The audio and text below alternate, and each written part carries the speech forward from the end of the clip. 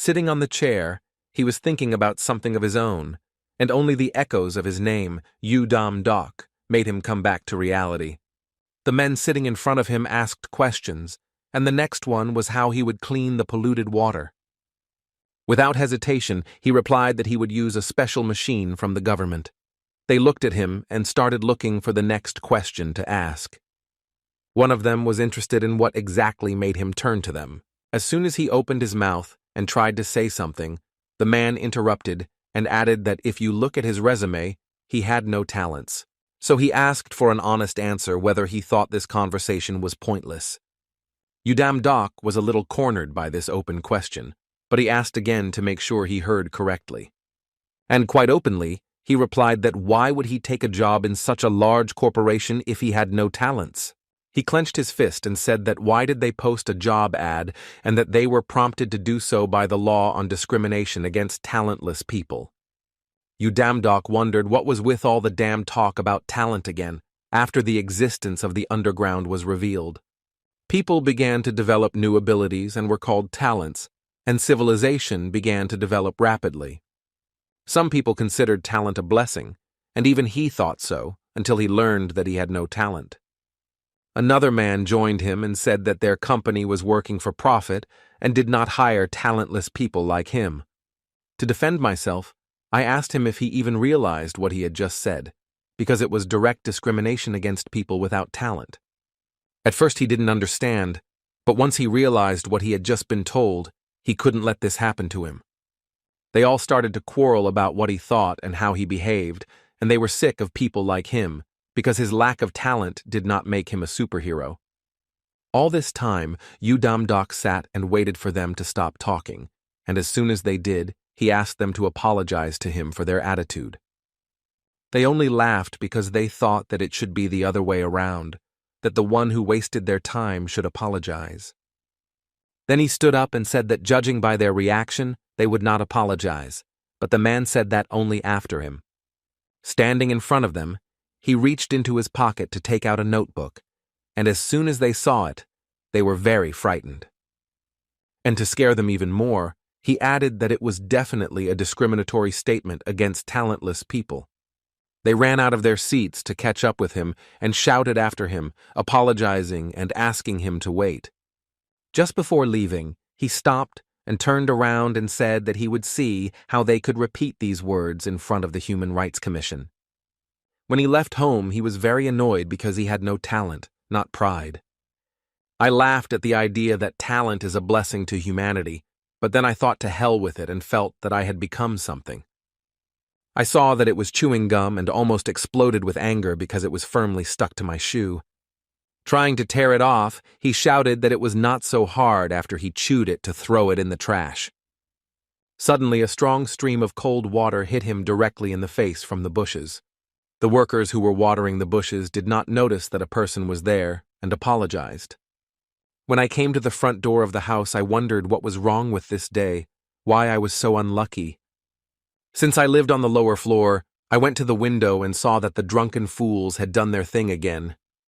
After he finished cleaning, his mother called and asked how things were at work, and he tried to change the subject by asking how she was doing in the hospital.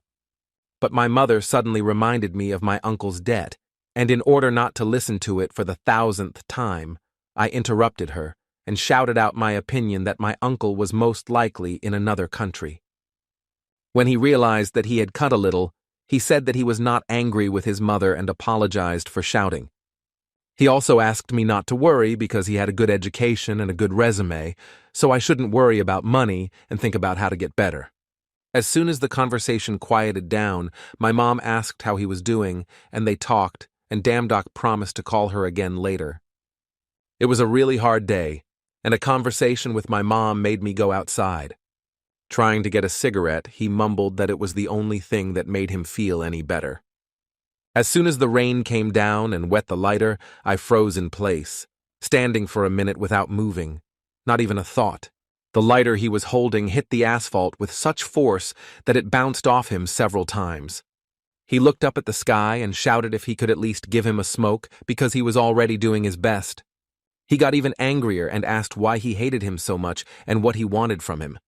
When he fell to the ground, he thought that it didn't matter whether he existed or not, someone had to take responsibility for it, but he was still very angry with God. Suddenly, the sky began to shine with lightning, which immediately caught his attention, and thunder rolled very loudly across the sky.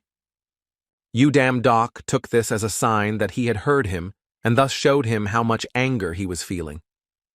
After he called out and sent God, in a second, a lightning bolt struck him from the sky. While still conscious, when I was falling to the ground, I thought that I should have expected this to happen. Already lying on the ground, the last thing that came to mind was how his mother would be without him, and he lost consciousness. After a while, he opened his eyes and saw something glowing bright blue above him. The first thing that came to mind was why he was still alive, and the second was what was hanging in the sky above him. I saw that it said that a job was available, and below it was barely visible that the gods were waiting for him. All the time after the incident, I sat under the window and thought about what it was and how I survived. Because after shouting at the God whose existence he had never denied but never accepted, lightning struck, and it was not the punishment of heaven. When people are struck by lightning, they usually do not survive, but after examining myself well, I saw that there was not even a scratch on my body. And if I remember right away, I saw a flying message above my head with a writing for some work. But it was so unclear what it was. It resembled a status window that people with talent see. The thought flashed that maybe the lightning was a talent, and to check it out, I needed to open that window. As soon as it appeared, I immediately confirmed my guesses, but it was not clear why it was writing about some kind of part-time job. Then a globe and various windows with such inscriptions appeared all over the room. It was a real advertisement for a part-time job. It made him laugh, because in his life all he could count on was a part-time job, and even here everything was repeating itself. Gathering my strength, I set myself up with negative thoughts because I still had nothing to lose. Returning to the status window, I made a request for the work, and saw that even there it was divided into categories. After selecting one of the works, a warning popped up that it lacked divine powers. I didn't know what those powers were either, but I just grumbled that they had never existed, and that I had no talent. I noticed that it didn't look dangerous, so who knows, maybe his choice will be a turning point in his life. At first glance, the divine part-time job looked like a job search program, but when I clicked on one of them, I saw that no divine power was needed. The screen showed that I needed to create a dungeon in Midgard, and this option was interesting. But he paused for a second because it said dungeons, and as far as he knew, different monsters lived in them. There were plenty of questions about what kind of work it was, and whether it meant that the dungeons were created by gods. Then, looking at the amount of money he would receive, he saw that it was 12 tours, and wondered what kind of currency it was, and whether it could be exchanged for real money. Since it was the money of the gods, it had to be worth a lot, and it was better to try to think endlessly. Somewhere in an unknown world, a pillar of energy appeared from nowhere, coming from the sky to the earth.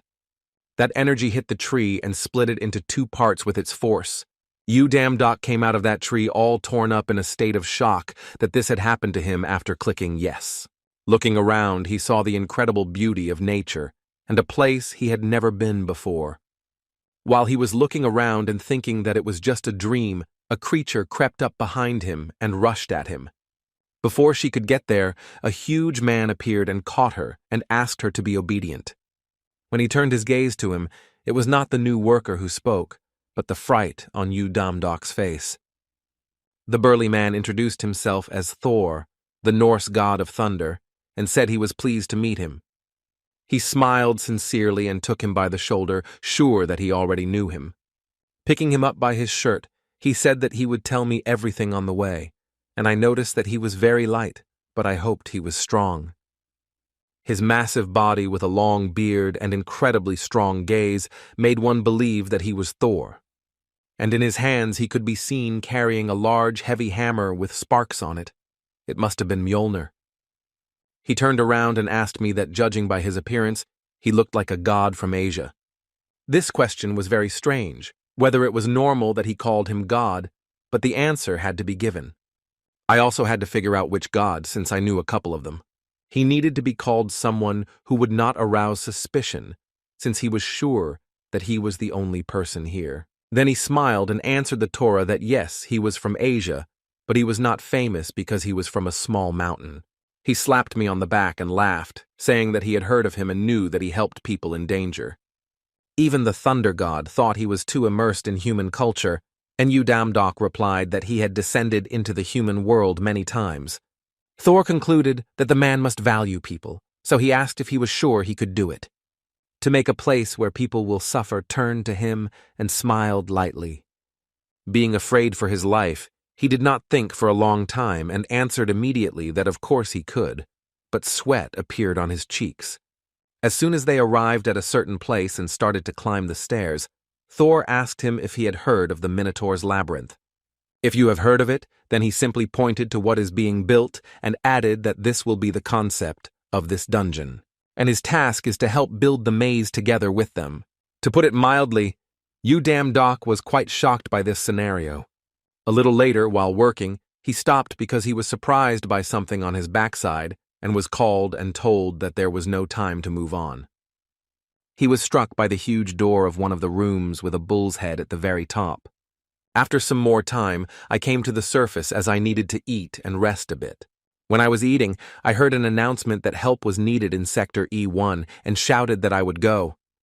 But they didn't hear him and wanted to shout again, but he didn't let them, appearing suddenly in front of the man, which frightened him. The man noticed that he was a very hard worker and asked him to be careful not to fall into a manhole or pit. In the dungeon, the Red Goblin told him that it should work, so that's enough. I praised him for his good work and asked him how he felt about Udamdok, and he smiled and said that he was replacing sports. Since everything was ready, the goblin told him to go to the cart and make a short break there, and then they would go to the next place. As we were leaving, I asked him if all Asian gods were so proactive, and his answer was that it depended on their character. Goblin also noticed that a lot of people who worked with him responded very well. He thought that he was Udamdok, who had 200% social skills, and the talent who needed it was to communicate with the gods. The cart stopped and the goblin stood up and showed them to follow him because they needed to move on by themselves. Their traps will be blown if this giant passes through here. Taking the box, he stepped aside, and the goblin shouted at him to be careful and watch where he was going. He pointed to the floor and asked if he saw a trap sign, and if so, not to step on it, so that he would not get caught again. He showed him where the others were, that this was the first time he had seen them, and now he would know how to see them in the future. As they went, he said that the older gods needed people to test them, and that gods like them had no place among them, so they earned their living by doing this work. Dungeons must be built constantly, which means endless work on them. Then he pointed to the workers and suggested that we go look at the room they had started building a few minutes ago, and that it was probably already finished. The size of the room was impressive, and even more impressive was how they were able to do it in a few minutes. It made me wonder how they did it and what kind of picks they had. Then the goblin ordered me to put a box over there and approach him. He was opening them at the time and saying that these things should make this place a good test. Damdock put his hand up and said it looked like a round stone, and the goblin said that in a year it would make spiders. And when they emerge from all these eggs, this dungeon will be a pain in the ass. There was another box on the side, but this one was bigger, and he asked what kind of monster it was. In the box was a human lizard, tied up with bandages and quite tall with a muscular body. I thought it was incredible and wondered why the part around the neck was transparent. The goblin shouted to him to be careful because the lizard had not yet completed its shell, and this was a vital place, and let him lie there because it was time for them to move on. Then they got to the goblin's hideout, and the arrival of people in this place meant that they were almost at the boss. He stopped and noticed that in one of the caches he could see the silhouette of one of the goblins. He opened his eyes sharply, jumped up, and shouted at the top of his voice that Udamdok's eyes nearly popped out of his head. He fell on his ass, unable to comprehend what was happening, while the goblin could not stop laughing. His friend, who could hardly contain his laughter, told him not to worry. The goblin was just joking. But it will be a completely different story when the dungeon is built because these creatures are smart and cunning, so they are difficult to counteract. Walking a little further, Udamdok saw that amazing door again. It was the end of the maze. The head on top was huge, and the drawings on the door indicated that the boss was behind it.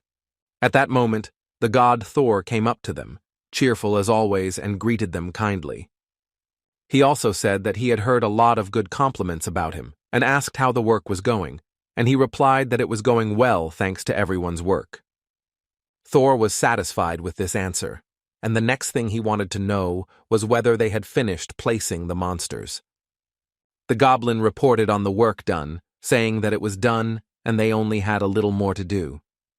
Thor took this well and realized that the god of the mountains could be sent home and raised the hammer up. He praised him for his good work, laughed and shouted that the next dungeon would be in Asian style. There was thunder, and the hammer in Thor's hand came sharply down upon him. The energy was raging over his head, so he fell to the ground in fright and held his head with his hands. He let out a sigh of relief, thinking who could tolerate people like that. He had already thought that he was being punished for lying and pretending to be a god.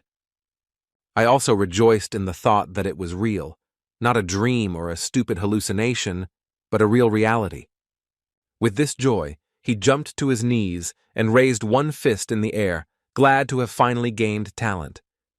The system interrupted him, telling him that he had been paid his salary and whether he wanted to see it.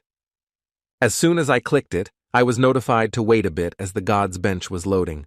Various objects began to be knocked out, first of all the spear of the almighty god, Odin Gungnir, which had the property of never missing. The second thing that caught my eye was the armor of the Nemean lion, which neutralized all physical damage.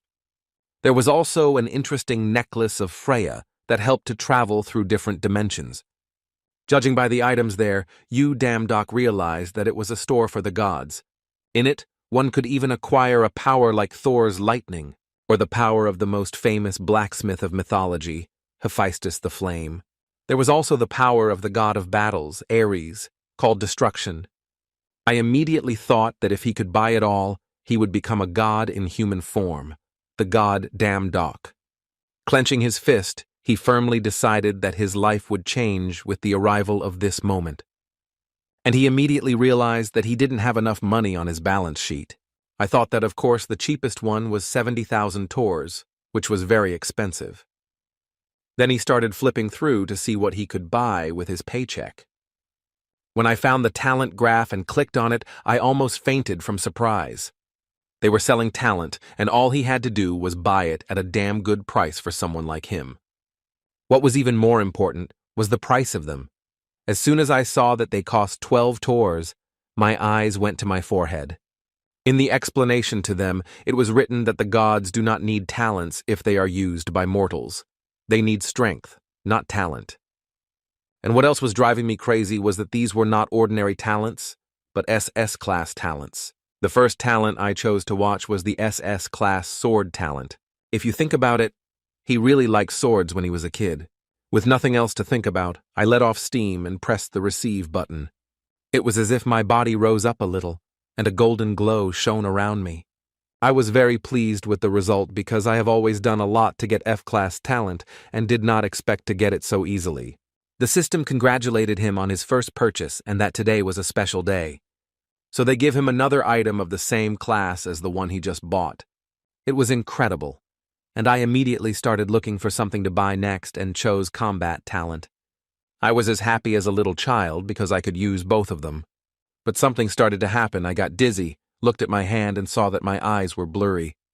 Only when I fell to the floor did I feel the pain go all over my body until the system notified me. What is happening is that the body is being strengthened to prepare for talents. Lung capacity is increasing and muscles are growing.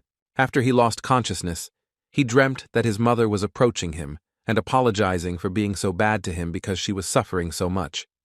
He told her threateningly that he had asked her not to say that and that everything was fine now and that he had talent.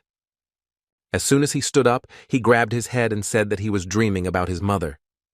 And he caught himself thinking that he had woken up abruptly and that it had all been a dream. Without hesitation, I shouted out for a status window to appear to convince him. It said that his profession was a low-class god and that all the talents he had acquired were there. He sat back down on the floor and smiled, because life is really not fair and not expected for someone as talentless as he was. Suddenly the phone rang, and he saw that his mother was trying to call him.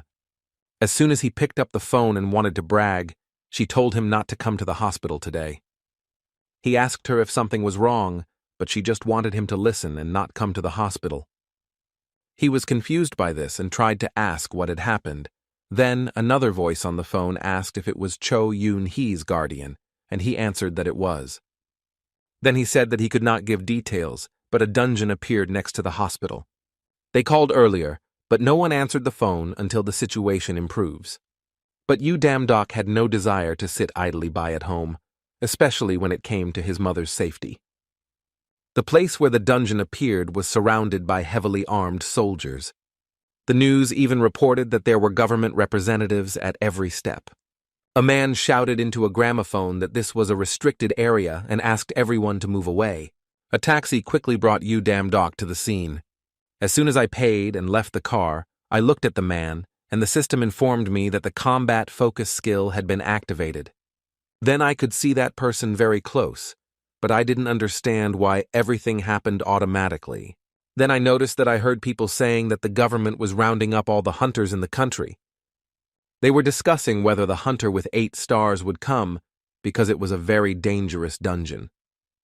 Everyone around him was talking about something, and he heard them all very well and clearly. I could not believe that it was all because of the skills of the talents I had acquired earlier. Pulling himself together, he thought that now was not the time to think about it. He needed to get to the hospital somehow. When he got through the crowd, he shouted that his mother was there, but the soldier refused to let him in because there was a labyrinth in the dungeon. When I heard this, I could not believe what it all meant and why he called it a labyrinth. People around me began to run away in panic from the stream of energy that exploded in the back. Yu Dam-dok did not intend to run away like everyone else, so he covered himself with his hands to protect himself from the wave of the explosion. He was still thrown back as soon as he woke up and began to barely get to his feet. Wiping off the dust, I asked myself what was going on here. As soon as I looked up and took a good look after the dust settled, I saw the impossible. He could see the very dungeon he helped build. The attention was turned to a man who was coughing and clearly needed help. Throwing him over my shoulder, I asked if he was okay, and the man asked only to get out of there as soon as possible. Suddenly, his instincts kicked in, and he pushed the man to one side and fell to the other, and something quickly flew between them. When he fell, he looked around and saw a real sword stuck in the car. Turning his head in the other direction, he saw a man with a sword sticking out of his hand, and the man told him in a hoarse voice to run away as fast as he could. As soon as the man fell on his backside, he had the physique of the same man of the lizard from the box. The lizard was serious, and when it saw its next victim, it was ready to attack immediately. The military, who arrived in time, began shooting at them to prevent more casualties. They had quite strong skin, but when the bullets hit the monster's bottoms, they immediately fell. Yu Dam-dok was shocked the whole time, hiding behind a car and shouting that there were people here. He was quickly brought to his senses by another lizard that appeared in front of him and charged. To facilitate her task, she threw her sword at him, which flew very fast. The system reported the activation of the combat focus, and everything around suddenly became very slow. So much so that when the sword came close to him, he was able to raise his hand up and catch it. As soon as I threw the sword aside, I was dumbfounded by my skill and looked at my hand in disbelief that I had done it. The second lizard turned his attention to himself, swinging to throw at the man next to him. You send everything to hell and gather all your courage into a fist and bend down on the monster. The soldiers immediately stopped shooting when they saw him there, but it was not clear whether he was a hunter or a simple man. Even if he was a hunter, why was he unarmed and Yu Dam-dok himself was surrounded by them? My body was shaking with fear, but my thoughts were that I rushed here out of anger, but I did not know what to do next. The lizards were not going to spare him. One of them decided to attack first and did not listen to his cries that he did not want to. The sword passed a few centimeters away again, the combat focus skill activated in time. To him, the skill of combat focus was like feeling as if he had drunk many mugs of coffee before a fight. And since I could clearly see their movements, I could try to counterattack these creatures. The talent of combat power became an active strike on the lizard, hitting it so hard that it flew away like a feather.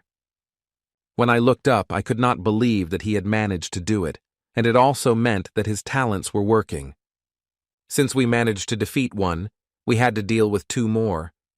When the first lizard tried to attack, he sharply ducked down and brought his body forward. This allowed me to turn around and hit the monster right in the head with a strong kick. There was one more who was running because he thought he would not see him coming. The lizard, having come very close, was already watching how his blow would bring him victory. To save himself from the attack, he decided to jump up to the mountain at the moment when he was pointing his sword. It worked, and the creature lost its vigilance and got a right kick in the head. The soldiers looked at him and could not believe their eyes that this was possible. For such an unremarkable guy to be able to kill lizards without weapons with his bare hands. Damn Doc's attention was drawn to a man who appeared there. He asked which guild he was from and praised him, despite the fact that he was a newcomer and very good. He came up and shook hands, introduced himself as the head of the Sangan Guild, named Namgun Duke. He was curious because usually guilds send several people, but here Udam Doc said that he was working alone. The head said that they came here to clear the dungeon and offered to go with them. He was surprised by this, but abruptly remembered that he was no longer an ordinary man, and the monsters were coming fast. And if they don't stop them, a lot of people may suffer, so I agreed to the proposal. As soon as they entered, I tried to walk in front to be able to guide them. Walking a little further, I noticed that one of the group was making crosses just in case. He asked everyone to stop and said that from now on, he would lead them himself. People didn't like it. One man angrily asked to listen to him. He didn't know where he came from, but here, they only listened to their elders. Udam Doc did not go for the provocation and explained why he said so, because then the pits and traps began. Namgun Dok laughed and thanked them for their help, but their squad had already found their way. In order not to start an argument, he knelt down and picked up a stone and threw it into one of the traps.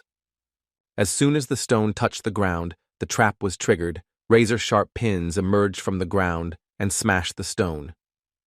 He reassured the chairman that his squad had definitely not passed through here. He pointed his finger at the floor and said that this trap was activated by touch. And the spears are made of a special alloy, which means they can pierce any armor. Namgun Dok asked how he knew all this, and then he mentioned that he could not tell them that he helped build this dungeon. To ward off suspicion, he decided to joke about it, calling it his trade secret and suggesting that we move on. Recalling that he had taken a torch just in case, he emphasized to everyone that it would be more dangerous. He raised a fire above him to illuminate what awaited them. A giant spider was depicted on the door in front of them. As soon as we went inside and moved on through the room, we encountered only small spiders that could easily be crushed by a foot. While one complained that his leg was covered in spider blood, the other was afraid that they would turn into a barbecue. He asked him what he was doing while they were discussing the plan. These spiders are everywhere, just like their webs that serve as a trap. They talked about what the guy had said, and they couldn't trust him because he could be a spy. When he reached the end of the corridor, he looked in and saw the room where he had placed it.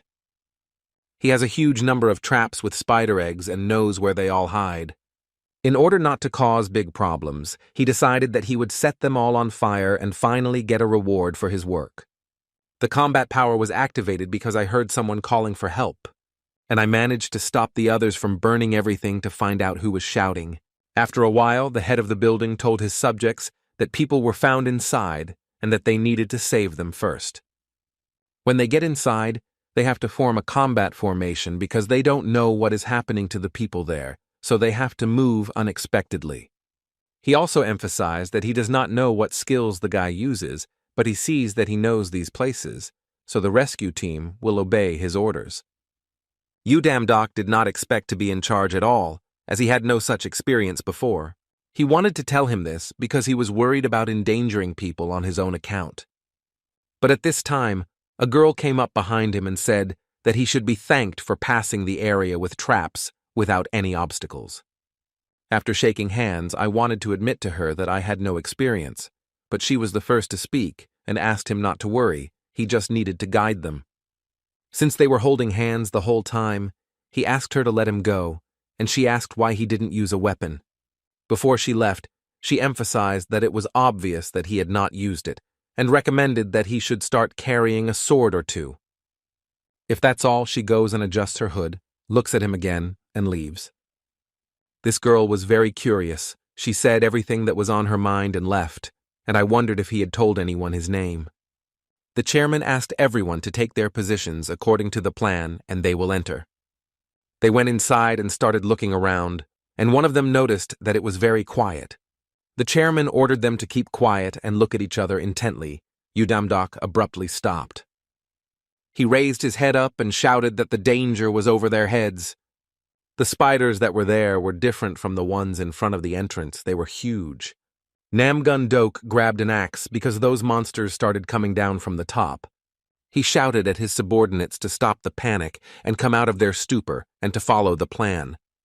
While the rescue team had time to search for the people, Udamdok ordered them to follow him. In order to cope quickly, he activated his combat instincts to hear at least some sound from people. He was able to find them very quickly as he broke away in front and called the group and asked them to move faster. They brought them down from the top and tried to cut the cocoon with knives to save them. But as soon as they did, a group of monsters approached them from behind, unnoticed. Udamdok shouted to them that he knew a safe place and to follow him quickly. While I was dealing with the spiders, I thought about what I had initially doubted. In between thoughts, I used strong, quick blows to blow spiders left and right. He was worried that the boy knew how the dungeon was organized and where the people were, even though he had never seen it before. Along with the people who were rescued, there were also people who were already wounded, and they all had to be evacuated from the dungeon. One of the group members told the head that their total damage was minimal, and he was happy about that, so he and the others who were ready to fight would move on. He turned his head to Udamdok and said that he wanted to talk to him very much. Not counting the 2 policemen and the rest of the hunters, there are at least 10 more who have fallen into the traps, even people from their offensive unit. And if not for him, they would have burned them all, and he laughed and scratched the back of his head and said that it was nothing. The chairman added that he had a feeling that he had some incredible talent, as if he had built the dungeon himself. But he quickly tried to cut off the topic, joking that he was not a god to build it. He asked them to gather all their strength and continue on their way, and mentally he was glad that he hadn't been caught. They came to a place with interesting paintings that looked like they were not paintings of ancient peoples. Udamdok said that it was built by goblins. The subordinates were upset that there were only goblins there, and they expected to reach the boss. He thought that there was a goblin ambush and could not come up with a reliable plan, but with the firepower, he could try something. Having made up his mind, he apologized to the chairman and asked if he could go on alone. One of the squad didn't like this, as he was very confident and interrupted the goblin's tone, so if he was scared, he asked them to stand aside. Namgun Dok and Udamdok stepped aside, the chairman not thinking that the idea of going alone was advisable. In this case, Damdok asked that once they were inside, they should listen to what he had to say, and they agreed.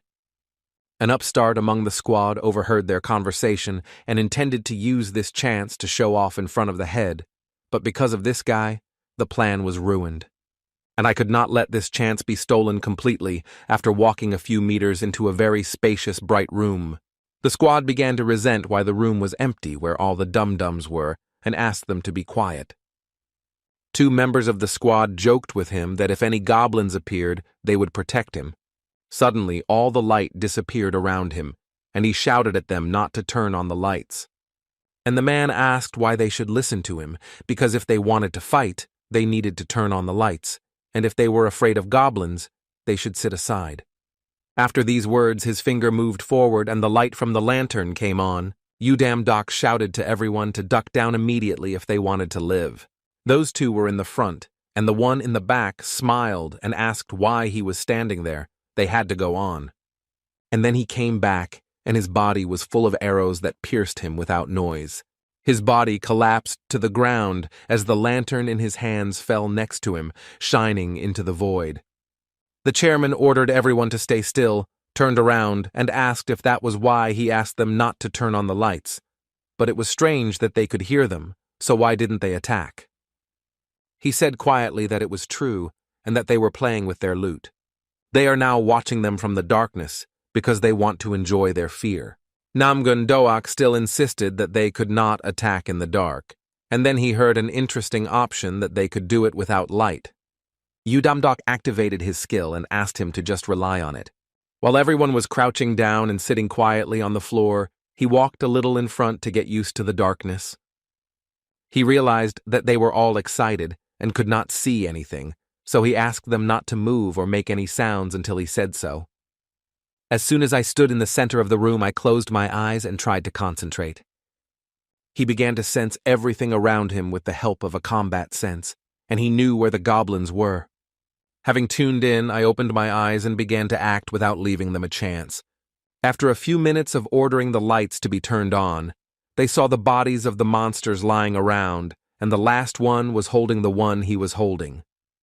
As soon as that one was destroyed, we could not believe that this guy was capable of such a thing, and were very interested in what tricks he used. One of the two survivors was angry because if he had been given a little more time, all the laurels would have gone to him. The chairman was delighted. He had never seen anything like it in his entire life while hunting. Walking further, we finally came to the place where the head of a bull was on top of the door, which was the boss's room. The large doors of the room opened and let in rays of light. In front of them, at the top of the stairs where the throne was, sat a huge creature with the head of a bull. At first glance, the chairman realized that they were facing a real dungeon boss with incredible strength. Since he saw that the enemy was not going to attack first, he wanted to take advantage of this advantage. Udamdok received a message from the system that the Minotaur sacrifice was activated and needed to select 5 candidates. It was not clear what it was, but it seemed that only he could see this message. I thought that there must be at least some hint how to get through here without any problems. It would be nice to find information. He approached Namgun Doak with a proposal, but he asked him to wait, and they were discussing a plan, and not wanting to wait, he said that he knew how to get around the boss. The chairman took this into account, and they stepped aside to discuss the details. The man from the squad was angry with the boy again because he had stolen his opportunity to show off. He could no longer stare at it stupidly, so he crept closer to the monster. Drawing the arrow of his crossbow, he smiled, saying that plans are for weaklings who are afraid of defeat. Pointing his crossbow at the Minotaur, he thought that now he would show everyone with just one shot. I just had to get even closer to shoot him in one of his eyes. Udamdok turned around and saw what he was doing and shouted at him to stop and freeze in place. But he shouted back at him that this time he would not allow all the glory to be taken for himself, so he would destroy the boss himself. With one step, the floor lit up in bright color, and a warning appeared that they had entered the boss's room. And the sacrifices for the offering will be selected automatically. The head shouted at his subordinate that he was a fool and hoped he realized what he had done. Dum-Dum shouted at them that this was not the time to settle the matter, as the Minotaur was already in front of them. The man who caused all this was sitting on the floor and could not even move out of fear. As soon as he came to, he started knocking on the barrier and tried to escape from there with all his might. The Minotaur saw him and moved quickly, but the head of the Minotaur rushed in time to save him. Then, when I enter the battle, I will shout to everyone to take their positions and stay calm and stick to the plan with all their might. While the Minotaur struck the axe in advance, the head dodged and used this chance to counterattack. He managed to kick the creature in the chest, which caused it to stagger and start falling. His subordinates were happy that their leader was doing well and that even now they would not have to intervene in the battle. Even Udamdok was watching with delight. This shot showed that Namgun Doak was on the 2nd level. But when he tried to hit him in the chest with an axe, the blow simply stopped without causing any damage. He felt as if the axe had struck a piece of iron and not his skin. Because he was thinking, the Minotaur's blow almost hit him, passing by a few centimeters. but he noticed that the light sensation he felt after the blow caused heavy bleeding on his arm. Any careless blow or movement could have cost him his life. In order to find out at least some of the enemy's weaknesses, he ordered the soldiers to surround him and attack him cautiously. Udam-dok appreciated how the chairman gave clear and thoughtful commands, which showed his experience. I was also interested in the Minotaur. It was strange that it did not approach the wounded, as if the distance was not important to it. I looked down and saw that electric discharges had reached the ground. As soon as the Minotaur picked up his axe, he immediately remembered how Thor picked up his hammer, so he did not expect any good from these actions. At that very moment, the team took this as a weakness, so they decided to attack in one fell swoop. As soon as Udam-dok shouted it was too late, the chairman and his team could not stop. In order to save them, he decided to throw himself at the creature and kicked it in the head. This made the Minotaur even more angry, and you could see the aggression in his eyes. It became clear to him that his actions were also useless, and it was too late. There was a strong explosion of energy that scattered them to different sides of the room. The axe was on the floor from the impact. People were lying unconscious on their sides. Their heads were not making any movements. The team that was on the other side of the protective barrier could not get around it to help. Udam-dok also tried to collect his thoughts. Because he had gone through this life and even received a talent, he could not leave his life so stupidly. When his hand touched something he didn't understand, he looked at it, and then an idea came to him. It was something he hadn't tried before, so he smiled and thought to himself that it was too early to say goodbye to life. The Minotaur saw that someone in the dust managed to get up after being hit by his energy, and Udam-dok, having risen to his feet, activated his swordsman's talent and set himself up for victory. Namgun-duka opened his eyes, saw that the guy wanted to start a fight, thought that he could not even scratch him. What would happen to the one who first took the sword in his hands? I had to scream to get out of there as soon as possible, but when I opened my mouth, I couldn't even make a sound. Meanwhile, the Minotaur reached for Dum-Dum to grab him and destroy him. But he didn't succeed because he managed to step aside and suddenly break out in front, hitting one corner with his sword. At first he thought that everything was like a game, and only now he began to realize that everything was real. And after he managed to avoid falling into the enemy's clutches and managed to cut off its horn, he realized that he could defeat the monster. Despite holding such a weapon for the first time, I already felt it as a part of me, but the enemy did not appreciate his skills. With such a massive body, the Minotaur was able to move very quickly, and he decided to use this speed to get it. As soon as I got to the shelter, I swung my fist and directed its power at him. My fist hit the ground, and a second later, many cuts appeared on my arm. The chairman was in shock and could not believe his eyes that he had seen 6 consecutive blows. He managed to recognize in the boy that he was not just a martial artist, but a master swordsman. But it was still not enough. The monster's skin was very strong. The man who started it was hysterical and shouted that they were fools who did not know what they were doing, because they could not defeat such a creature. Namgun-duk looked at his subordinate, but all his thoughts were on the boy, as his strikes could match the best techniques of the East. This suggested that the boy clearly had talent, but there was one problem. The sword would not last long, and Dum-Dum also realized this. If it continues in this vein, it will definitely not survive. We had to look for a weak spot very quickly. As soon as he approached the Minotaur, he stopped in front of it to try to dodge the oncoming attack. By lifting one leg, he shifted the load to the other, which allowed the shot to pass by. Immediately after this happened, I swung and kneed the monster's body with all my might. While he was disoriented by such antics, he decided to use his fighting skills to kick the creature in the head. Everything led to the fact that we could try to finish him off with a single sword blow. But he came to his senses, saw the danger to himself, jerked his head forward and hit the ground with his forehead. This trick was unexpected and strong enough that Udam-dok was thrown back. Looking at the sword, he realized that it was on the verge of being used up, so the next strike was his last chance. And if by some miracle I had acquired a new skill, I would definitely be fine. The Minotaur began to accumulate a powerful charge of energy around him again. The head saw it because he knew that the monster wanted to use the same technique that had neutralized the entire team. But Udam-dok was not going to back down. He took a stronger grip on his sword and was determined to stand his ground.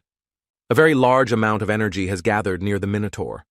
Namgun-dok did not want to stand on the sidelines and went up to think about how he could help. He looked at his frightened subordinate and called him over. He said that he had something special hidden in his robe, so this was his chance to prove himself. At this time, Dam-dok was setting himself up for a strike. His only chance was to punch through the weak spot with a single blow. Having adjusted himself, he exploded forward, holding his sword in front of him, and opened his eyes wide to see the enemy clearly. The bright light coming from them created a shadow behind them that resembled night. At the moment when they were already in front of each other, everything seemed to freeze. He struck first while the Minotaur was holding the axe over him. But this broke his sword, and the Minotaur was never defeated. In those moments he thought he was finished. As the axe was already flying at him, he pulled his hand back and opened his fingers in anticipation. As soon as the sword that the man had thrown was in his hands, he said that now it was definitely the end of this stupid cow. The Minotaur's axe and Dam-dok's blade were a few centimeters apart. A large number of reporters and ordinary citizens had already gathered in front of the portal entrance, and one of them managed to notice someone coming out of it. As they got closer and closer to the exit, they rejoiced that they had finally gotten out of the hole. Dam-dok asked the chairman how he could know that he would be able to catch that sword, since it was behind him. The chairman smiled and said that he did not know. He just remembered his ability to fight when he did not see the enemy, so he decided to play for luck. He also smiled and joked that he had almost become a living skewer because they had been saved, so he had to thank him somehow. Namgun-dok denied that they were saved only because of him and that they were grateful to him. He led them to the edge of the portal and said that people were waiting because he was the main liberator of the dungeon, and he had to make the announcement. At first, these words sounded like an echo, and I even asked him again, because all my life I had been trying to find at least a drop of talent in myself. But now everything was different, and he went a little further in front and raised his fist to symbolize victory. When night fell on the city, Udam-dok finally managed to get to the hospital. I went into the room, opened the curtain, and carefully looked to see if my mom was okay. As soon as I was sure that she was fine, I was able to relax and calm down.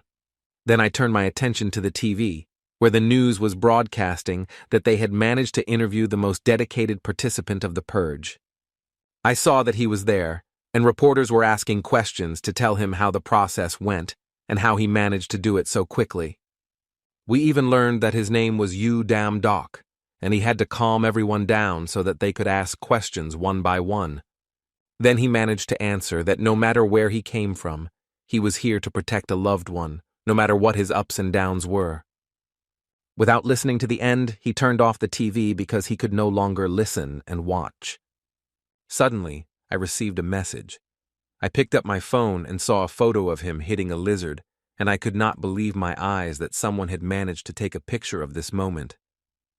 The system sounded when I opened the notification screen and saw that his divine power had increased to 1,000 due to his popularity. This made me wonder how this was possible, and the next message was that a new part-time job was available due to the increased strength and whether he wanted to continue. Without a moment's hesitation, I decided to click yes when the offer popped up. It said that security guards were needed at Hephaestus's forge and warned that there might be problems with communication. The offer was good, but I wanted to rest first because I was exhausted from all the running around.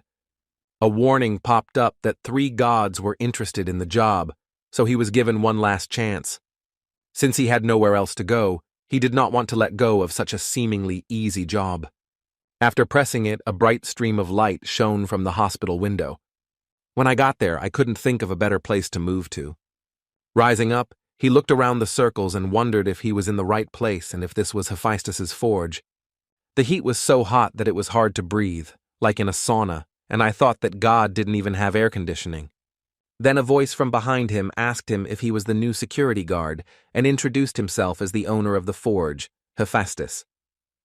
Damdokam was twitching and started to bow and said his name, but this behavior only made the blacksmith god laugh. While I was looking at the floor, I thought that he had hit him for sure, because I was sure that he had heard what I had said earlier. But Hephaestus was not going to do anything to him, just smiled and gave him a fist to greet him. He told him that his love for humanity was truly amazing and asked him if he had really fought in the dungeon of the Torah without any fear. Then I laughed and realized that it was no wonder that the hot-tempered Thor chose him. And he said that offering to put an air conditioner here was proof that he was brave after all. He asked me to finish with the congratulations because time was running out and I needed to explain everything. In order to have fewer questions, he first had to see someone to believe him and took out a horn from the portal to warn him that it might be loud. The sound was so loud that even with my ears closed, I could not hear myself screaming. At this sound, 3 men came running, and although they were shorter than Hephaestus, they were very muscular. He introduced him to them and told them that he would be a security guard and asked them to warmly welcome him. After they introduced themselves as gnomes, Dumdock scratched his neck a little embarrassed because he thought he wasn't really suited for the role, but he wanted to try. Hephaestus laughed again and asked not to be modest, since sometimes newcomers could do even more than the rest of us.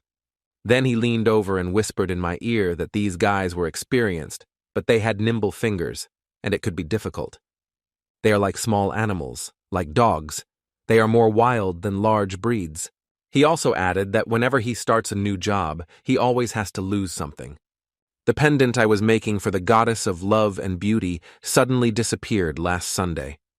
Dumdock asked if they could have stolen it, and Hephaestus took his head because he didn't know that was the problem.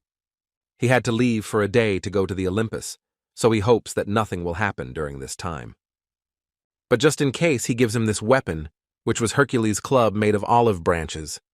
Its characteristics were that when you hit a living creature, there is a 10% chance that the muffling skill will be triggered.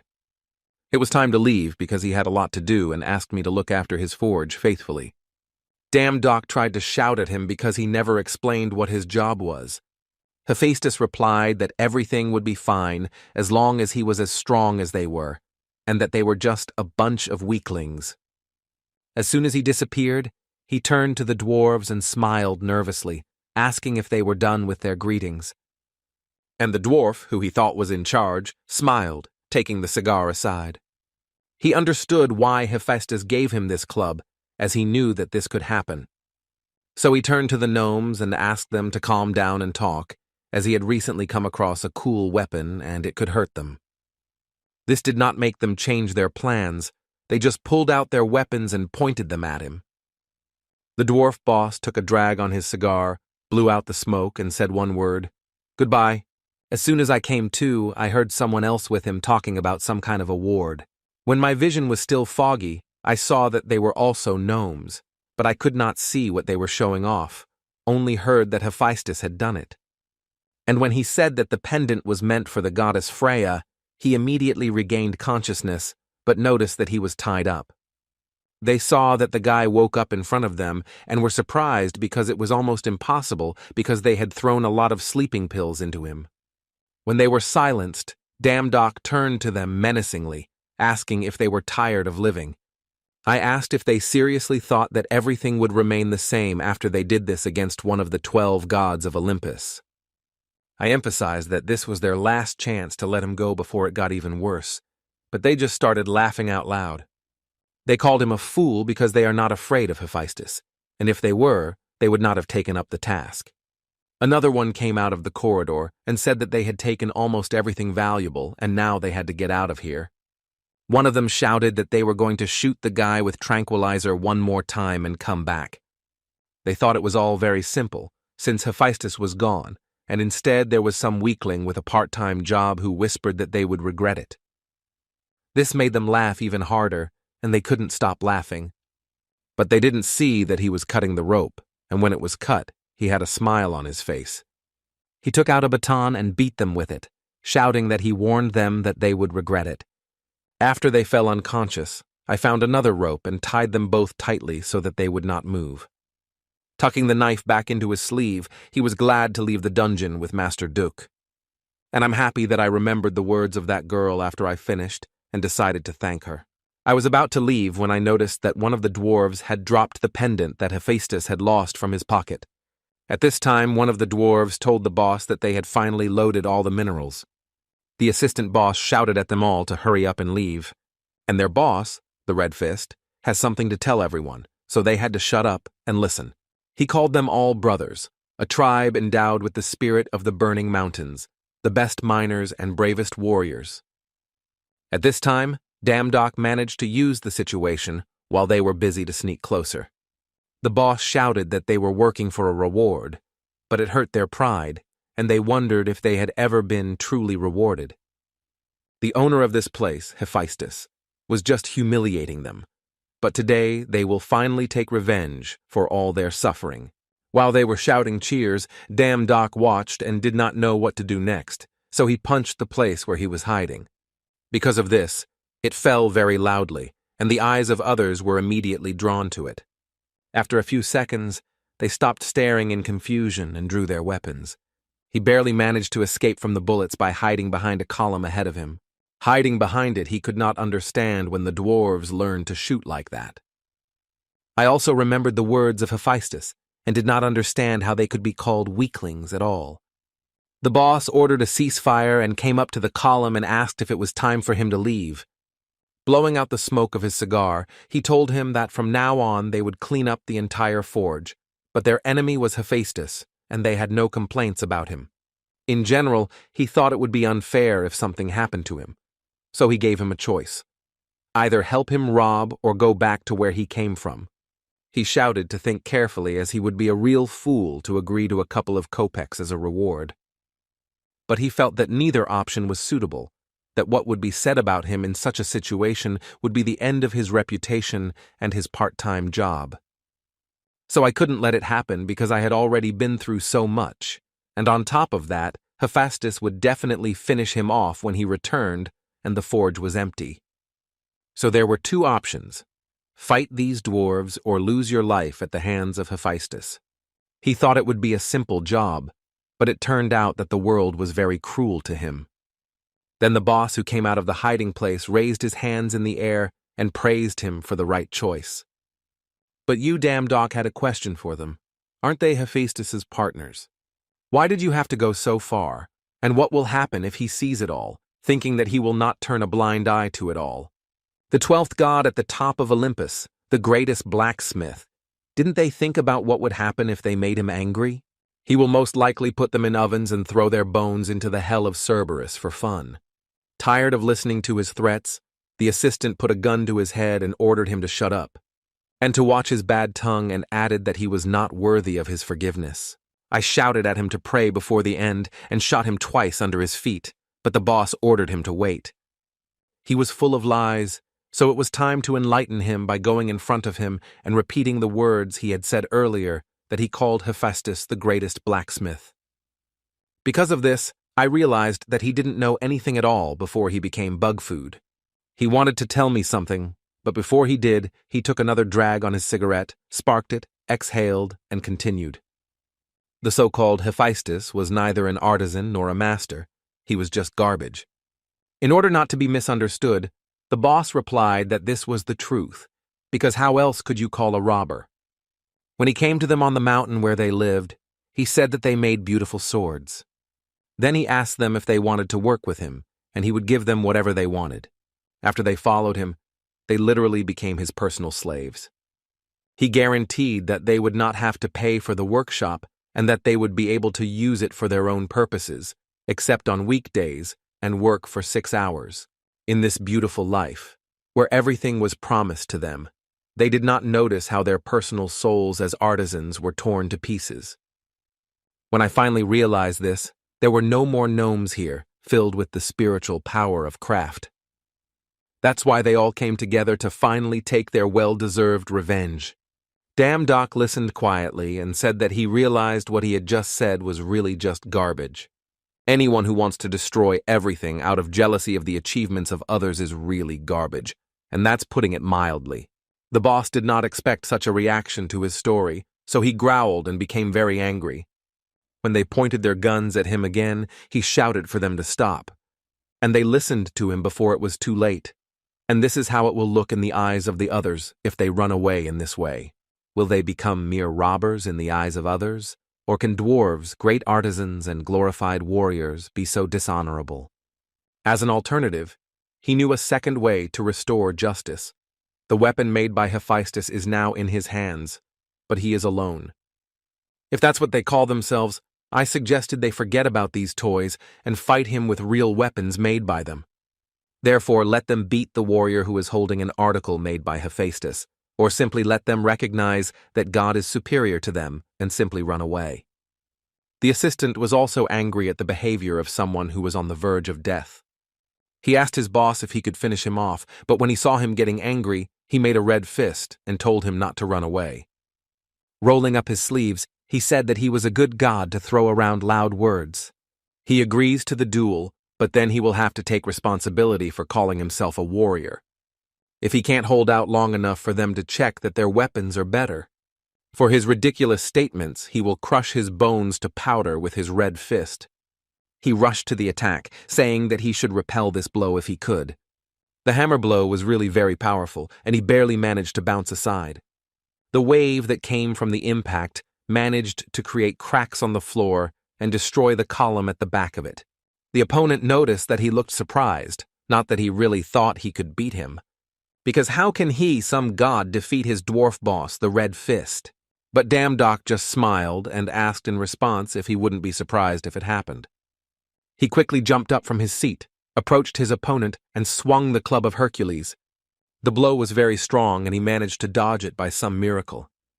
Even to waste no time, I hit the man in front of me because I thought the enemy would not run away. But Damn Doc, standing behind him, asked him where he was looking, and all he could see was his shadow. The boss swung a hammer at him, but he managed to bend down and walk toward his opponent. He was about to strike when the dwarf boss jumped up and pushed off his shoulder and bounced back. He also had to move away to avoid a counterattack. He smiled at his boss and said that it was the first time he had been hit with a slipper, so he had to admit it was not pleasant, and admitted that he was quite capable. The Red Fist also smiled and called him a talker, but he understood at first glance. That he knows his limits well. Damn Doc was surprised how he managed to realize this so easily. The boss replied that what fool wouldn't? He had never heard or seen anyone use such a weapon before. Mentally, I looked at him and saw more of the rest of them, and it gave me goosebumps. He shouted that the last time his heart beat so hard, it was a sign that he was facing an equal or even stronger opponent. He sincerely asks to forgive him for calling him a god, and that the ignorant fool will take into account his power this time. Therefore, it will use all its power in the next attack. Dame Doc liked this mood better, so he got into a position and shouted to try it. Soon enough, the boss approached and struck a very strong blow that caused sparks to fly. This made it possible to jump out from under him and get in his back while blocking a punch. But he retreated, and they exchanged blows, each trying to defeat the other. After such a fierce battle, both of them had burning eyes with a thirst for victory. The gnomes watched them and enjoyed the spectacle so much that they forgot everything. The assistant noticed that this fight was like the strongest in the world, and his heart was beating very familiarly. Like an iron forge, the vibrations of the air made the sound of the metal resemble the familiar sounds of a forge. The flames of the battle with this guy were literally beating on their ears.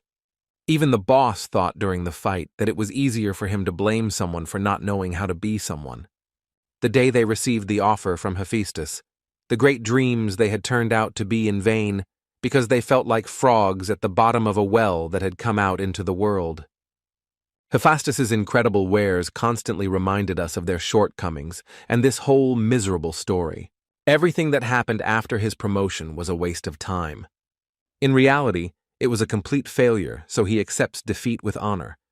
Damn Doc spared no effort in the heat of battle and put a lot of skill into the last blow. But the baton did not reach its target. It stalled when it hit a strong hand. Hephaestus appeared just in time to save his subordinate from that powerful blow. It all went wrong only because he hadn't been out for long, and at first he even thought he was in the wrong place and would like to hear an explanation. Of course, he expected a battle to take place, but the mess was just terrible, and that was enough. Since it was time for explanations after these words, the red fist felt the eyes on him. He turned around, got down on one knee, and said that everything here was set up by him and that his brothers had nothing to do with it. They were standing in the back and heard this, and were very shocked that their boss took over. He understood that any wrong decision was followed by a punishment, but his brothers had done nothing wrong, so he gathered his strength and wanted to tell. But damn Doc didn't let him speak any further. He put his hand on him and took over. He said that this was his request and apologized for the disorder. The boss did not believe what he was hearing and wondered why he was doing this. Hephaestus angrily asked him. He had only been given the task of guarding the forge, so how would he explain all this? Before he began to explain, I asked him to look at what he was holding in his hands. Putting it on his hand, he replied that he seemed to be telling him that the pendant was missing. He was nervous because if it turns out where the jewelry was, not only he would suffer. Dumb Doc smiled and said that the dwarf boss helped him, since his task took up all his time, so he sent the captain to the warehouse to check all the products there. And he was just right to inspect inaccessible places and cracks, and that's where he found it. Hephaestus asked his boss if it was true, but he couldn't say a word. Waiting for him to answer, he stared at his ward intently. But then the god laughed. He didn't care how they found him. He praised damn Doc for taking good care of the forge and even found the pendant. I called him a cool guy, and now I finally understand why Toru took a liking to him. Then he turned his attention to the hammer and looked toward the red fist. He said that he was worried that the gnomes had lost all motivation and began to neglect their work in the forge. But this was unreasonable. The sound of this hammer must have been heard even at the Olympics. Therefore, I could say with full understanding that this hammer is better than any manufactured object. He has always watched him work, so he suggests that we continue working together. And in any case, hiring a mountain god was the best decision he's made in a long time. He asks us to accept this gift as a thank you for the work done. Damn Doc could not believe his eyes. This is the same reward that drops after completing SS levels. It would have been very rude to refuse, so he gladly accepted it and lifted the lid. I looked inside and saw a small creature curled up inside. He asked Hephaestus what kind of monster it was, and the latter hugged him by the shoulder and asked him to take a closer look. It looked like a little fox. Of course, such a gift was cute, but somehow I did not know what to say. God took the fox in his arms, looked at him slyly, and asked him if he could tell by his behavior that such a gift was not important to him. To show what he was giving up, he whispered some words into the animal's ear. It immediately glowed golden and turned into a sword in an instant. Hephaestus continued to play the role that he should be ashamed to give up such a thing. Damn Doc was shocked that he could turn into a sword. God laughed, not just at the sword. It didn't matter if it was a scythe or a spear. It was the essence of the weapon. The fox can take any account only if the weapon is not bigger than him. In other words, this creature is a very, very precious find for anyone. It is incredible, but still a shame to refuse such a gift. If he did not need it, he had no choice but to give it to the dwarves. Damn Doc caught up with him and laughed, saying how dare he refuse something given to him by Hephaestus himself. The fact that he didn't accept it right away was just a courtesy, but he takes good care of him. I picked up this fox, which looked so cute that it was hard to look away. He was also so snow-white and fluffy that we decided that from now on his name would be Snowball, and he liked it. Hephaestus asked him to stand still, stretched out his hand to the fox, and a purple necklace of symbols appeared on it.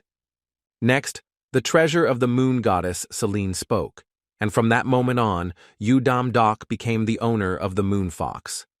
After that, the fox was definitely his now, and in addition he had some small trinkets from the workshop for him.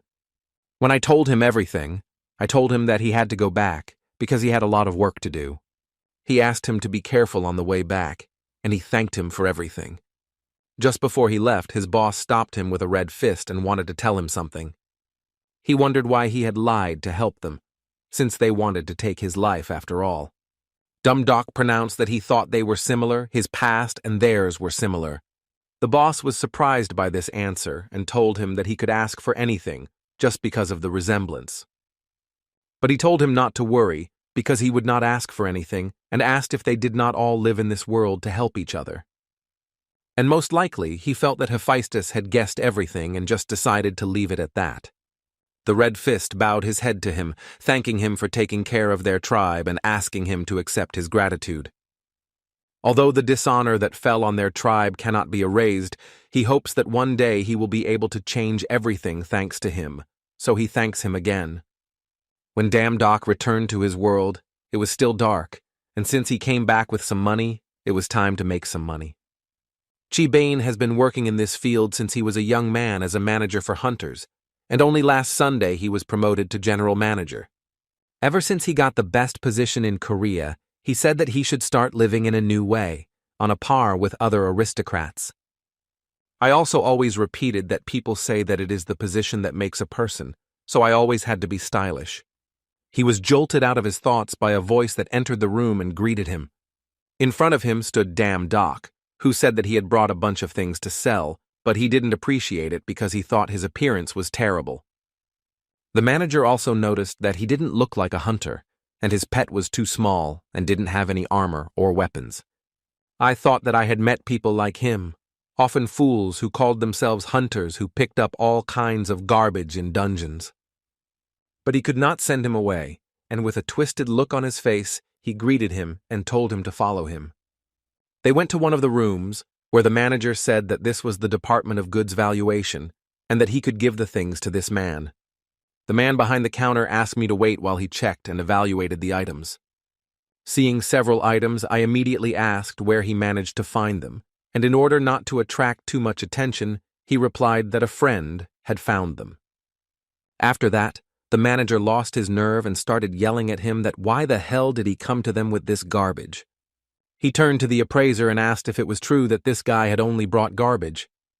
But the man objected because in the 40 years he has been working here, this is the first time he has seen a person who calls it garbage. These things are at least of the highest quality. They are definitely not lower than the 4th rank. The manager calmed down and couldn't figure out how this loner managed to get them. He had heard that there were modestly wealthy people, but he still had his doubts. But in order not to lose face, he kindly smiled and offered to take him to the VIP room. In the room, the appraiser said that if he decided to sell all the things, it would be about 3 billion won. He smiled, shrugged, and joked that he had only stopped here for 3 seconds and was silent for 10 seconds. I shoved my fist in my mouth and could not believe that 3 billion, not millions, was worth what Hephaestus called junk. The man added that this was an approximate price, and depending on the number of buyers, he could double it. The manager was also flying in his mind because the weapons that would have been bought at any price were right in front of him. I firmly decided that even if I had to kiss this guy's ass, I would definitely become his dealer. He stood up and asked him if he had any plans to sell the items. Damdock, holding his mouth, could barely say that he sells absolutely everything. The manager melted at these words as the guy was the ticket to move on in his career, but he immediately added that he was not going to sell them here. Chi-Bane, the former general manager, became the first person to be removed from his position on Sunday. In the second company, the managers bowed their heads in gratitude for everything. Dum Dum was walking down the street and couldn't believe that for the first time he had so much money in his bank account with so many zeros. All of them were surprised when he appeared, but not as much as the man from the department who realized that he was very dirty but still worked. As he walked down the street, he stopped because one thing caught his attention, as he had a lot of things to buy as gifts. The next day, he came to the hospital and brought his mother a bunch of gifts. She was shocked and could not understand where he got the money. A roommate asked if she ever turned on the TV to watch the news. When she turned it on, she added that her son is famous, people are crazy about him, and on TV they said that Damdock almost went through the dungeon on his own. A neighbor said that she heard reporters say that he managed to cope because of his unusual talents. But he noted that he was not the only one who was making it up, and that they were right about the talent. He laughed when I told him that his talent had appeared recently, and that he hadn't really understood it. Suddenly, my mom hit the table with her fist and asked what happened. but she just hid because tears of joy for her son appeared in her eyes, as she was very proud of him. The TV presenter said that he was here again with the latest news about the dungeon. The picture switched to the reporters asking questions to Namgun Duk, namely, what he could tell them about the newcomer. He said that he did not know the details, but he believed that he was the best among the hunters, and without him they would not have cleared the dungeon in time. When my mother heard that the honorable man was talking about him, she stood up and asked him. But he thought that this might be his chance because the more popular he was, the more divine power he would be given, and thus he would be able to find more part-time work. I came across a task from the Archangel Michael, where the reward was a golden apple that granted immortality. This part-time job was a great chance to cure my mother of cancer. Suddenly, the news was interrupted by a presenter announcing urgent news that the gates of Yongyin had opened. There was an order to urgently evacuate all citizens from that zone. When Snizhok saw that portal, he got scared and immediately hid behind his jacket. He asked him what was wrong, what happened, why he was so suddenly scared and shaking. Suddenly, Snowball told him what he felt, namely how a giant eye was looking at the ground. It made him sweat, and he took his head in his hands. It was the first time this had happened to him. The host went on to say that the association had convened the guilds because the gates, unlike the underground, did not allow people to enter. Many goblins came out of the gate indiscriminately and immediately attacked everyone. The commander of the swordsmen ordered everyone to get ready because the third wave was coming. At that moment, Udam Dok arrived at the spot and stood on the edge of the cliff to look at everything. After making sure that I was in the right place, I could start my plan. The swordsmen, who had been facing waves of monsters, finally dealt with the third one. The chief of them ordered them to rest before the new attack, but not to look too relaxed when reporters arrived. One of the swordsmen noticed something on the edge of the cliff out of the corner of his eye. When I looked closely, I saw that there was a man who was also looking at something. He ran to the commander to report that the civilian was within the zone. He reacted angrily because the soldier had left his post without permission and before the reporters arrived. To somehow calm him down, I pointed my finger up and shouted to him to look. It brought him to his senses because the local situation in the affected area was very bad.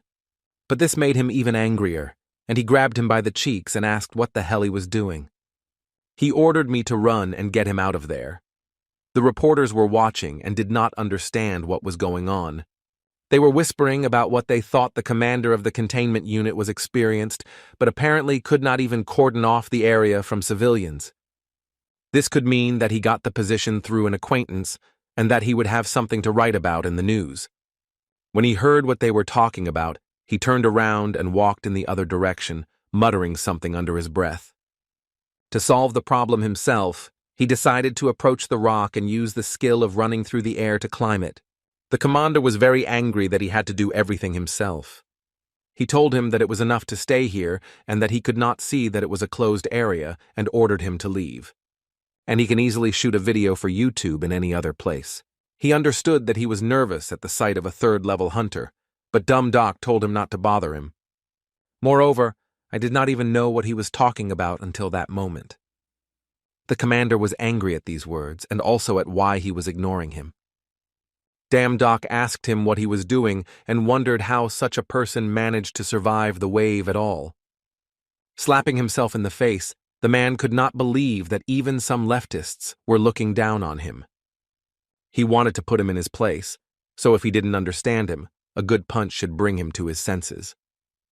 But the blow missed him, and he managed to knock the captain down with a deft dodge, and for the fallen person to put a footstep at the moment when he staggered after the impact. But in order to prevent a tragedy, Damdock managed to catch the man's hand and he froze on the edge. I immediately apologized for not wanting to do this to him, and whether it was normal for a third-ranked hunter to hang like that. While he was screaming about who he was and what he was, Damdock pulled him by the arm and threw him over the ground. He raised his hands and told him to wait, because he was interested in what people would say if he continued to wave his fists in front of him.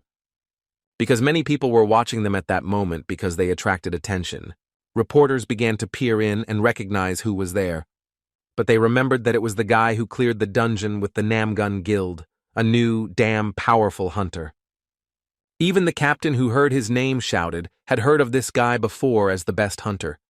Damn Doc waited for everyone to point their cameras at him and shouted to the reporters to take good shots, and soon there would be cool news. I turned around and asked the captain what they were talking about the left man looking down from the top, or about a punch that could bring him back to life. So he asked me to open my eyes wider and see what a completely left-wing person is capable of. He accelerated and jumped from the cliff to the bottom, heading straight for the gate at the bottom. If everything goes well, it will be able to enter the history in a few seconds. The gate received it, and then there was an explosion that sent waves in different directions. Reporters didn't even realize that it had happened, as the gate was a new phenomenon that appeared 10 years ago. Unlike the underground, only weak monsters appeared here, and after a while the gate disappeared. According to scientists, the main problem with the gate was that it went beyond human understanding. The system informed him that he had entered another world, and the abyss was looking at him, and he realized that if the gate was created by the gods, only a deity could enter. But it was not clear why people could enter the dungeons but not here. The first thing I wanted to do was to go and see what was there, but there was a big energy barrier in front of me. Trying to break the barrier did not bring any success, but only more irritation. Every time he tried to penetrate beyond it, the system reported that he did not have enough divine power. Out of anger, he fell to the ground and made an indecent gesture to the mountain, shouting why he could not get out of there.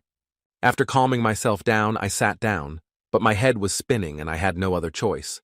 So there was only one thing left to try, and then he got up, shook off the dust, and went to the cave. In his memories in the hospital, he recalled that he felt like he was entering a cave, but he did not want to. But I had to go at least to look at the face of the owner of this gate. After he defeated all the goblins from the cave, he complained that there were so many of them. I also thought that I could clear everything if I could kill the boss in the same way as in the dungeon, but there was not even a hint. Here, too, everything was completely different. The monsters from the dungeon were like programmed, but these fought consciously. The divine power grew exactly after I entered here, but I could have gotten it in another way. Looking ahead, he didn't see a monster waiting for him behind the stones, bigger than those goblins. The monster took a swing and wanted to hit him, but Udam Doc was able to react in time and jump away. It was clear from the look and feel of it that this creature was a boss. But there was something he really didn't like, because he was the boss. Such a slow monster would definitely not be able to do anything to him, and he was so angry about it. When he approached him and stabbed him with his sword, he easily stepped aside. I still couldn't believe that this was a real boss, and even though he was given this status, I planned to deal with him in an instant. He ordered Snowball to turn into a sword and struck the creature once. He immediately collapsed and fell to the ground and did not show signs of life.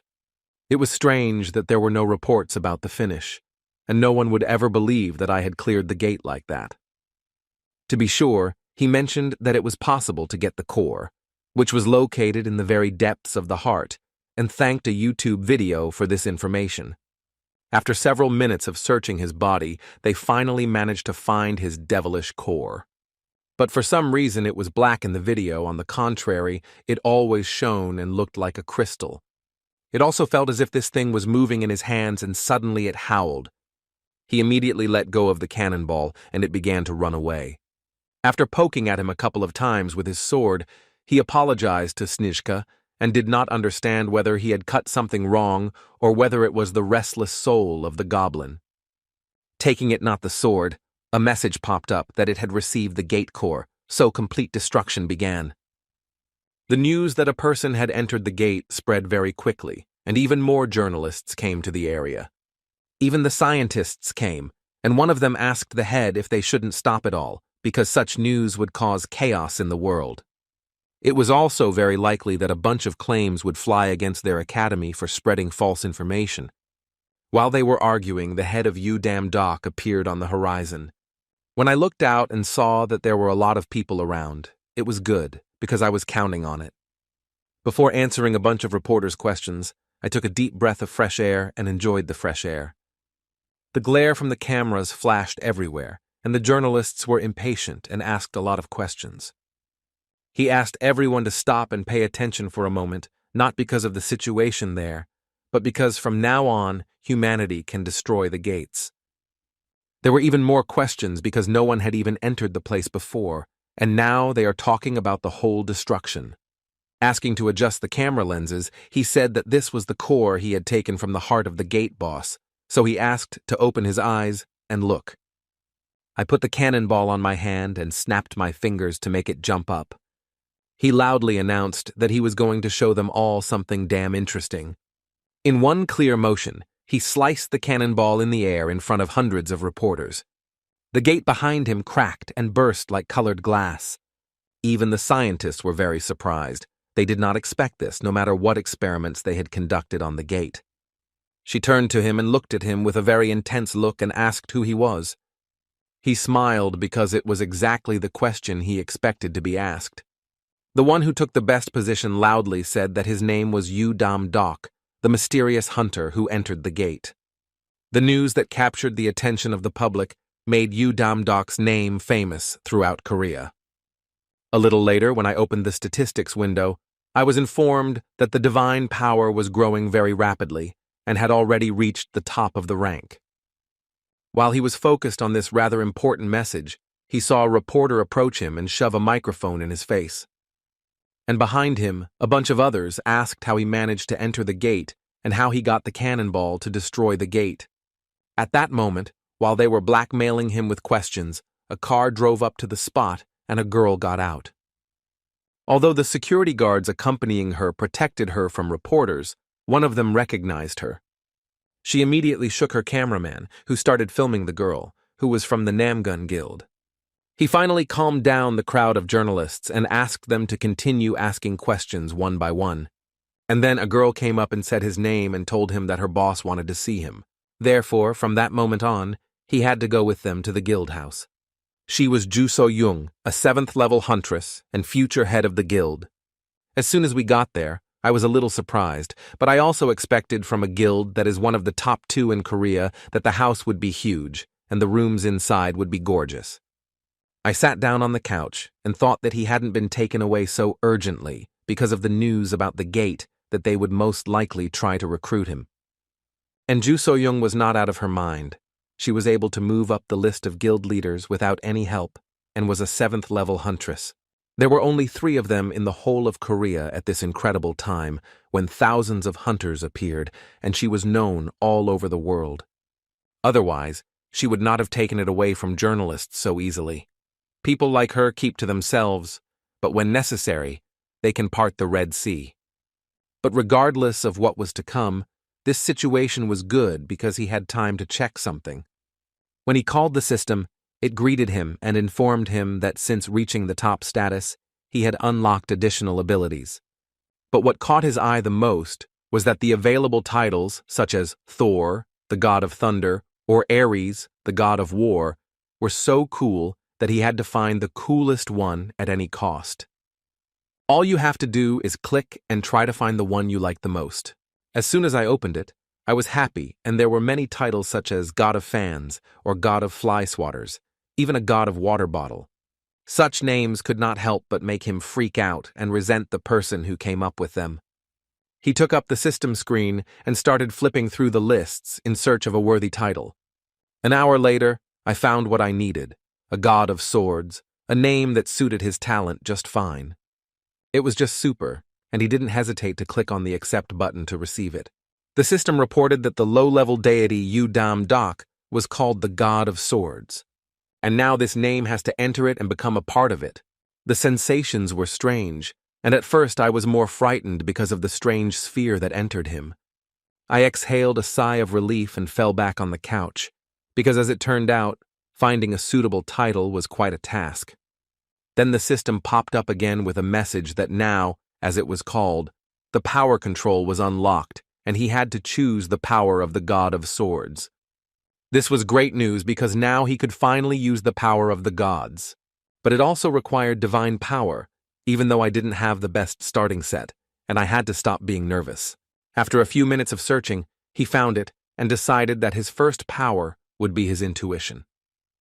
His profile now reminded him at least a little of the profile of a god. There was title and there was power. On top of all that, he was assigned many skills to try out and was interrupted by a knock on the door. He shouted out to ask who was there, but thought it couldn't be Chairman Namgun Dok since he had gone into the dungeon. No one else would have looked for him, and when he opened the door, there stood Ju So-young. She kindly asked if she could go to his room for a while. But before entering, she asked him to wait a minute because she had something to tell him. I handed him a card with a tiger emblem and said that the head of the guild asked me to give it to him. It was a special pass for members of the guild, and now he can use all the facilities on its territory. I smiled and thanked him, but in my mind I suspected that it might be part of some plan. He stood there smiling like a fool, and she looked at him with a gloomy look, and there was a very uncomfortable pause between them. He felt even more uncomfortable because the girl was very silent. I also noticed one thing about her. She had a strange energy emanating from her. Snowball looked at her in surprise and abruptly jumped on her chest. He apologized to her, and this is the first time I've seen him behave like that. He's not usually like that. She asked me not to worry, everything was fine for her. This animal looked very cute. Since she liked the fox very much, she asked if she could treat him to something. He said yes, and then Ju So-young took something out of her pocket and gave it to him. He thought the pet's behavior was strange, but he didn't care about the hospital staff, but he saw something in it. But he wondered what she was feeding him and asked Snizhka what she had given him. And she said that these are kind of nutritional supplements in the form of nuts, and they are very useful. As soon as the fox came back, she said that it was nice to meet her and told Snowball that they would meet later. When she left the room, I fell on the couch and breathed a sigh of relief because it was quite difficult for him to communicate with her. He turned to his pet and asked if she liked him, and it was clear because he was lying in her arms, eating what she gave him without any doubt. But then she remembered how she said goodbye to Snizhka, and if you think about it, he did not tell her the name of the fox, so how could she know his name? I thought about what to do with her. At first glance she seemed normal, but who knows, maybe she's a stalker. And while I was thinking about the situation, I received a message from the system.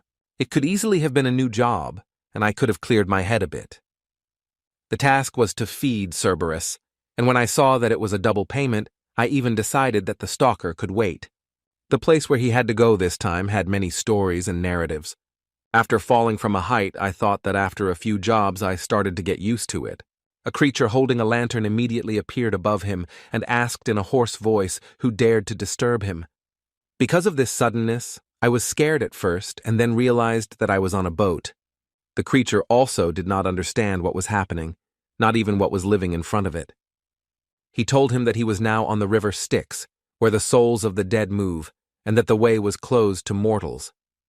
Damdok remembered what he had heard about this, which meant that, according to myths, Karen the boatman was standing in front of him. In order to avoid a conflict, I told him that I had come here on an important matter and asked if he could help me cross the river.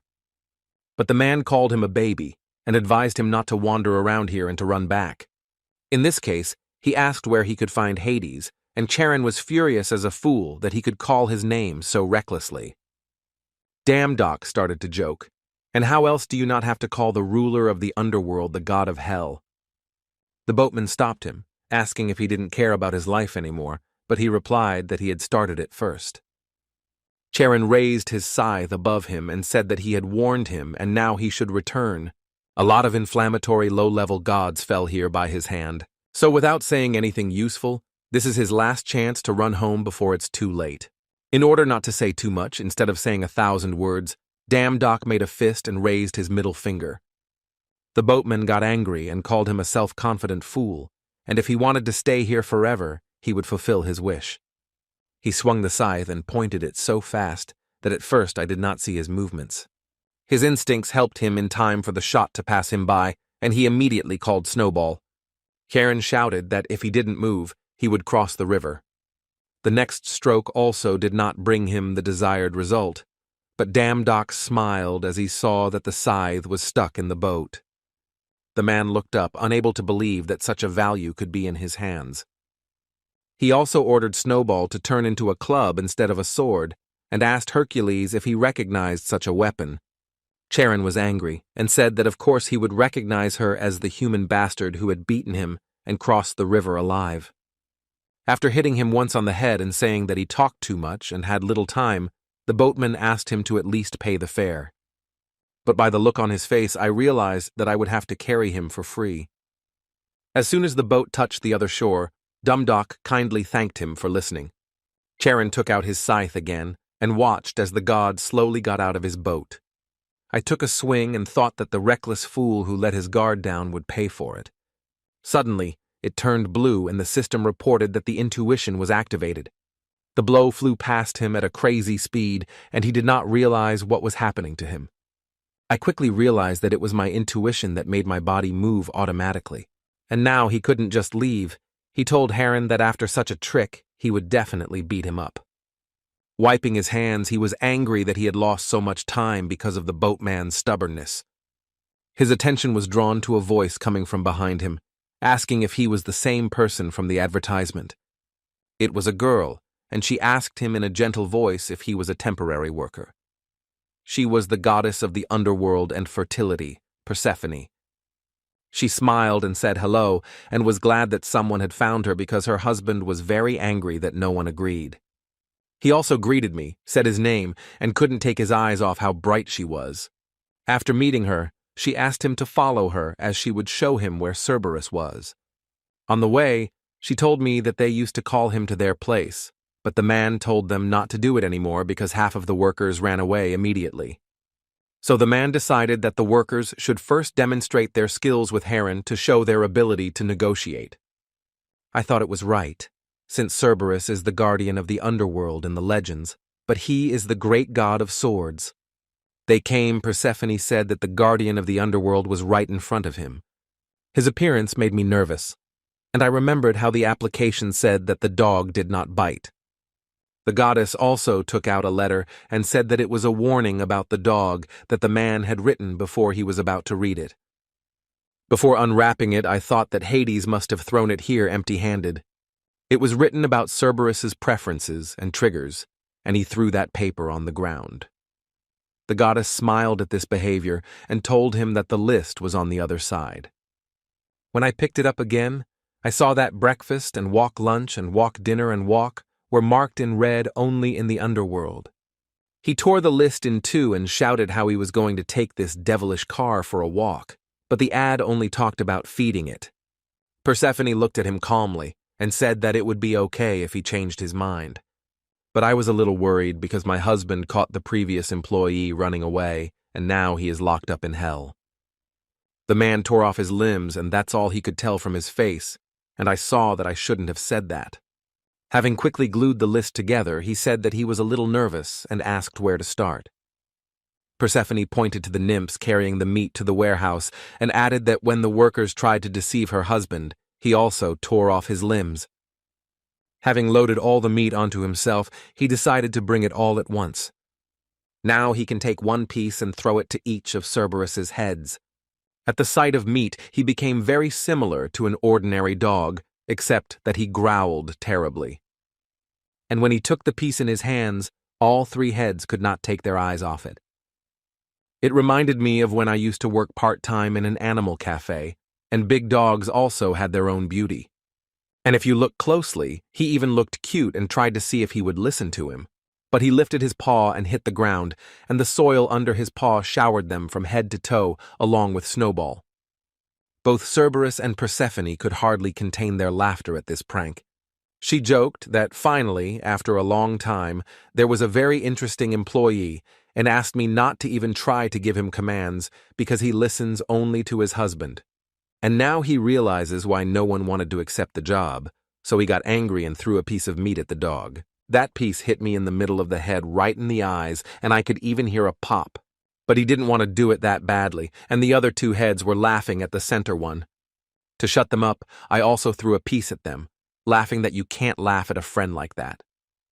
Cerberus was enraged by this and took off running, approaching Damdock sharply, only to be stopped by a chain. The chain was very rough and tied to a rock, but the way he pulled it on made it shake. Patting him on the face with his hand, he told him that as long as he was restrained by the chain, he would not do anything to him.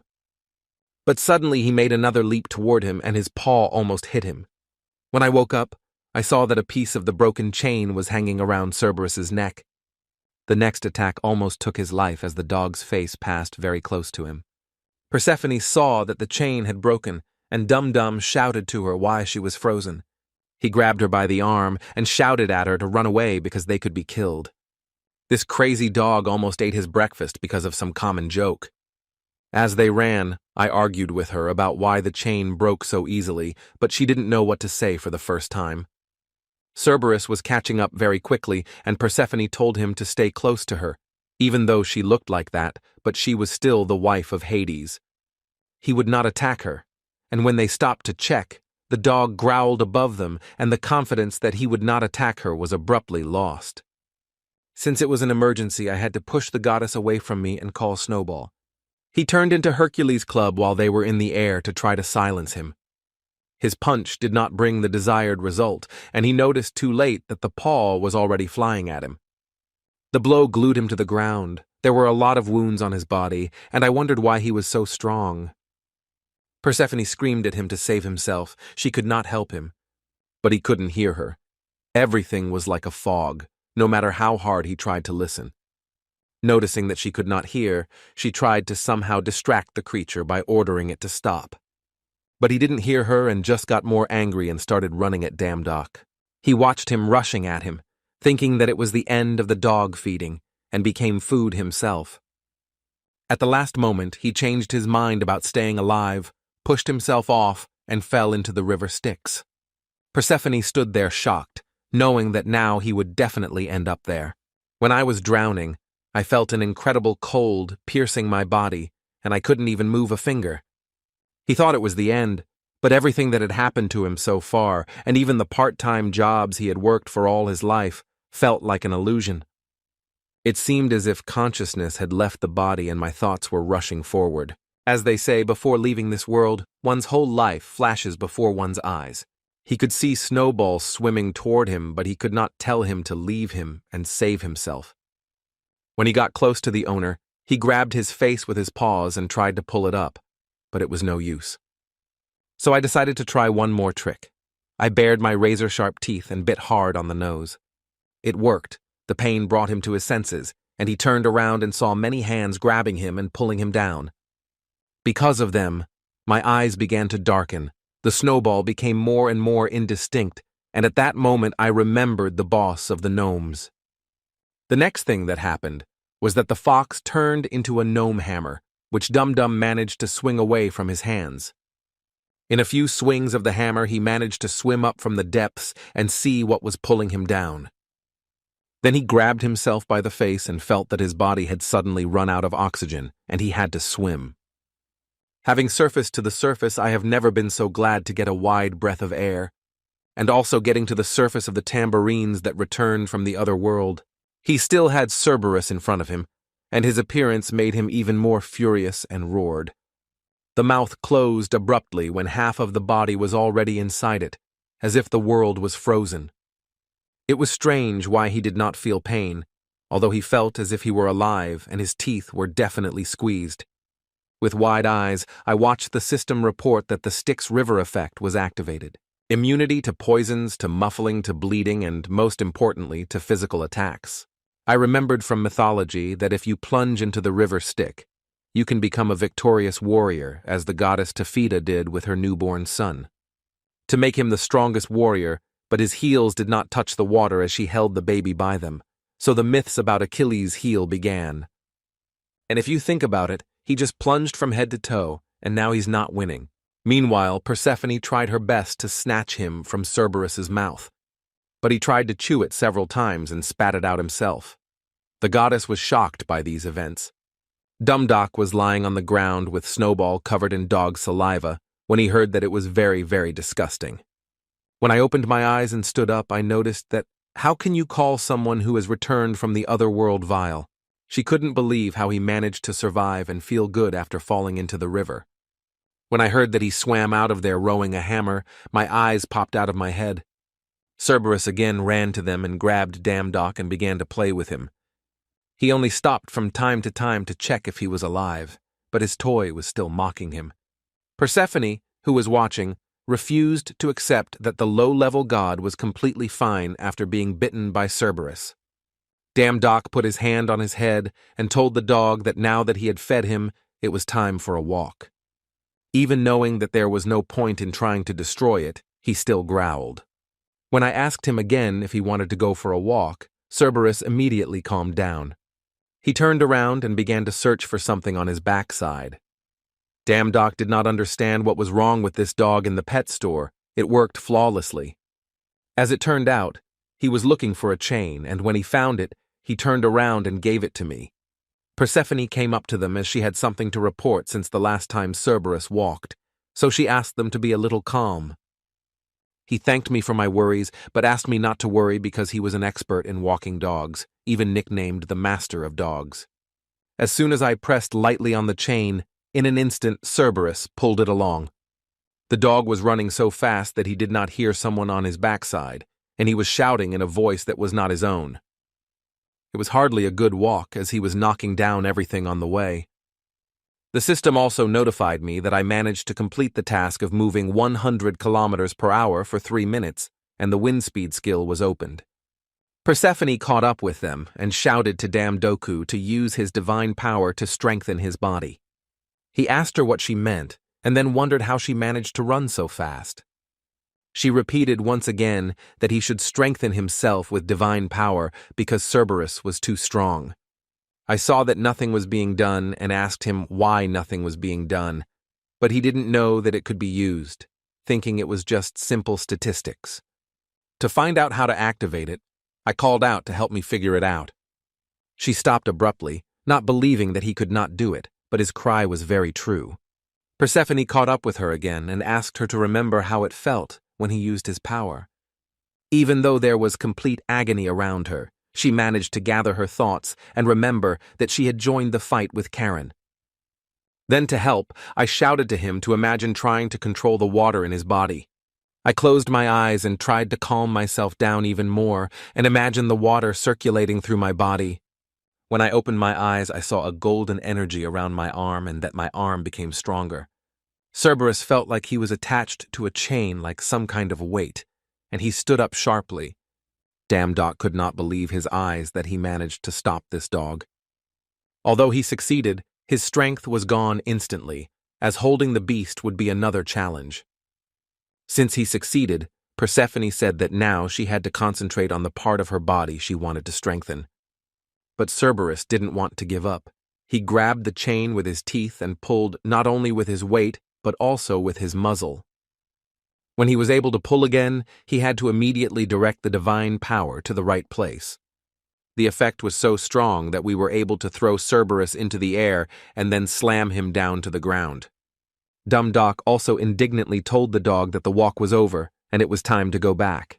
Even if he thought about resisting, there was no point. With his new skills, he easily managed to drag him along.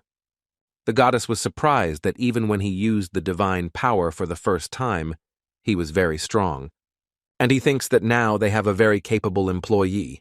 Damdock was a bit surprised, seeing what she was capable of and why she didn't use these powers herself.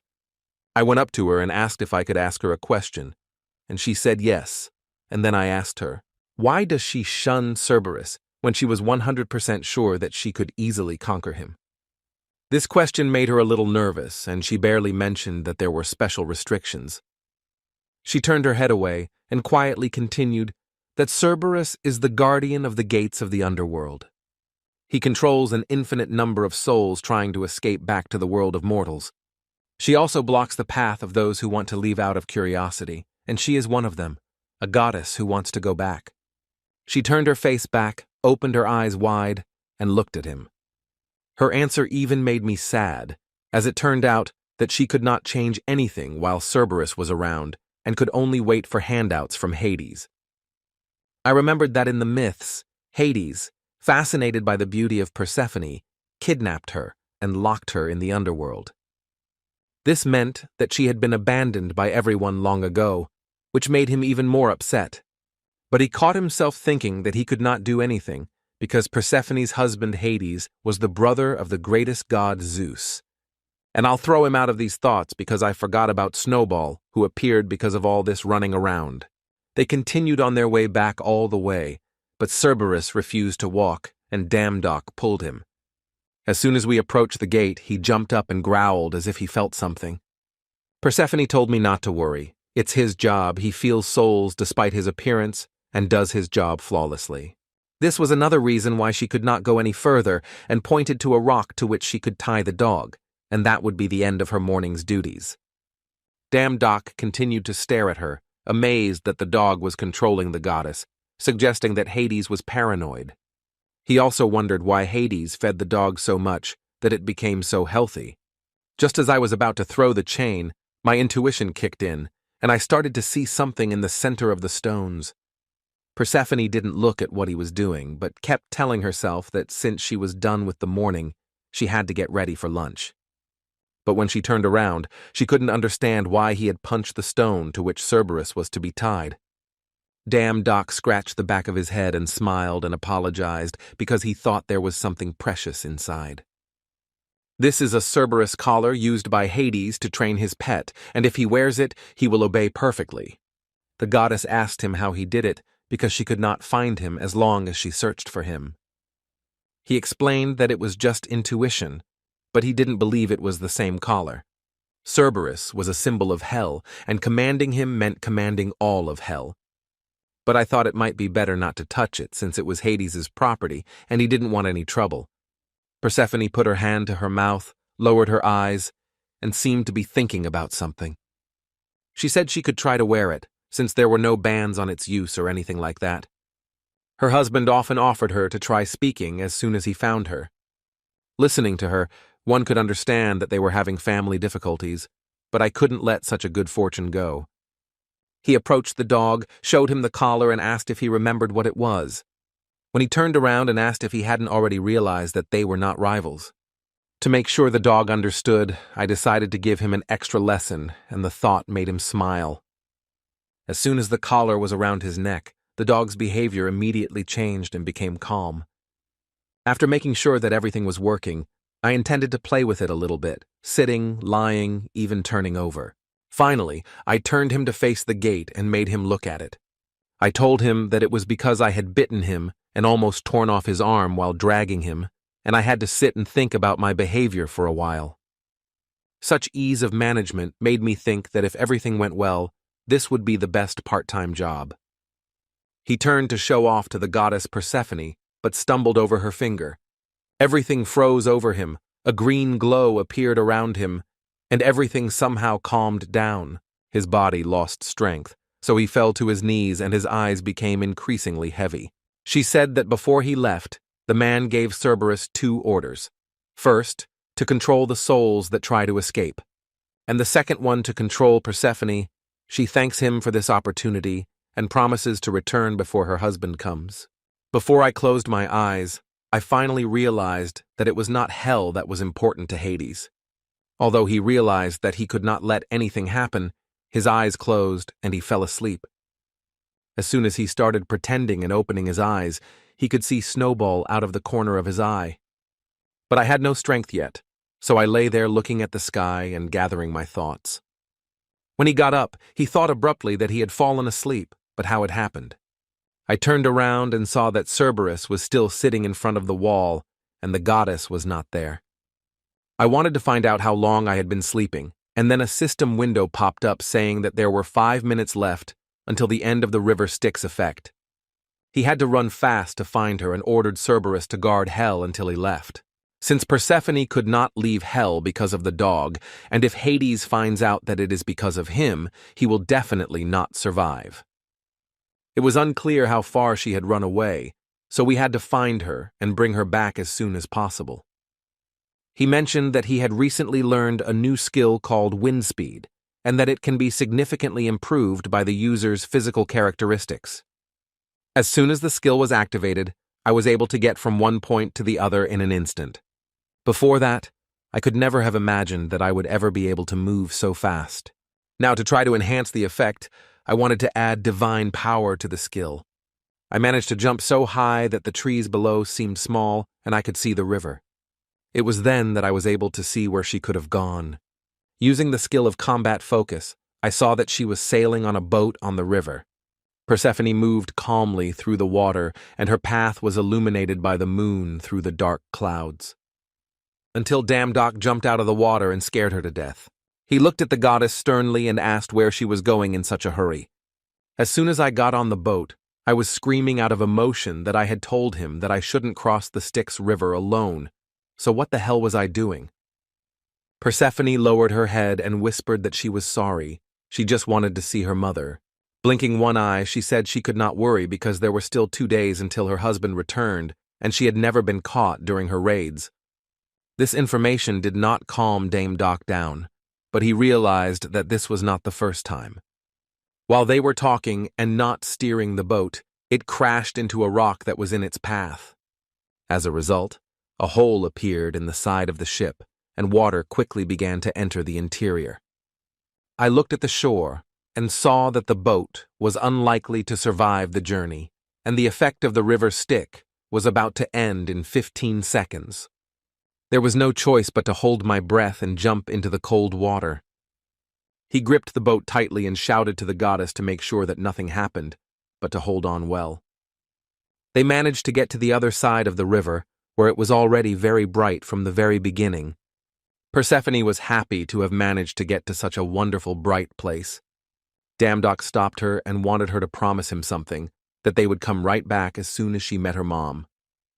She blinked one eye again and replied that of course she hadn't told him that she had never been caught. But this did not reassure him, because if something happened, he was definitely screwed.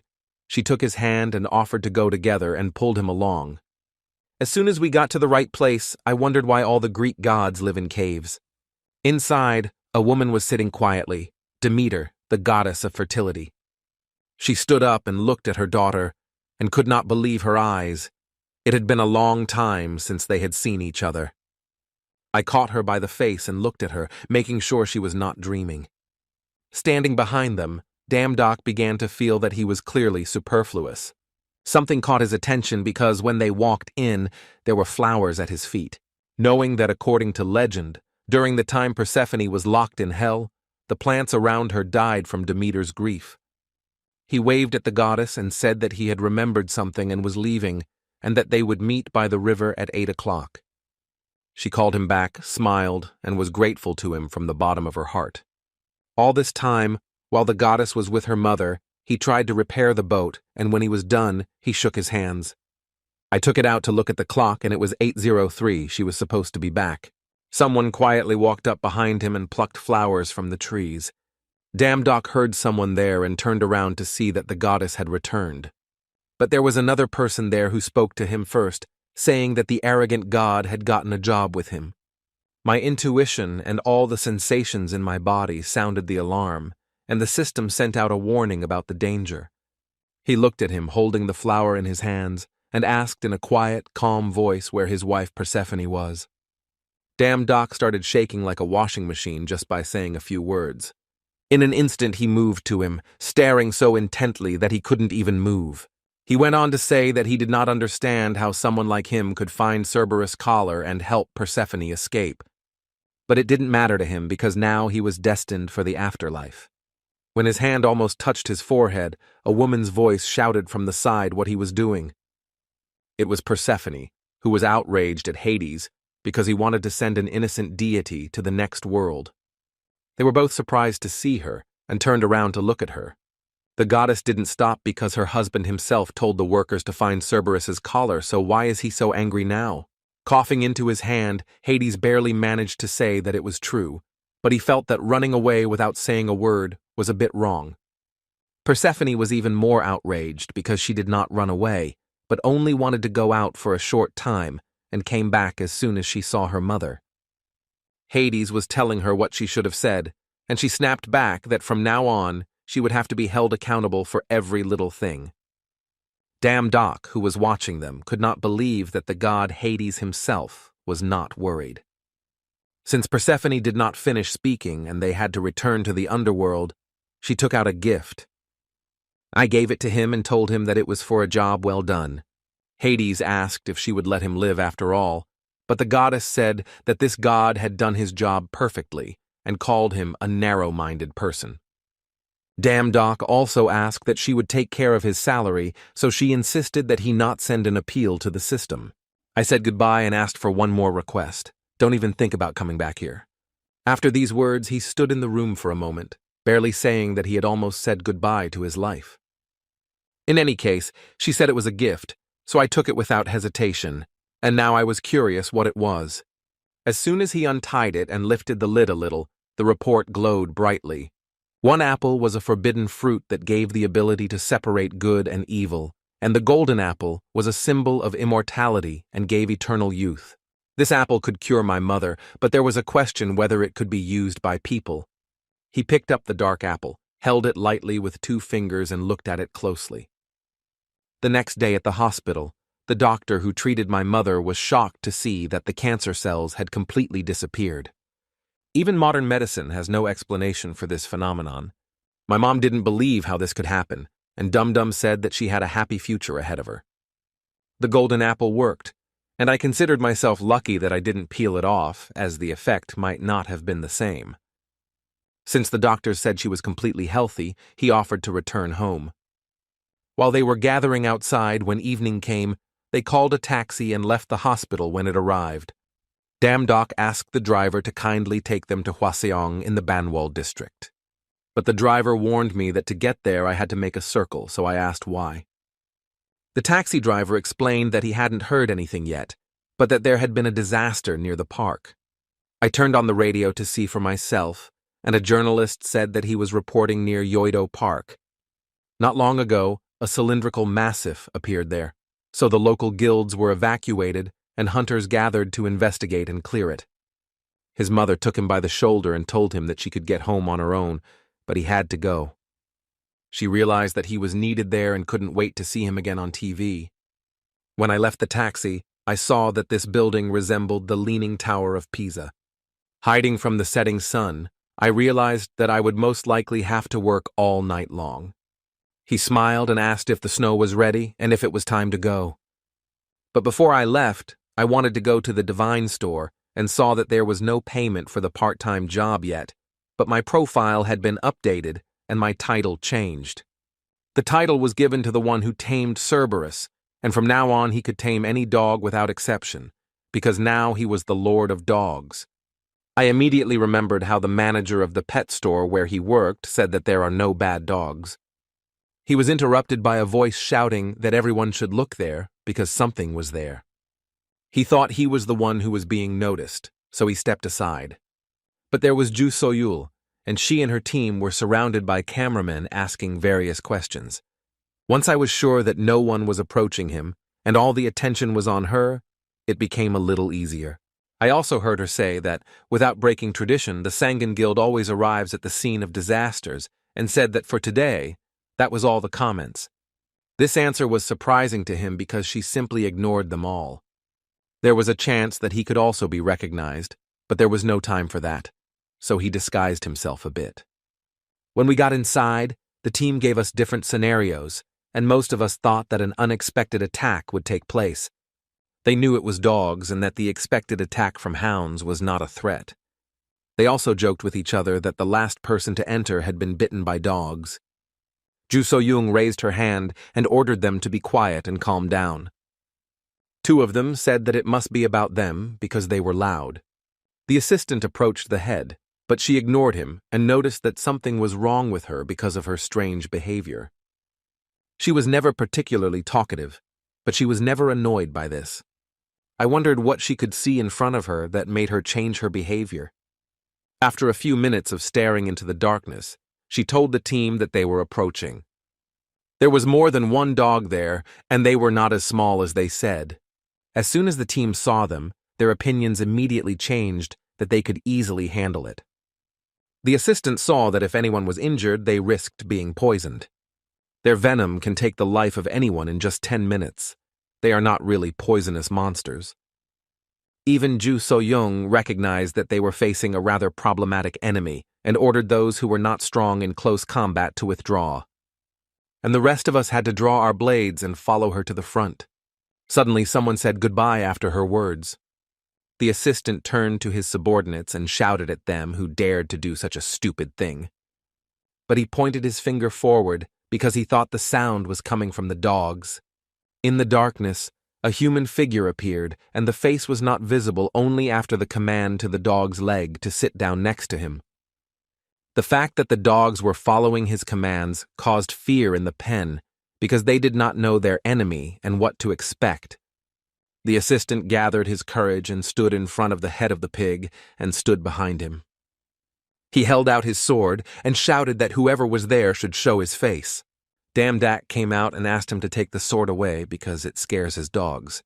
The assistant opened his mouth when a man came out of the shadows, not some strong monster. At this time, one of the dogs that was not tamed appeared on Ju Soyul's backside. Having noticed Dam in time, Doc activated the wind speed and moved to her.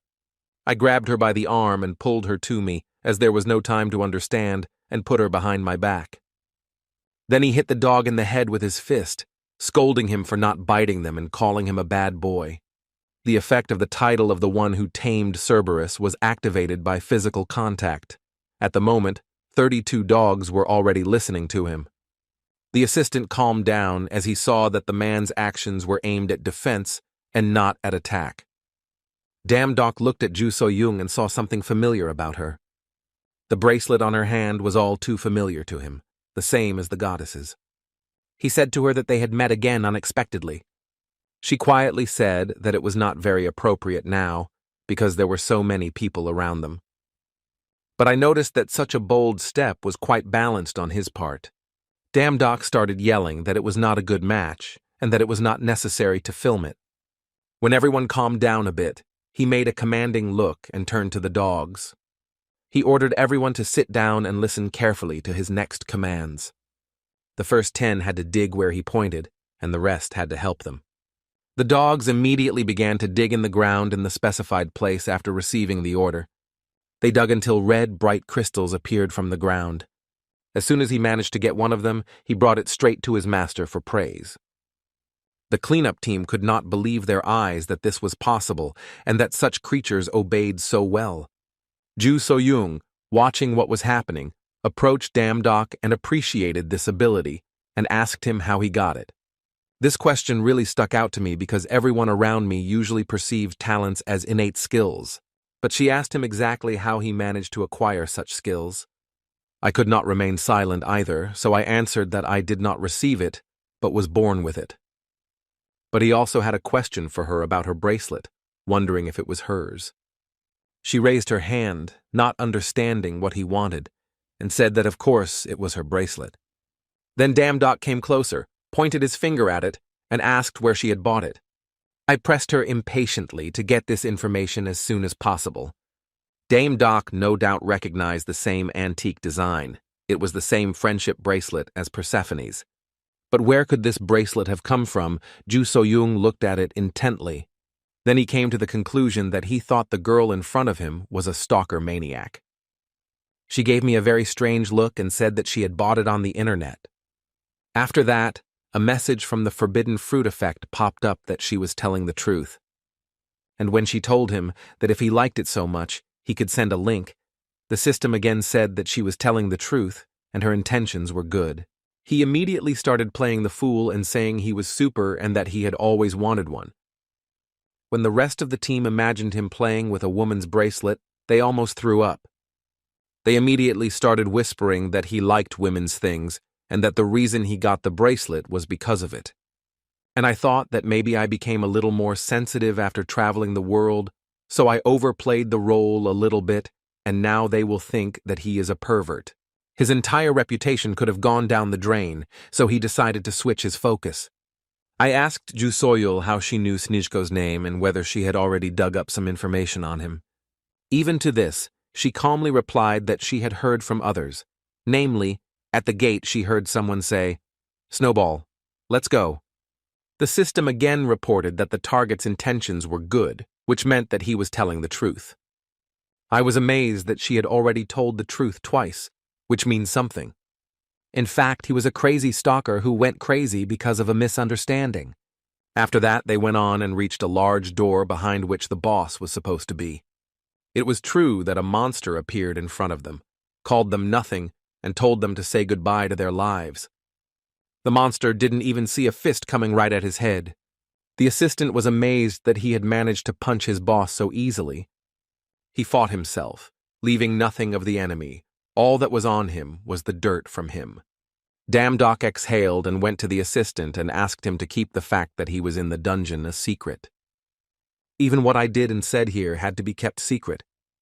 While the assistant went to ask one part of the team, Damdock went to the other. Ju So-young looked at her bracelet and thought about something. After killing the boss, they came out of the dungeon, and there were many flashes from cameras around them and various questions from journalists. As soon as they stopped, the disguised Damdock had a chance to get away from them without being seen. And during the stop, Ju So-young answered journalists' questions in one sentence that she was glad that no one was injured during the mission.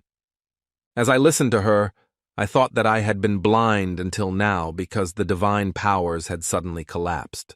Because if you want to work as a hunter in this country, you have to pass a test because such people have great powers and the guilds have to control them.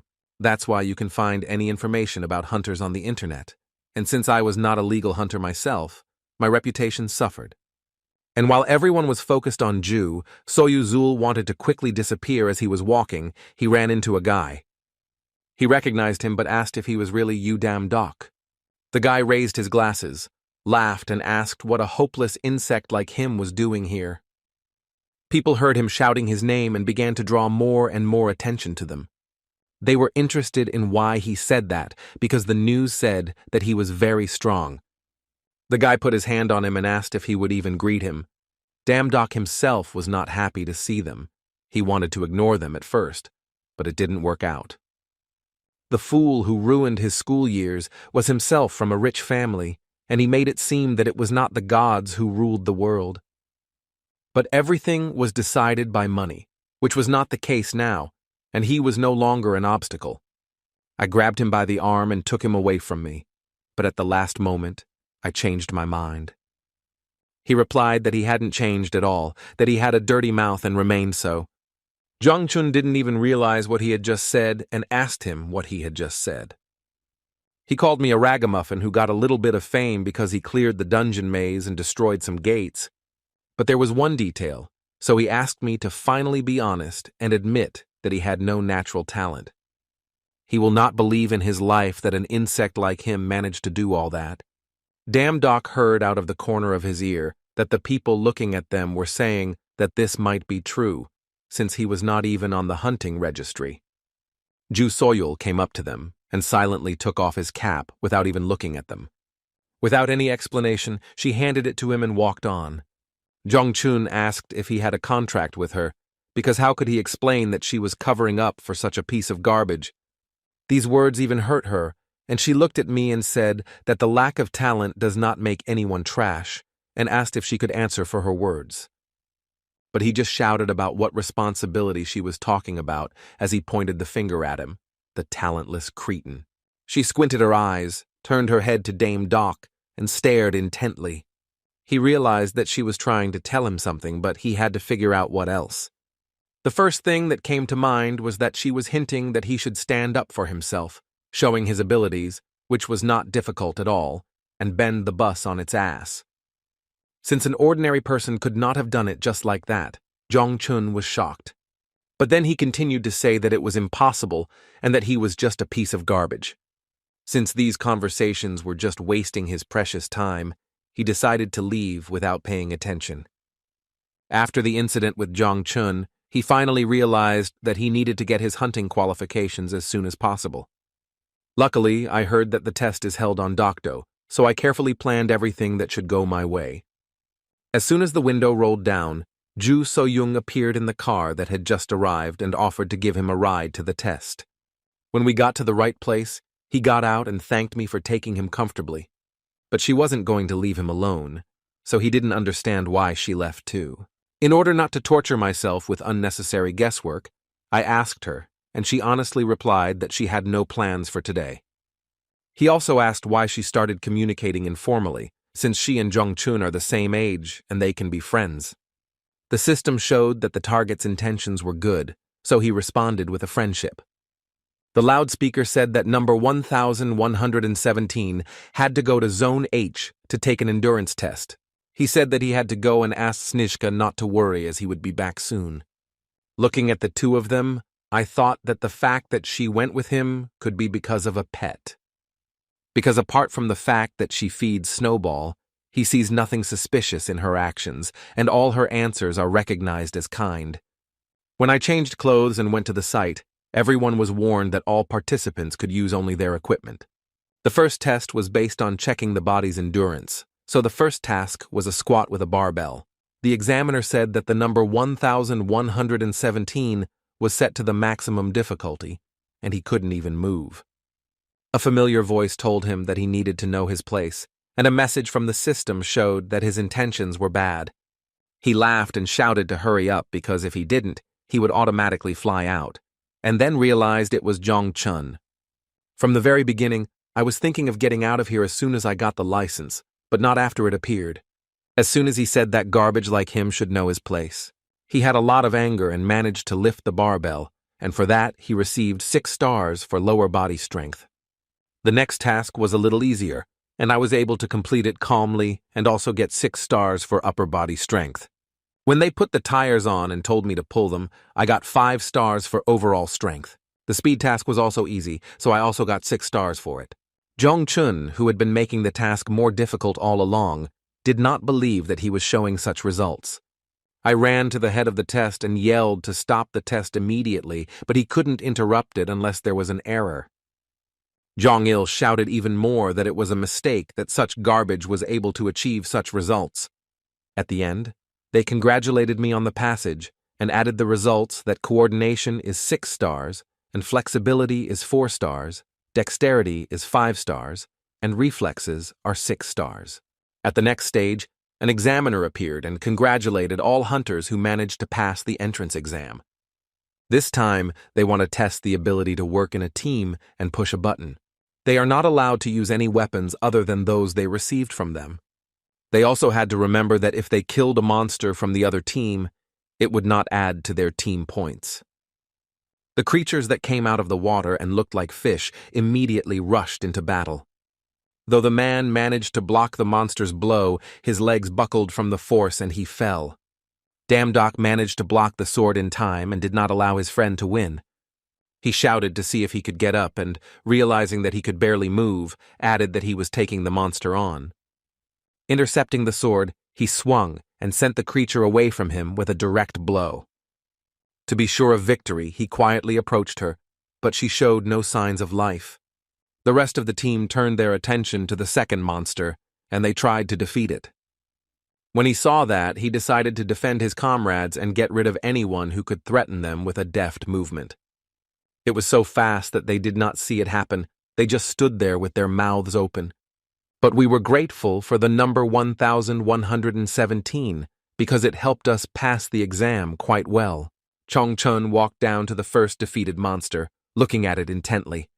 So far, no one has seen a red substance poured into the monster's mouth. A warning popped up from the system that a very high bloodlust was detected. The monster came to life the second he was near Damdok and swung his sword at him. Thanks to my reflexes, I managed to block the blow in time, but it became stronger than before. The second blow threw him back, and in order not to fly too far, he stopped himself with his sword. The team was shocked how one of the creatures could still be alive after being hit by that guy.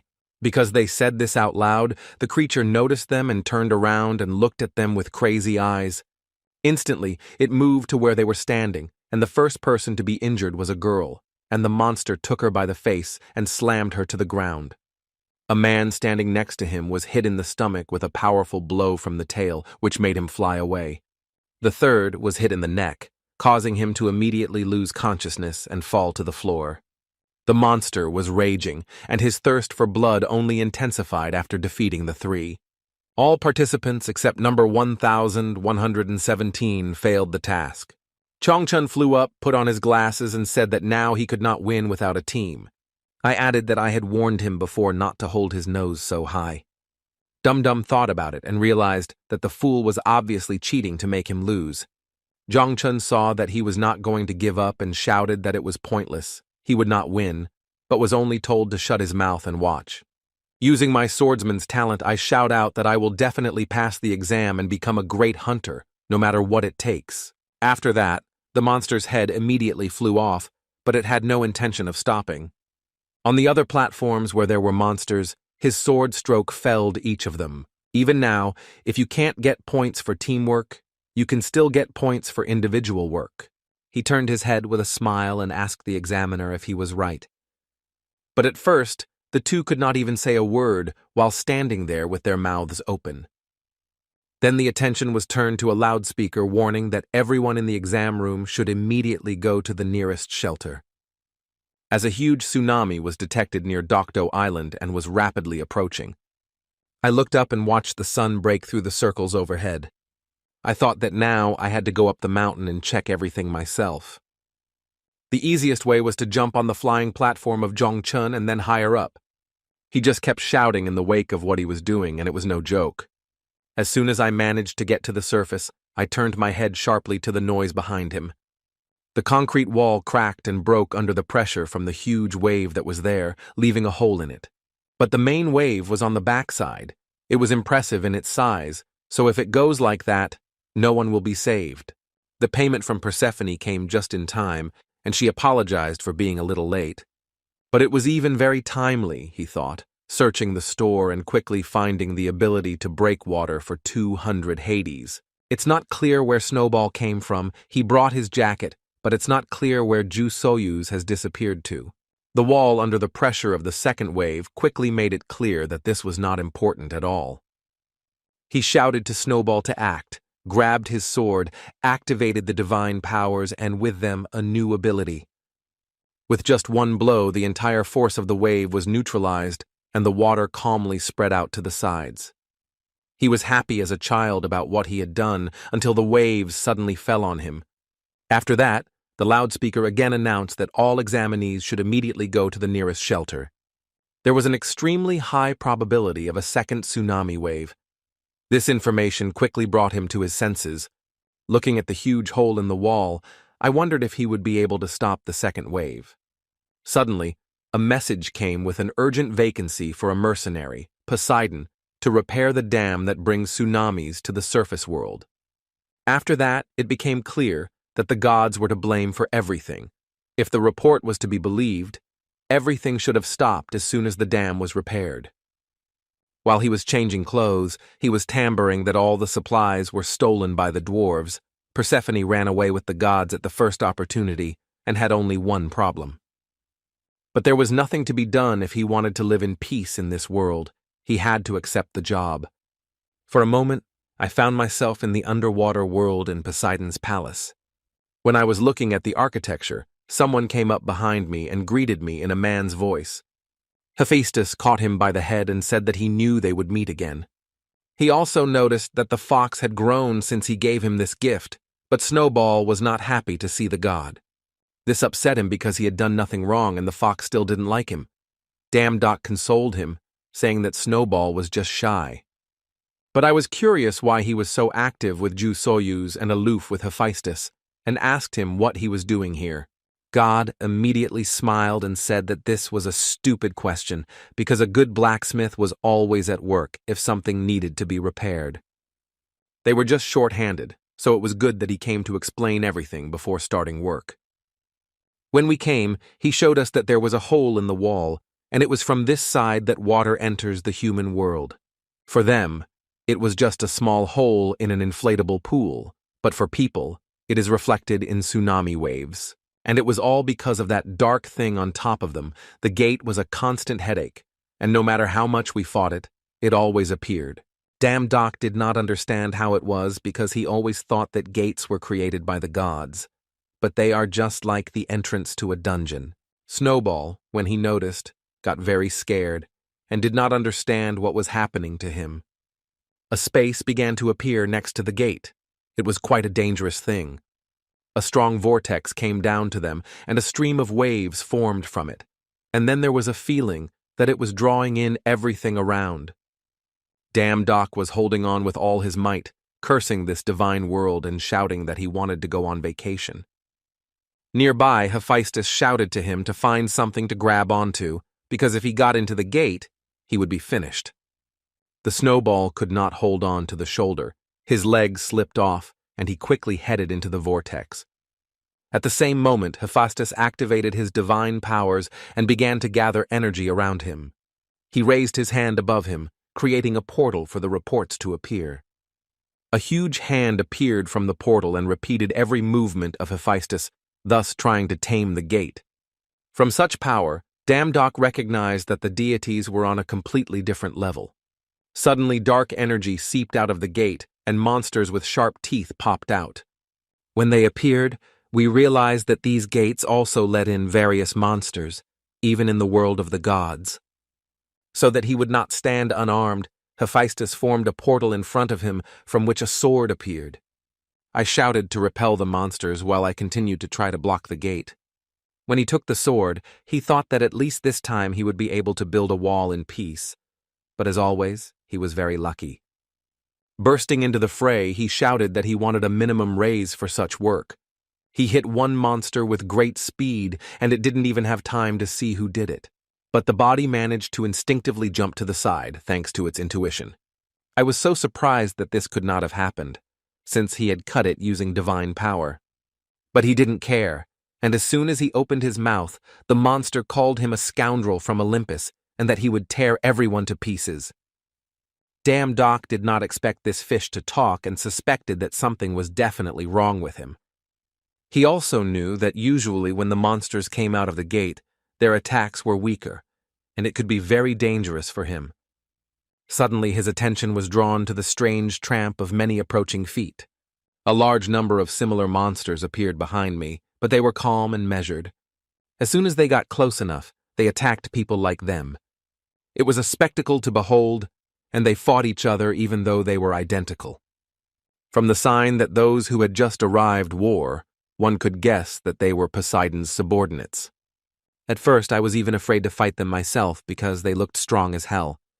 While I was thinking about how lucky one of the fish got behind my back and was a second away from attacking, the sword went straight through the monster, reducing its sudden attack to 0. And in this case, one-on-one, these repetitions were not such a serious problem.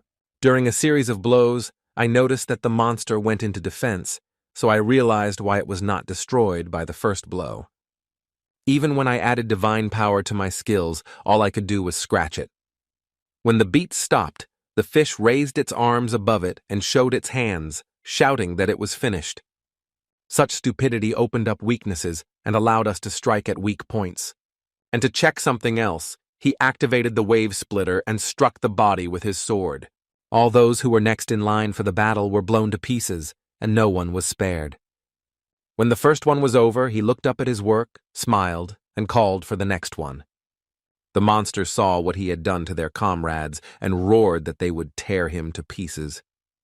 This made Damdoc laugh and shouted back to open his eyes and see his power. He rushed to meet them, but suddenly the system informed him that he did not have enough points for the breakwater talent. This nonsense happened at a very bad time. Everything was going very well, which is why it was so unlucky. The monster came very close, took a swing, and shouted goodbye. But from the side, I felt that he was being hit by some unexplained blows in a large number. The shooting started and they were forced to retreat, and Damdoc was shocked to see them there. Pointing the gun barrel at the fish, the Red Fist's assistant sent them back. At that time, the gnome boss himself tore out the grenade's pin and shouted, "Good fish, fried fish." The grenade exploded very effectively, and the boss apologized to the pansy for being a little late. The chief among the fish called them little rats and was angry at their appearance. He rushed into battle to destroy everyone with his own hands. The assistant was holding it in his sights, just waiting for the fish to come closer to make a sieve out of it. But he didn't see that he was holding a stone that hit him in the arm and pointed the gun to the side. So the main man managed to kick the dwarf so hard that he flew away. He landed right next to his brothers, who thought he would win. To take revenge for his assistant, the Red Fist exploded into the top of the swinging hammer. I hit the monster with all my strength so that it was smeared on the ground. Dumdock opened his mouth as it turned out the dwarf's hammer was incredibly strong. And I remembered that when I fell into the river Styx, I intuitively used it. Then I opened the system to find the gnome hammer skill, and saw that it didn't even need many points. While I was looking at the skill on my ass, the fish caught one of the dwarves. Holding his throat with one hand and swinging the other, he tried to kill him. Damn Doc shouted out to him, calling him a fish stick and moving all the way over to him to strike. However, the skill was cancelled because the requirements were not met. The skill could only be used with blunt weapons. The monster struck him with its right hand to throw him away and out of the way. Sitting on the floor, I didn't realize that my skill hadn't worked, and that's why Snowball was gone.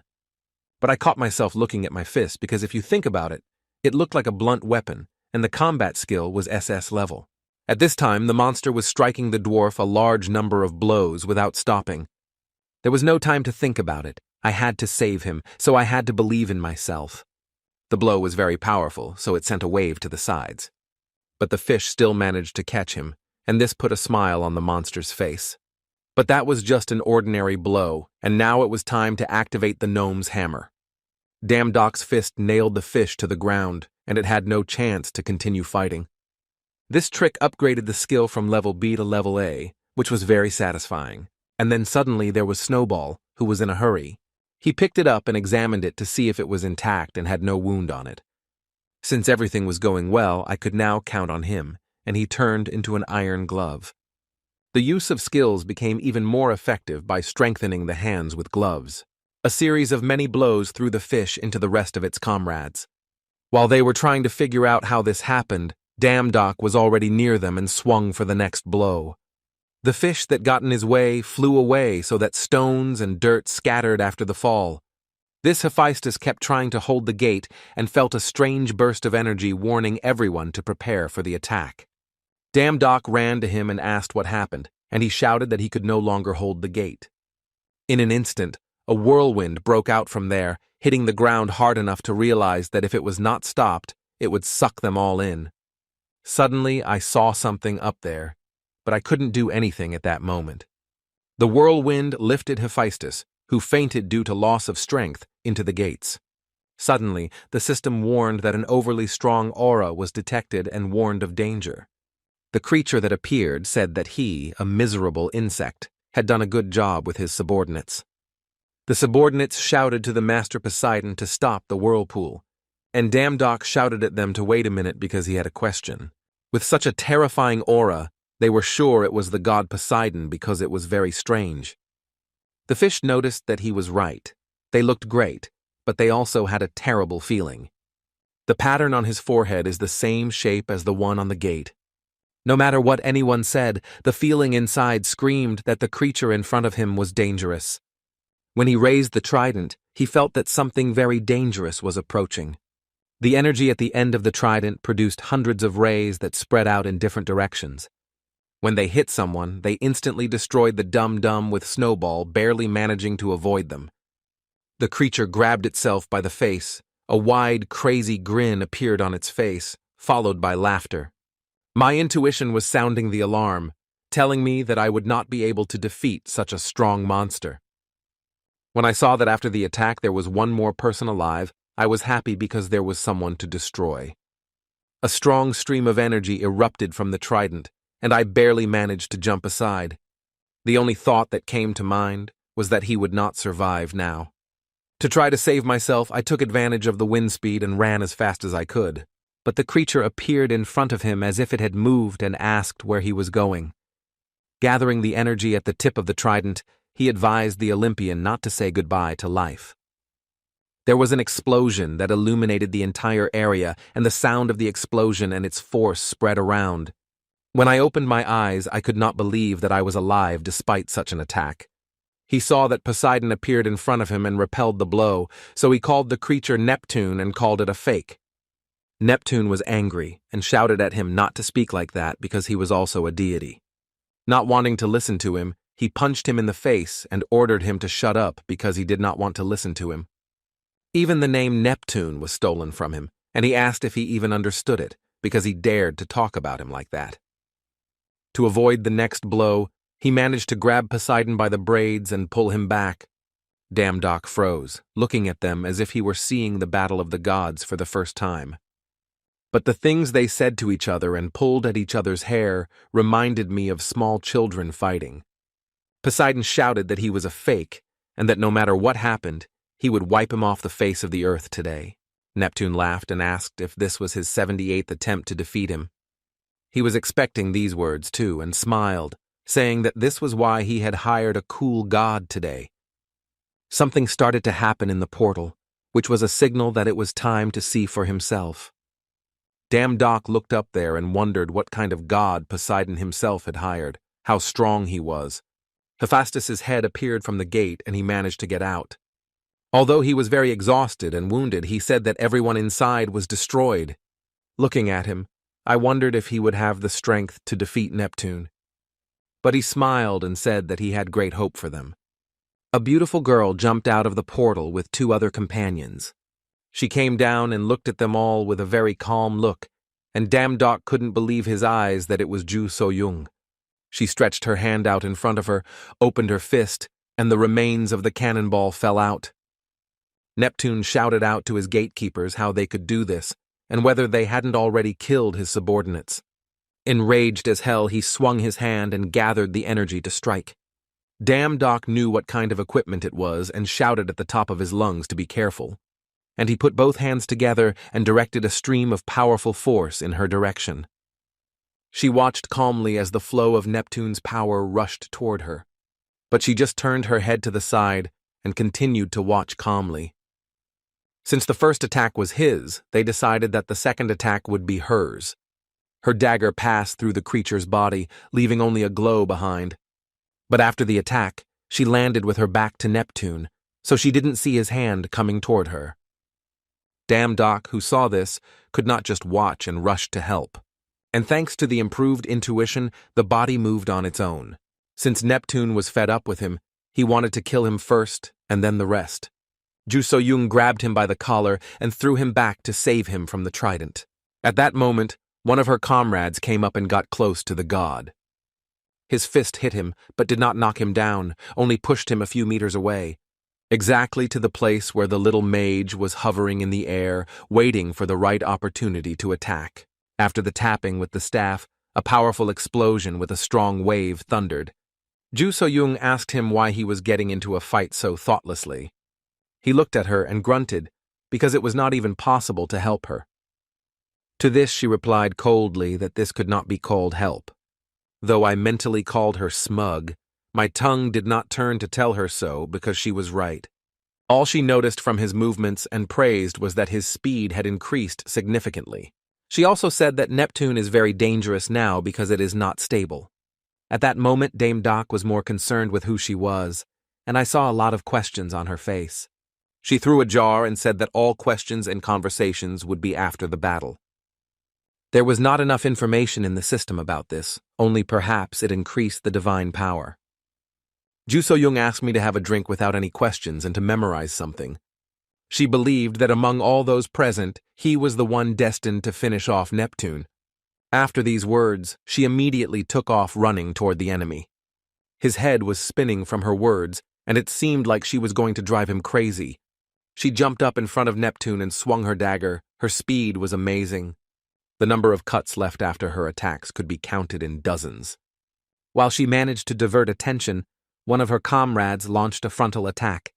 His strong punch nailed the opponent to the ground so hard that he couldn't even move. The magician came down to him and put a staff to his head to win the victory in one go.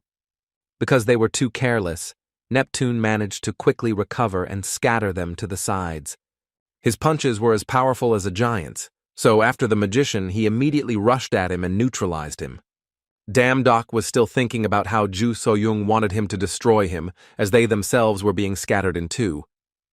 Just yesterday I was a nobody, and even though I was a deity now, I didn't believe that anything would work out.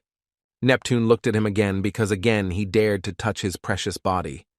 He bared his teeth and was determined to get to the bottom of it, because with each miss he wanted to tear it apart even more. Damdok stood there, not even trying to dodge, watching the energy rush at him. Ju So-young jumped out and pulled her hand forward in an attempt to save the fool. When I pushed him away, I asked if he would continue to stand there helplessly or if he would finally do something. She herself was thrown aside by the wave and her arms and legs were torn. Neptune approached her, turned her over on her stomach, and stood with his foot on top of her, pressing her to the floor. I told her that she had done a very stupid thing because she could have lived a long, happy life if she had just run away from here. Damn Doc barely managed to say in a trembling voice why she had done it for him. Neptune also asked why she had to save him, and the answer was quite obvious, namely that the guy in front of them was much stronger than him. In the end, he was destined to die at the hands of the very lower god he underestimated. His face showed a lack of understanding of her words, how he could defeat such a monster. She told Damn Doc that she believes in him and knows he will succeed. Her words went straight to his heart, and the system reported that the target's intentions were extremely positive. Until that moment, everyone called him a mediocrity, saying that his future was destined from the moment he was born. People born with talents lived among them, but their world was completely different. There was only one person who believed in him, his mother, who told him that talent was not the most important thing. Because of this, I wanted to make a lot of efforts not to be in the shadow of those who were lucky from birth, and then the day came when my uncle's unbearable debt fell on me. Then my mother would say that she was sorry that he had no talent, and that it was all because of her, but those words were only so that she could ease the weight of her failure. But then I wasn't completely angry or upset about everything I could think of at the time. Thank God it was even better that way. Now he could just give up, because when no one believes in you, there is no one to disappoint. Now everything was different. Those who believed in him had a chance, so this time he would not run away. After drinking what was in the jar, it gave blessings throughout the body, and the divine power increased rapidly. Being overwhelmed by the power, his speed also increased rapidly, so the first thing he had to do was to save Ju So-young. He carried her away from him and carefully put her on the ground as he saw that she was wounded. As soon as Neptune was above him, he ordered Snowball to turn into a sword. The sharp end was in front of the god's eye, and he noticed it instantly. Due to the fact that I drank that substance and my body was full of energy, I had a chance. Neptune also noticed this, but told him that just because he was a little stronger, he shouldn't be so overconfident. He agreed with what he said, but there was still a very big difference between them. But even if that was the case, there was no way back. I tried to put maximum force into each stroke and accelerate myself with each stroke. We couldn't even give him time to breathe so that he wouldn't be able to think about a counterattack. But he was still a deity. In an instant, his hand slipped out and caught on my jacket. Neptune pulled him close, opened his mouth, and an energy layer began to grow between them. You couldn't get under his attack by quickly coming up with a quick idea to put your foot on his stomach. I pushed back at the exact moment he released the balloon, so I was lucky to avoid being injured. Neptune roared and shouted that he could now definitely consider himself a non-living being. This time there was nowhere to go, but just in time, Snowball appeared and made a sound that he was on his ass. Damn Doc yelled at him to turn into a shield, and all the energy from the blow dissipated on the shield. Neptune opened his hand in such a way as to call the trident to him because he knew that the battle would continue with weapons. Pointing the trident in his direction, I asked him if he really thought or hoped to change anything. Poseidon, who saw the water dragon summoned in time, had nowhere to go from this attack. The underwater world has not heard such a powerful blow from his attack in a long time. Poseidon looked in that direction and exhaled, as no one could survive after such a thing. As soon as the dust settled, Neptune, who was heavily wounded, was still standing. And since he realized that he could not win with such help, he shouted that now everyone would die here together. Damn Doc, who was above his head, shouted that he would not allow it and put all his divine power into the breakwater ability. Benevolence is not an excuse, even for a fool, and this is clear. Looking back on my life for the first time, I realized a painful truth, that he could not trample on all her expectations. The next thing that happened was a message from the system that the forgotten god Neptune was defeated. The unknown gods rejoiced in his victory. The conditions for progress were fulfilled. Thanks to the last blow, He absorbed the power of the forgotten god Neptune, and the moon fox became the first level. The only words he said before he collapsed, exhausted and lost consciousness, were that he had done it. When I first started to come to my senses, my mind was still completely blurry, and when I opened my eyes a little, I saw a man's physique in front of me. When he realized that Poseidon was in front of him, his eyes almost popped out of their sockets. He told him that while he was sleeping, he had restored his clothes and healed his wounds. First of all, I would like to express my gratitude for defeating Neptune, but I wanted to ask one question. Because he defeated Neptune, most of his powers returned to him. But part of the strength was lost when he struck the last blow, and that strength is enough to establish order in the world, but it is also enough for a sea of chaos. So the crux of the matter was what he was going to do with that enormous power. The system warned of the danger that bloodlust was detected, the target's intentions were evil, and Poseidon's talent for ocean-depth eyes saw right through him. Dumb Doc thought that he was testing him so that the lie wouldn't work on him, and that he was reeking of bloodlust.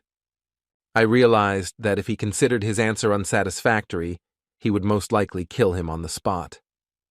So he began to say that he had defeated Neptune not for the sake of his power, but with his permission, he wanted to move on to become a god who would be recognized by others.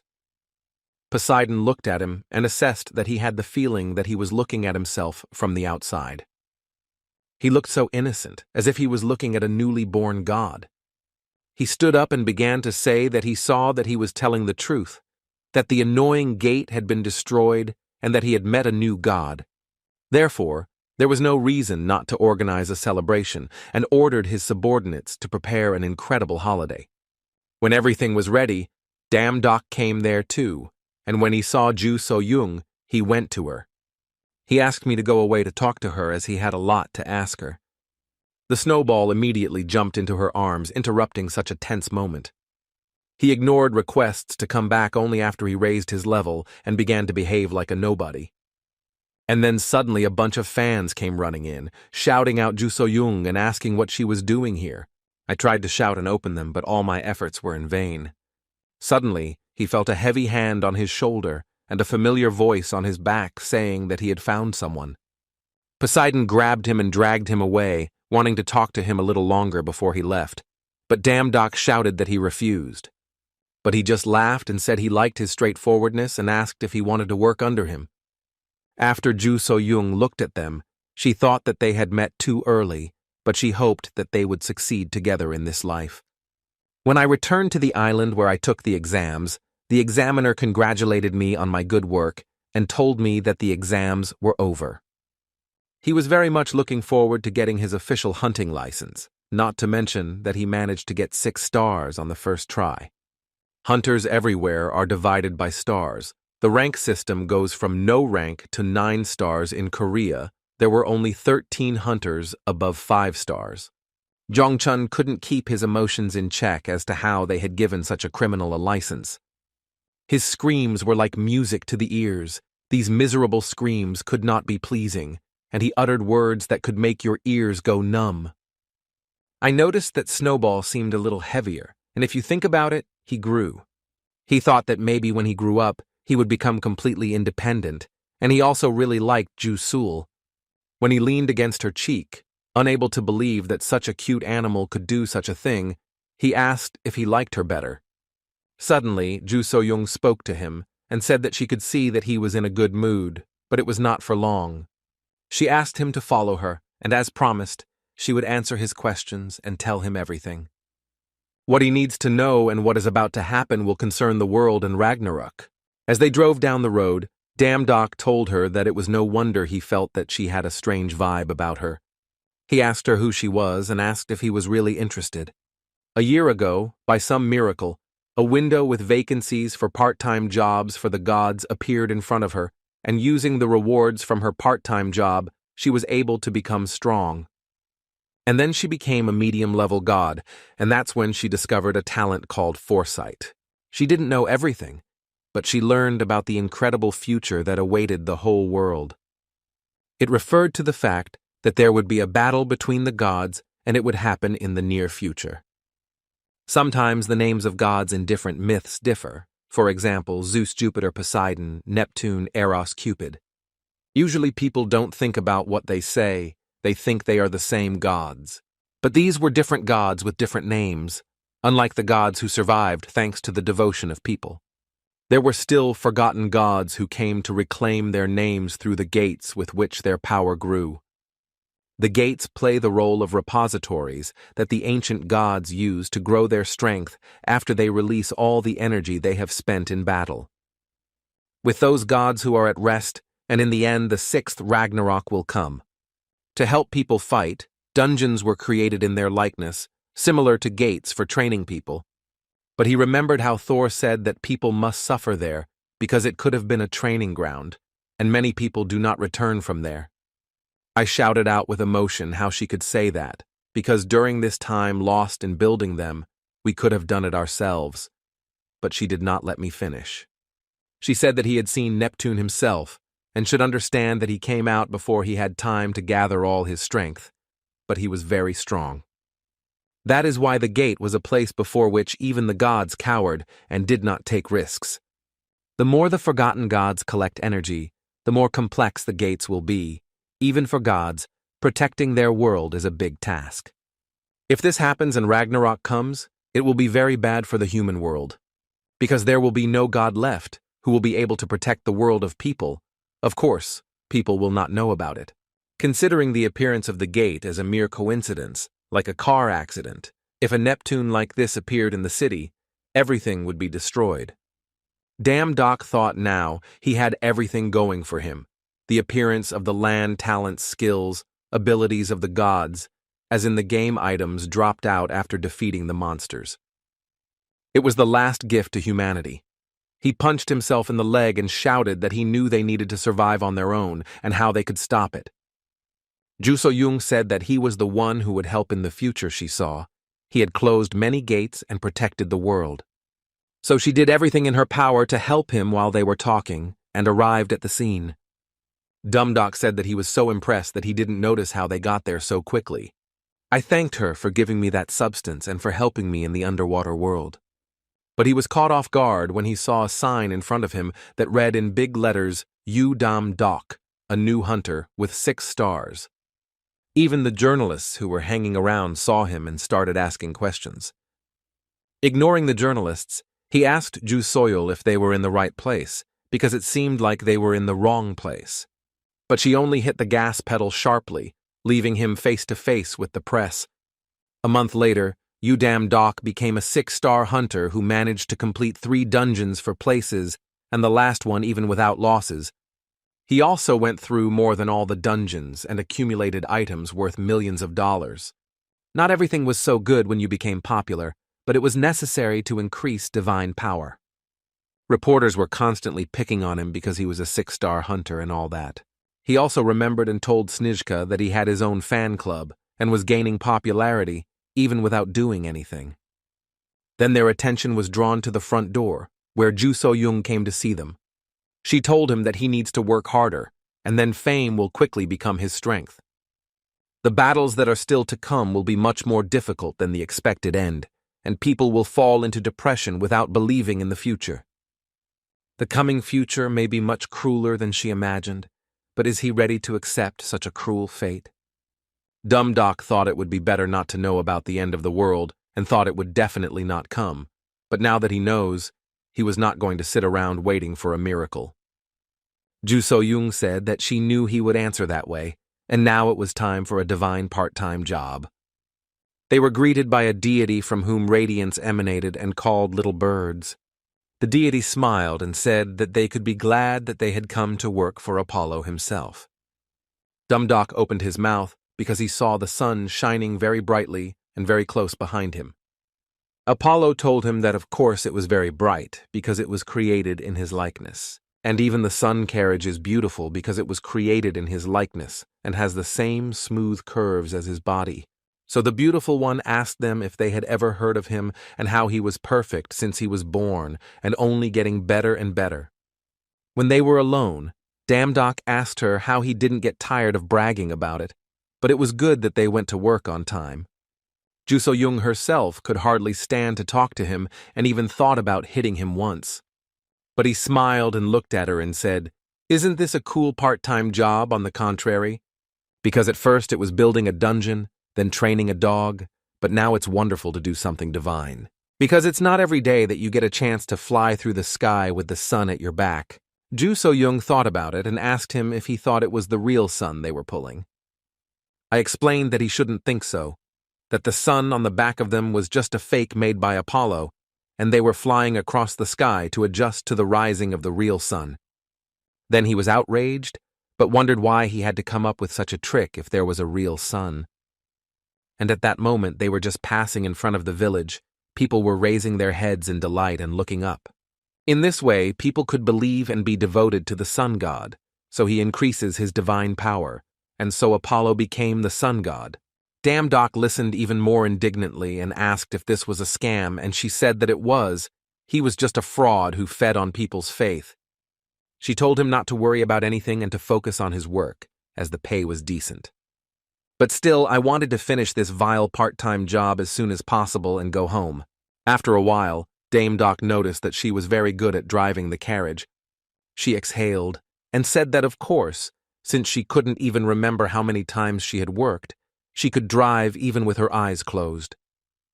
This prompted the question that it was not the first time she had worked part-time for Apollo. But then it was not clear why the sun god did not recognize her when they came to him. Ju So-young saw that it was impossible to lie and why he suspected something now. She got out of it by saying that such a god certainly doesn't remember anyone but himself, even if you come to him several times. In an instant, their carriage was surrounded by creatures that roared and looked like wolves. The intuition skill was activated, and in order to prevent the wolf from harming the horse, my hand pulled the leash aside. Ju So-young was puzzled, as the appearance of sun wolves was strange because they were not usually seen on this path. Dame Doc noticed that they looked a lot like hellhounds, so he activated the skill that tamed Cerberus to check it out. She wanted to be the first to deal with them, asked him to hold the line, but he said he would deal with it himself. But she shouted that they were superior to him, and if he touched them only, he would be burned to the bone. But he wasn't going to sit there. He turned Snowball into a sword, saying that if he was to become as strong as the prophecy, he should be able to fight them. After these words, he leaned on the roof of the carriage with a burning desire to deal with them. Standing on the carriage, he waited for at least one of the sun wolves to attack him as he had planned. I shouted at her to watch what she was doing and grabbed the sword.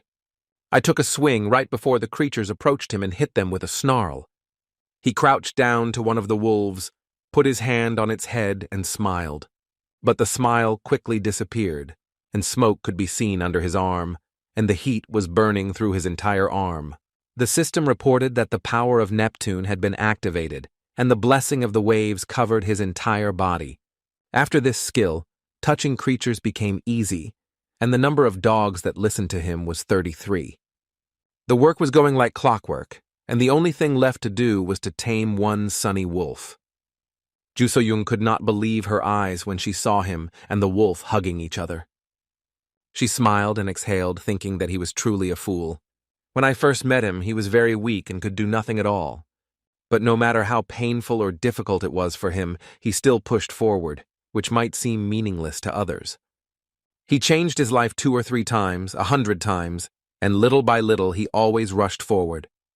To achieve such success in 1,869 lives is an incredible result. Therefore, I am sure that the only one who can destroy it is he and she who is reborn for this purpose. After finishing with the first group of sun wolves, Dame Doc ordered them to help drive away the rest. When the rest of the wolves approached, they took their positions and he ordered them to attack. When they attacked them, it was clear that they managed to confuse them because they were identical. He shouted to them that they shouldn't even worry and that he would reconcile them all soon enough. Falling on top of him, he smiled and tamed another one into submission. One by one they obeyed, so that 40 dogs were following him. Since they were very good at subjugation, he asked them not to relax in order to conquer the rest. The system threw another message that the number of dogs exceeded 40, and an additional skill to Dog Lord was improved. The additional skill was called Howling, And now he had the ability to call tame dogs, and they would follow all his commands. There will be no use in taming all the dangerous hounds in this situation. I thought that if he called his little friend, the fight would be very spectacular. Jusoil shouted at him to hurry up and tame the others. She added that sun wolves are not so dangerous when they are alone, but they can join together. That's what happened, and the rest of them joined up. And now, in addition to their size, they have long-range ability. Because the fireball hit the sun, a large, bright explosion formed in the sky. The carriage was destroyed and fell with stones to the bottom of the sun, and the sun disappeared into the air as if it had not existed. Ju So-young rushed in just in time and grabbed him by the collar from above, scolding him that at the most crucial moments he was somewhere in the air. I also shouted at him to get ready as soon as possible, as there was no time, but he was interested in where the carriage with the sun was. But they fell down right on the village. I looked down and saw what was happening there. And there was something else she didn't tell him, but that would come later because the village was in great danger. So at first, the first task was to save the people who were attacked by the wolf. One girl tried to run away, but at one point she turned around and saw a column coming at her. She fell to her knees and covered her head, and in an instant the column split and fell to the side. Doc stood in front of her and told her that everything would be fine, but asked her to get out of here as soon as possible. He ran to the creature to fight it, so that it would stop destroying the area and threatening people. The great sun wolf was a monster that was too strong and impressive in its power. The force of his paw still squeezed, so he had to run away sharply to the side, and also thought about what if the sun wolves all joined together. They still can't win against the strongest dog in the mythology of hellish Cerberus. As soon as he appeared, he instantly pounced on the wolf, knocking it to the ground and catching it by the neck. Dum-Dum told him to hold him as hard as he could to finish his job. People watching from the outside didn't understand what this guy was doing when he suddenly fell from the sky and dealt with the threat in a flash. Next to the man was Ju So-young, who quietly told the old man that he was Yu-Dam-Dok. The deity who saved them and the village from the threat of destruction is now their protector. When everyone was seated, he was happy to see the dogs eating and playing and hoped that he would not have to clean up after them. And those who were responsible for all this were on their backsides. He drew attention to them and shouted at them not to cool off and continue working. I thought that there was no way to even turn away because they were starting to play the fool and do nothing. Then a man came up and addressed him as the god of swords, Yu-Dam-Dok, and asked to hear him out. He fell to his knees and said that even though they were late, he wanted to convey their gratitude on behalf of the entire village. At first he tried to explain that everything that happened was his fault and asked me to stand up. But he answered that no, thanks to the gods who watch over them, they are still alive, and their village is very grateful to him. And now they will make sacrifices every month for his favor. As soon as he started shouting, "Long live the god of swords, Yu-Dam-Dok," he disappeared in a second. When he escaped, he thought about what it was about, but what Ju So-young wanted to say was that all the locals were crazy. And they also did a good job of smashing the carriage to pieces. The sun wolves ate the sun. With a Sunday left in Apollo's part-time job, Ju So-young approached and said they could try to create it again. At first he thought she was joking with him, and they looked at each other in silence. A good old friend of his could help them in this matter. Throwing their arms back, they walked along the place that led to the most famous blacksmith, Hephaestus. He asked her what it meant that she was making good money if she offered to create the sun. But she calmly replied that she did not have a penny in her pocket. This provoked a violent reaction, because no matter how close they were to Hephaestus, he would not create the sun for their beautiful eyes. She asked him to stop talking and just follow her in silence. He was overwhelmed with anger that she thought she was not so sure that they would get help for thanking her, and she agreed to a bet that if she won, she would make him a wish. Hephaestus smiled and replied that he could easily, since he owed her a lifetime of debt, so it was nothing to him. He said that if they gave him 3 days, he would even make 2 sons for them. Dam-Dok wondered what she had done to him, that he agreed to make a son for free. When they got out, Dum-Dok asked her what she wanted to talk about after the battle. Ju So-young also asked if it was right that he should fulfill her wish. But before that, she needed to tell him something, and he agreed, saying that he was listening carefully. In order for him to stop the battle of the gods, and with it the end of the world, he had to acquire priests. What she said made him nervous, and he asked what she meant by the word priest. When the divine power of a lower-level god passes 50,000, the god's call is unlocked, and he can enlist the support of the priests. Damdock asked if she was joking, because you can't just grab a priest and say he's a god and need his support. Quite calmly, she said that he would have to do it anyway, because he would not be able to stop Ragnarok on his own. He needs to gather 12 priests from the prophecy who are in different dimensions, and only with them will he be able to save the world. He asked her to stop because there was too much information, and he was confused, and also asked to omit the fact that 12 priests were needed. Not one or two, but what did it mean that they were in different dimensions? Now he could only moonlight on the continents, but as he gradually grew in power, he would be able to moonlight on all dimensions. But there was nothing to worry about because the first priest lives in their world and will become a combat-ready assistant in the future. And now she wanted to get back to the task at hand because she had come up with something. As soon as Hephaestus was done with his work, they started working again. The people worshipping the sun noticed something, and one man asked who Yu-Dam-Dok was. The second man said that this is the god who saved the second village from monsters, and Apollo appreciates him for putting a banner with him on it. He was not happy about this desire. Of course, he wanted to show off his divine power, but he thought it was a shame. Ju So-young reminded him that he had agreed to the wish himself, and its purpose was to unlock the power of God's call, and so I had to do everything I could to make sure that more people knew about it, or to make it useful. After finishing the task, he was sitting in the store choosing a new talent, and he liked the talent for shooting. In some cases, this will help improve long-range combat, as it was difficult to deal with Neptune because I could only use the breakwater. And now, after purchasing it, I wanted to see how much its divine power had risen. It was a shame to carry the banner every day. He couldn't even sleep properly. And then he saw that he had reached the necessary strength and the call of God was unlocked. I couldn't believe my eyes, yet the damn banner worked and the power increased so quickly. Then Apollo suddenly came up and asked him what he was looking at, and he was startled by this sudden appearance.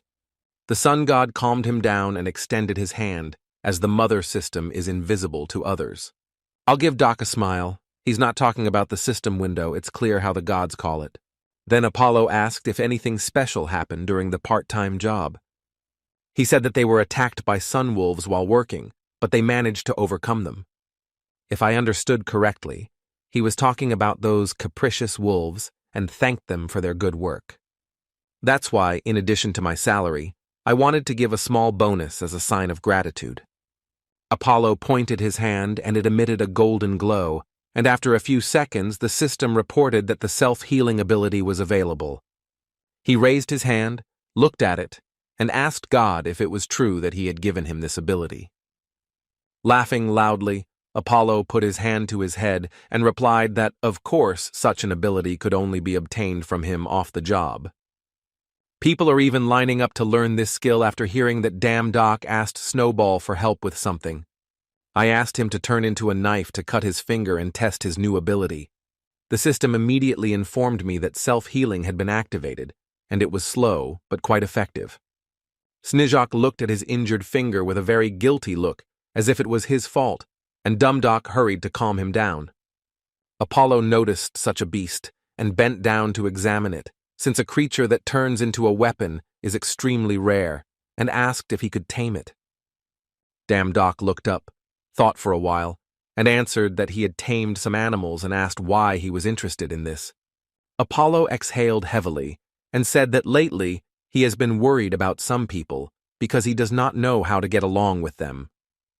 Rubbing a hand under his beard, he added that he was also tired because they were constantly eating his son. As soon as Apollo thought that it would be a good idea to try to tame them, the room brightly lit up. When I saw the sun wolf in front of me, I opened my mouth because a lower-level god managed to do what no other god had done. Apollo was sweating, sweat trickling down his cheeks, and asked in an uncertain voice how he had done it. Damn Doc agreed to help him with his problem, but he had only one condition. He had to teach him how to shoot a bow. For most people, Apollo is the god of the sun, but he is also the god of medicine, the art of the muses, and the god of archery.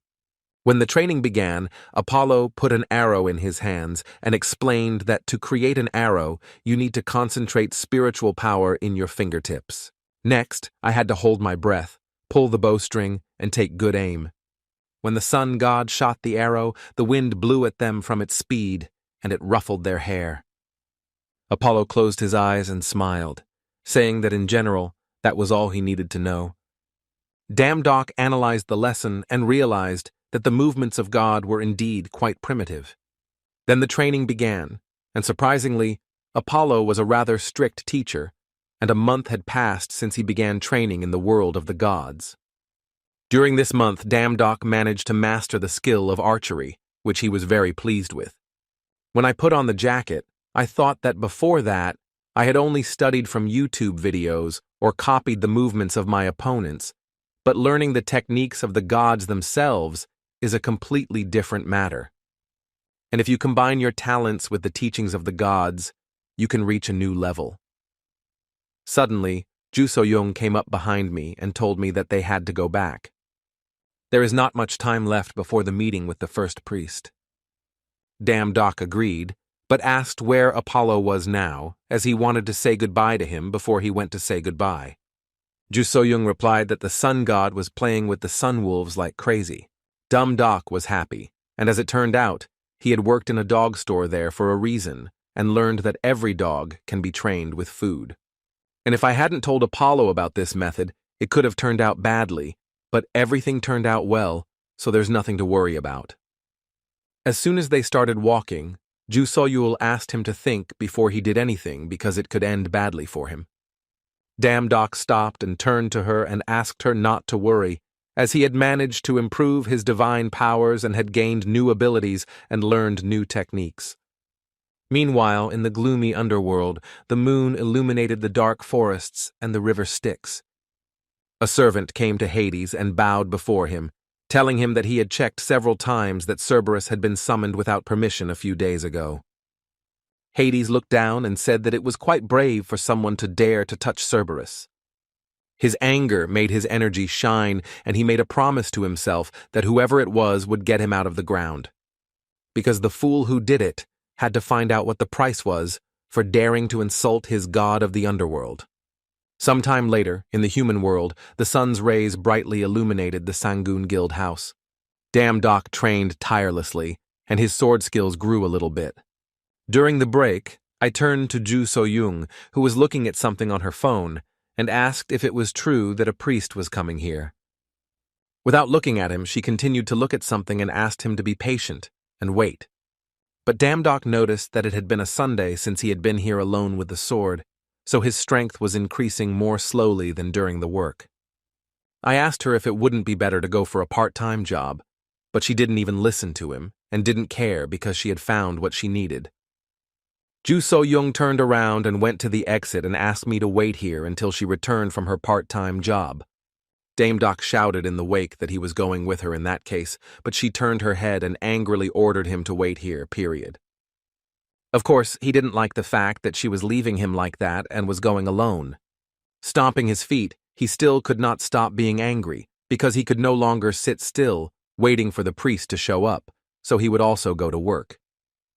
But his shouting was interrupted by a person who said in a sneering voice that he needed part-time work because he was poor.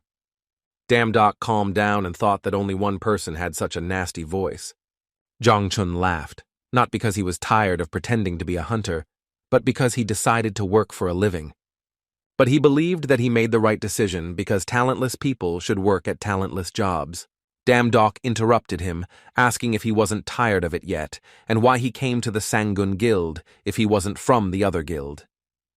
Then the thought slipped through my mind that this one could be his priest, and I prayed to all the gods that it was not. Yongchun replied, "Doesn't he know that there's a training tournament here today? And with a sponge like this shabby cat, you won't get far with it." Snizhok looked at him with anger in his eyes after these words. Then he showed what kind of dog he had, boasting that it had hound blood from the German lands, so only because of this can he be considered the winner.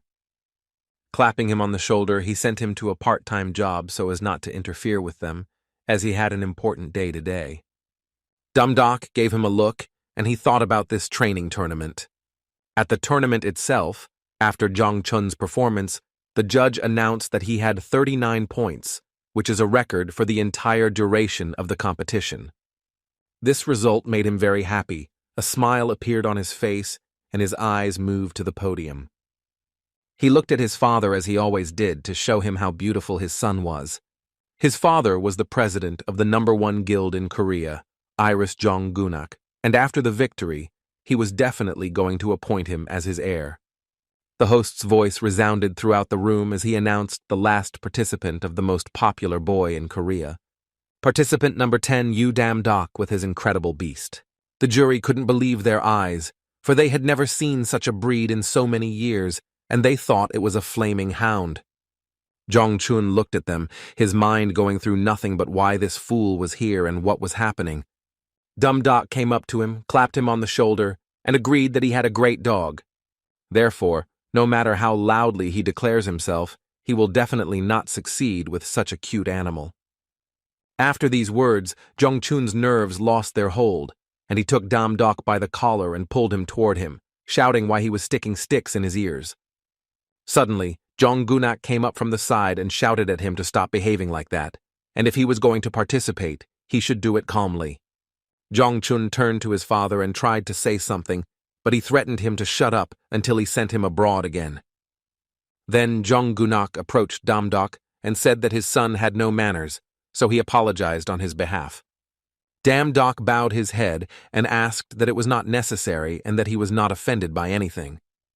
The man noticed that since their last meeting, which was a long time ago, he had grown a lot. He also asked me not to waste my nerves on his son and just remember that his son is a fool. After the tournament, Jong Chun was furious because his father was back to his old ways and was only doing what he did to compare him to all kinds of garbage. He grabbed his head and screamed that since Dumdock came into his life had gone to hell. Because of his anger, he didn't even notice that there was a guy in the room who was playing the game and asked him why he was so irritated. Jong Chun calmed down, turned his gaze to him, and grumbled about why he had just come. The guy continued to play without taking his eyes off the game, saying that he was gambling because today was the last day of the event. This answer made it clear to Jong Chun that he could do whatever he wanted, because he knew that his father would take care of him and that he and Dumdock were a pair of shoes. It was at that moment that I came up with the idea that we could put them both face to face. It was already getting dark outside, and Ju So-young returned to the Sang Guild from her part-time job. Dumdock told her what had happened and wished she could see the look on Jong Chun's face as if he had lost everything. Recalling his expression, I laughed as it was one of the most beautiful sights. Ju So-young listened to him in silence the whole time and did not react in any way until at one point she turned her eyes to the side and said that he had come. Dumdock didn't understand her at first until the system warned her that her intuition was in danger and a voice sounded behind her. Pulling out his sword, the boy warned that he had crossed the road to Jong Chun in vain and would now be in big trouble for it. He asked them not to be very angry, and in an instant the sword struck where they were standing, followed by an explosion. He said that it was nothing personal, as this guy was an elite hunter of the Iris Pek Kurim Guild. Jong Chun, meanwhile, sat waiting, thinking that Bek Kurim was one of his father's favorites. He also knew that he was born with a talent for swordplay at SS level and was an amazing genius, developing his abilities to master level at the age of 10. But because of his ruthless nature, he beat his opponents almost to his last breath, which is why he was nicknamed the White Demon. Meanwhile, Dumdock managed to block Bek Kurim's shot in time to react. Then he pushed the sword in front of him and smiled because he saw that the enemy was puzzled. I looked up at him from under his hair and asked if this was what he called a surprise attack. At one point, the guy in front of him swung his sword, but the blow hit the concrete, leaving behind pieces of stone as Pek Kurim managed to bounce back. When I was wiping the cut, I was even surprised by this skill because I had planned to finish everything quickly. And now he was not going to retreat. He bent down and took a fighting position for the next attack. The swing of his sword passed by his head very quickly, only a few centimeters away. Seeing that he had missed, he jumped up over Damdok and swung his sword. But the blow was so powerful that a shockwave was formed around us. However, he didn't manage to hit him properly and only left a cut on his cheek. Before Pek Kurim could recover from that, he was in front of him again and managed to ask which hand to leave him with first. Even then, Damdok realized that this was his priest, so it would be very difficult to fulfill even the first condition. Ju So-young said that the first condition was to inspire reverent fear in the enemy. She said that there are many ways, but the easiest way is to show a significant advantage in strength. While he was thinking about those words, Pek Kurim's punch hit his right arm, leaving him wounded. At that moment, it seemed impossible to inspire fear and show more strength, because the enemy was better at swordplay than he was. I had to think of something to do quickly, because I saw that Pek Kurim had already rushed to attack again. However, he managed to put up a block, the force of which sent him flying in the other direction, but the enemy followed. Then it became obvious that one sword would not do the trick. Why should they have fought only with swords ordered Snowball to turn into fighting gauntlets to stop the enemy's blow? The bewildered Pek Kurim did not even expect to receive such a powerful blow to his face after blocking the attack. The gnome's hammering created a pile of dust and a shockwave, but despite his strength, he was still standing on his feet, holding his sword. He even said that a swordsman who uses his fists looks like a coward. Damdok smiled and advised that there are things in life that cannot be achieved with a sword alone. But Pek Kurim shouted at him to shut up, and he missed the shot only because he was not paying attention. At his words, Damdok laughed, because if it was true, he would definitely not let his guard down now, and the battle could continue. As evening fell, darkness descended on the city, the lights were on in the houses, and Damdok was already home. He and Ju So-young were waiting for Pek Kurim because after the battle, he left him a note with his home address. The only question was whether he would come because he beat him well during the fight. Ju Sobel reassured him that she was sure he would come, despite the fact that he had been abused by him. Because of all this, I fell headfirst onto the couch because it seemed that this job was even more tiring than a part-time job. You also need to fulfill 3 conditions to gain the support of the priests, the first of which is to earn the respect of the priest. The second condition is that the priest must make a clear decision to become its patron. And finally, the third and last condition is that the priest must take an oath. Because of all these conditions, my head was spinning, because the procedure was quite complicated, so I asked Ju So-yul curiously. Could she have priests, since she was a middle-level god and should have been able to use the call of the god long ago? She looked out the window and quietly replied that due to the circumstances she was unable to use the call of God. Damdok asked her why, but she just turned and looked away in silence. And only then she said that it would take a long time to tell, and at that time they came to the door of the apartment. Damdok switched over and heard that a guest had probably arrived after all. I shouted at Pek Kurim not to stand there like a bullshitter, and if he came, let him come in. Staying on the other side of the door, he shouted at me to shut my mouth and wanted to ask me whether he was a swordsman or a fighter. Damdok said that the point was that he could be a fighter as well as a swordsman. The door was opened with a foot, and then they shouted that it was all a lie. There could not be a genius who was good in 2 fields. So he asks him again which of the 2 he is good at fencing or martial arts. In order not to argue for a long time, I smiled at him and offered him that if he didn't believe him, they could hold the fight again. Pek Kurim immediately stalled because he didn't want to fight, but there was a second reason why he came. He wanted to find out and analyze the reasons why he lost the fight. Damdok asked, with a more serious tone in his voice if he really wanted to know. But suddenly he closed his eyes and smiled and said he would not tell. I did not really want to reveal the secret of my weaknesses to such a rude man as him. And if you really want to know, Yu's older brother Damdok should have said, "Please take me as your student." Pek Kurim turned around and shouted that he would rather bite his own tongue off, so he was leaving. He was so angry at the conditions of calling him an older brother, it took 10 years for even the fool Chongchun to at least pay attention to him. Damdok said in his wake that it was a pity that he was leaving, but he was so eager to teach him one of his martial arts techniques.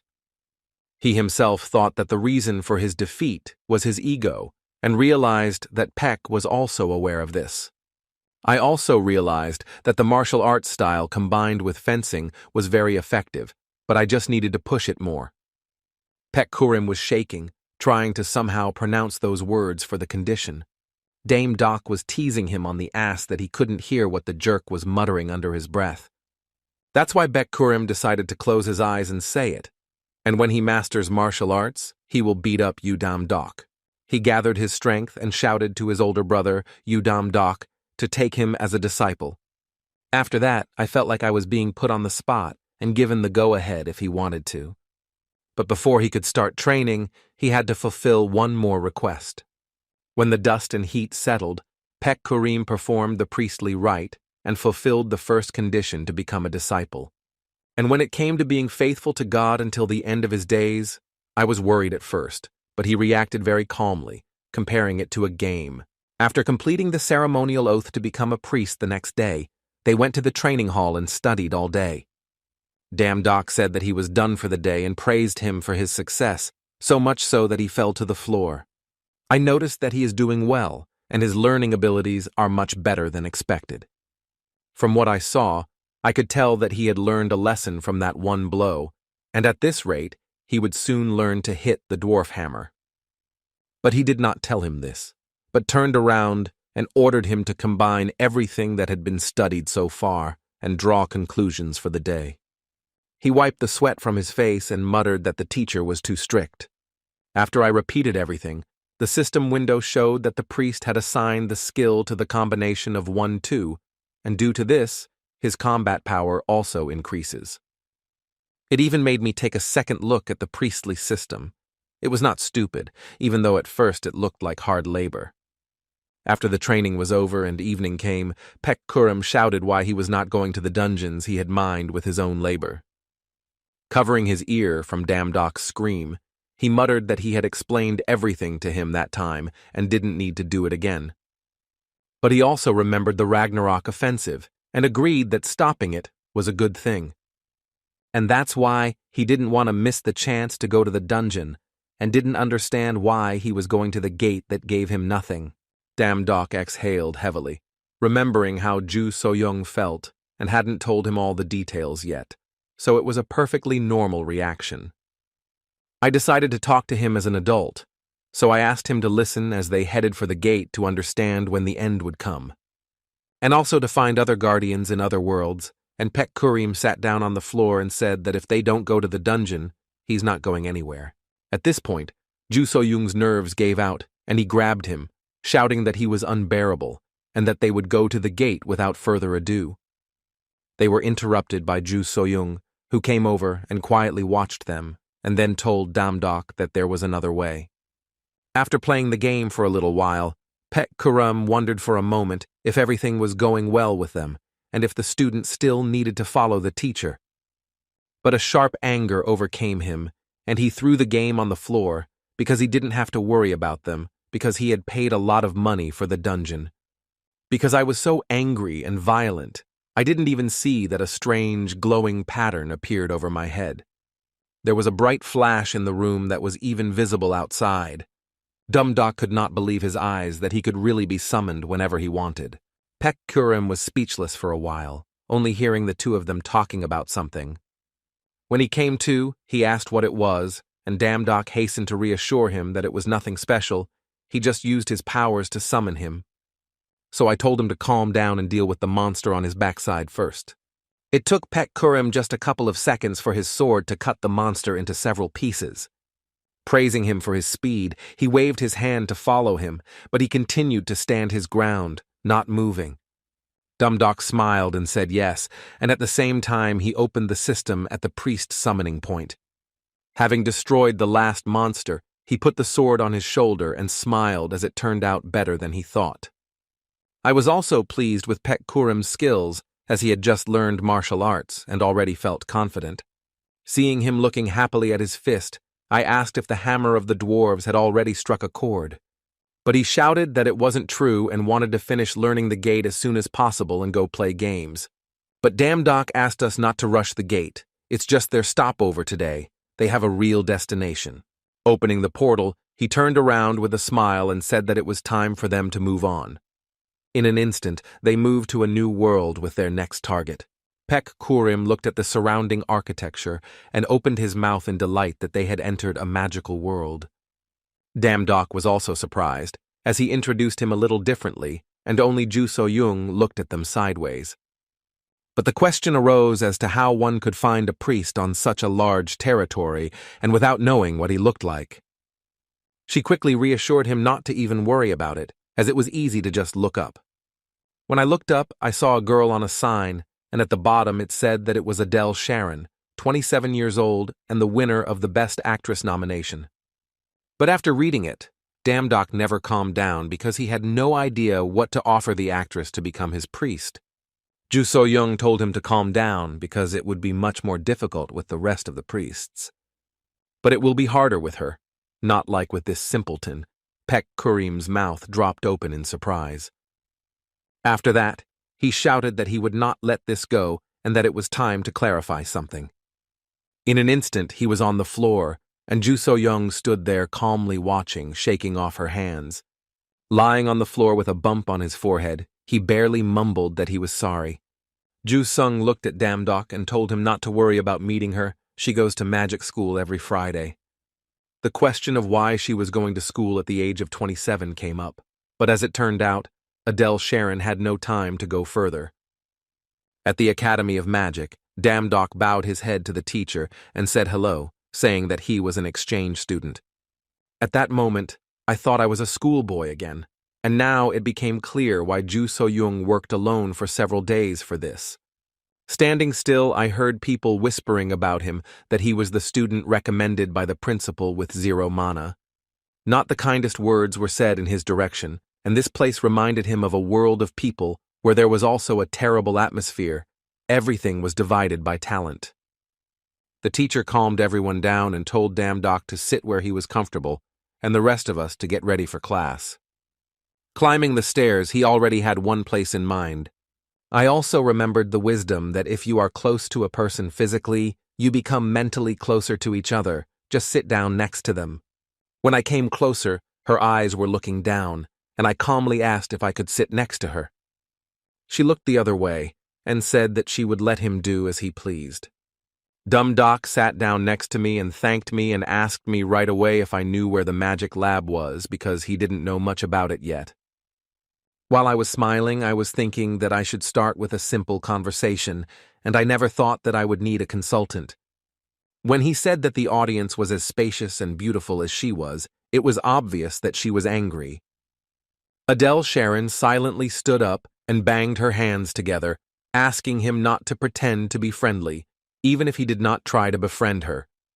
So if this is the case, she asked if he could just leave her alone and not annoy her with his sincerity. After the lesson, I looked for the magic practice room and thought about my actions. I looked up and got angry because I couldn't find the A building and overheard a conversation. Her husband told Adele Sharon that if she didn't graduate from high school this year, he would stop studying and concentrate on her acting career. I also didn't realize that I knew everything, but I resisted because the lack of mana was untreatable. The teacher in class said that if you feel the flow of mana and imagine a blob of fire, you can use a fireball. Damdock stood in awe of the teacher's magic like a little child. I immediately decided to try it myself and got into the position of smiling and setting myself up. As soon as he did not fold his arms to try to release the fireball from his hands, after many attempts, he realized that it was all in vain and first wanted to see if he could use divine power instead of magical power. And finally, I tried 2 moves and realized that magic still requires mana. His classmates, who were watching him, laughed at him and asked what he was doing now. Damdock replied, "Can't they see that the guy trying to practice magic almost choked on his laughter?" Adele Sharon looked sideways at him and how they called him a clown. I couldn't stand it and turned around, didn't want to hear what they were saying, and walked towards the dam dock. She tapped him on the shoulder without looking and said that she had a conversation and needed to meet him after class. In the evening, they met in the corridor by the window for a conversation, which they had agreed to have, and she immediately said that she could see that he had no magical powers. But even without mana, it was not good to act like a fool, so why not just give up magic? Dam Doc immediately replied that she was dissatisfied with her own situation, and saying this to an outsider didn't look pathetic. Adele Sharon shouted that he was talking nonsense, but he immediately interrupted and asked if he understood correctly that she did not have enough mana. Dusty immediately sat down. She fell silent, and Dam Doc continued as he knew it was a rare disease. She quietly replied that this disease, lack of mana, was untreatable and had destroyed all her dreams. Perhaps that is why, when he appeared in front of her, he was in the same position as her. So instead of feeling a sense of kinship because of the similarities, she was overwhelmed by a feeling of disgust. Although she always tried to control herself, her emotions got the better of her, and she shouted that she had always challenged herself. And then her colleague asked her how long she would behave like a child, and she finally had to learn to give up and do what she was good at. She knelt down, covered her face, and cried because she was angry at an innocent person. And then I barely heard him say that he was going to make it possible for her to have magic. But in return, she had to help him with something, and smiled sincerely. Adele Sharon reacted sharply, because no matter how hard she tried, even basic magic was difficult for her to master. Dam Doc stopped her, and gave her one finger, and told her that one Sunday during this time would help her master magic. She shouted out not to be mocked as a person without magic would do, then offered her a bet. Later, Dam Doc met with Ju So-young and told her about his conversation, and she couldn't believe the magic that happened on Sunday, and asked him where his confidence came from. But Dam Doc knew it was too rash of him, and if he hadn't told her that, she wouldn't have even listened to him. Ju So-young calmed down a bit, put her finger to her lips, and agreed that it wasn't the worst way to get her attention. But to think that he told Adele Sharon that he would teach her magic on Sunday. The problem was that you can't even buy a talent for magic in the store of the gods, and it takes a long time to get mana. But everything will be different when they take a hidden part-time job, because in 2 months, Kairos, the forgotten god of magic, will appear, and Vermouth, the god of magic, will ask for help. And one of the rewards is a talent for magic, so this was one of their ways out of this situation, and Dam Doc immediately asked how to do it. But Ju So-young didn't want to tell everything, as it could hinder his development, so she only said that in 2 months, the forgotten god would appear. Then he will have to accept the vacancy of the god of magic Vermouth, but Adele Sharon has to wait 2 more months. Dam Doc listened to her to the end, and then smiled that they didn't need all this hassle because they could do it right now. Ju So-young angrily asked how he had come to this conclusion, and Dam Doc folded his arms and said he had a good idea. In any case, it was necessary for Vermouth to feel threatened and publish a post about the work. This means that they need to disguise themselves as monsters from the gate and start an invasion so that Vermouth will ask for help. Ju So-young couldn't believe what she was hearing because in all of his revivals, Dam Doc had solved problems in one way. I thought that maybe in this life Dam Doc would do another one, but there was a but. She closed her eyes and shook her head to the side, saying that this plan was dangerous. Because if something goes wrong, it threatens his life. But he smiled and told me not to worry. Because he will not play the role of a monster, he added. Since she is the strongest among them, she will play this role. With a calm look, Ju So-young put her hand on her finger, and the next thing that happened was a loud scream of pain. The next day they came to the Temple of Vermouth, and there were many magicians at its entrance. Dam Doc assessed the situation and whispered quietly that there were more of them than he had imagined. He told them both that he would hide here and then they would start the show. Pek Kurim opened his mouth and started yelling why the hell he had brought him here, because they were going to fight the god Dam. Doc tried his best to calm him down. Since it didn't work in a good way, he threatened to either let him go there as bait or end his life at his hands. The magicians quickly noticed that a stranger was approaching them, and one of them pointed his staff at him and ordered him to stop. Since he did not hear his order, he activated the magic and shouted once again that if he took even one step, he would be finished. Pek Kurum walked straight on, only muttering under his breath that the couple was simply ignoring him. And since the magician had warned him, he screamed and used his magic in the next step. The fire almost reached him, only a few meters away.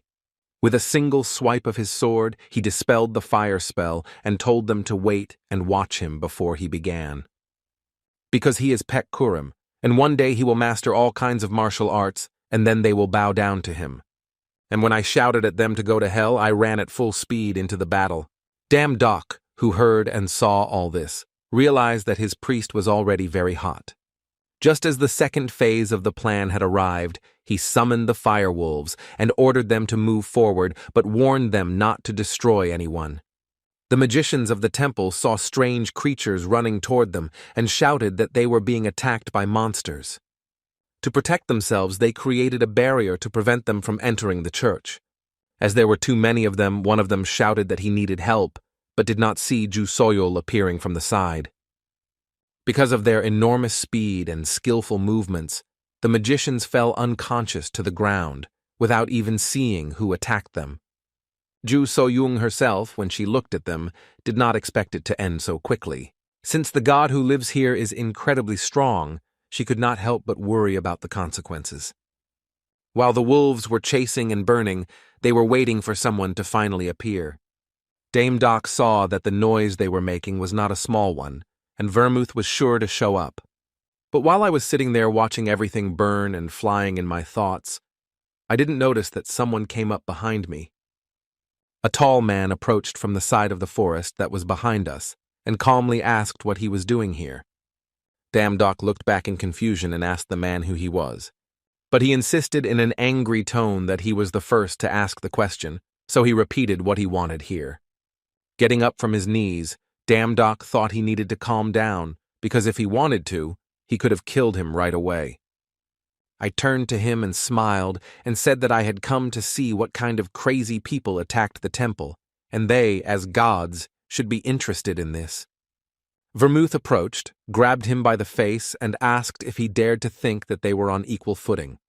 Dame Doc was still trying to be friendly, and despite his cheeks being squeezed, he mumbled that he didn't mean it. In an instant, Vermouth let go of him and wiped his hand on his shoulder, as he saw that he had gotten dirty there. Then I apologized for being too rude to him, and when I tested him for sincerity, I did not feel any hostility. The god who sees it for the first time would definitely not attack the temple, neither light nor dark. Ju Soyul saw that Vermouth had appeared and overheard that they were getting along. Vermouth turned his head to the temple and saw that these were not the most dangerous monsters that came out of the gate. He looked at them, and they looked at him, and no one did anything despite the distance. After waiting a little longer, Ju Soyung grabbed Pek Kurum by the shirt, abruptly jumped up and ran away. Only a glint in the sky remained of them. Vermouth saw them run away and appreciated their speed. Dum Dum looked at him, and judging by his expression, saw that he was not going to pursue them. But I still didn't want to relax, so I kept my hand out to move them abruptly home. There were several reasons why Ju Soyul agreed to this plan, one of them being the character of Vermouth, because he was a god who did not like battles but simply loved magic and spirits. They faced each other and continued to talk. The god of magic asked where he was from and heard that he was from Korea. I thought about it since it was the first time I had heard of such a place, but it looked like a dimension called America, from which God came last time. Dum Doc focused on this because he didn't know that anyone but him and Ju Sung owned the system windows. Vermouth approached him because he wanted to ask him for a favor. Dum Doc immediately replied that if it was about suppressing the gate, he was ready right now. He smiled because it sounded reliable on his part, but he didn't mean it. Starting with the monsters at the gate, even the smallest insect had its own circumstances.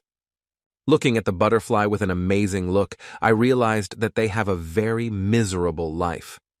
After listening to his philosophy for a while, Dame Doc finally realized how he was losing battles with such power. Therefore, based on the prophecy, it seems that Kairos knew Vermouth's personality well. The god of magic let the butterfly go and said that his request was to merge with people and teach them magic. For him, the monsters coming out of the gate are like the flaps of a butterfly's wings, but for people, these flaps are like a devastating storm. If the monsters from the gate are as strong as the ones that were there, then people will not be able to cope with them. He would have gone to teach himself, but he needs to rebuild the temple. He could also send his priests, but unfortunately they cannot now, so he asks for help.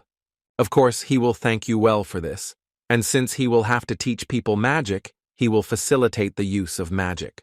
Damdok's eyes lit up, so of course he would be happy to help him in this matter, and Vermouth added that he would warn everyone to work comfortably. A little over a year later, in the backyard of the Magical Academy, the students were discussing how long it had been since they had seen the talentless newcomer.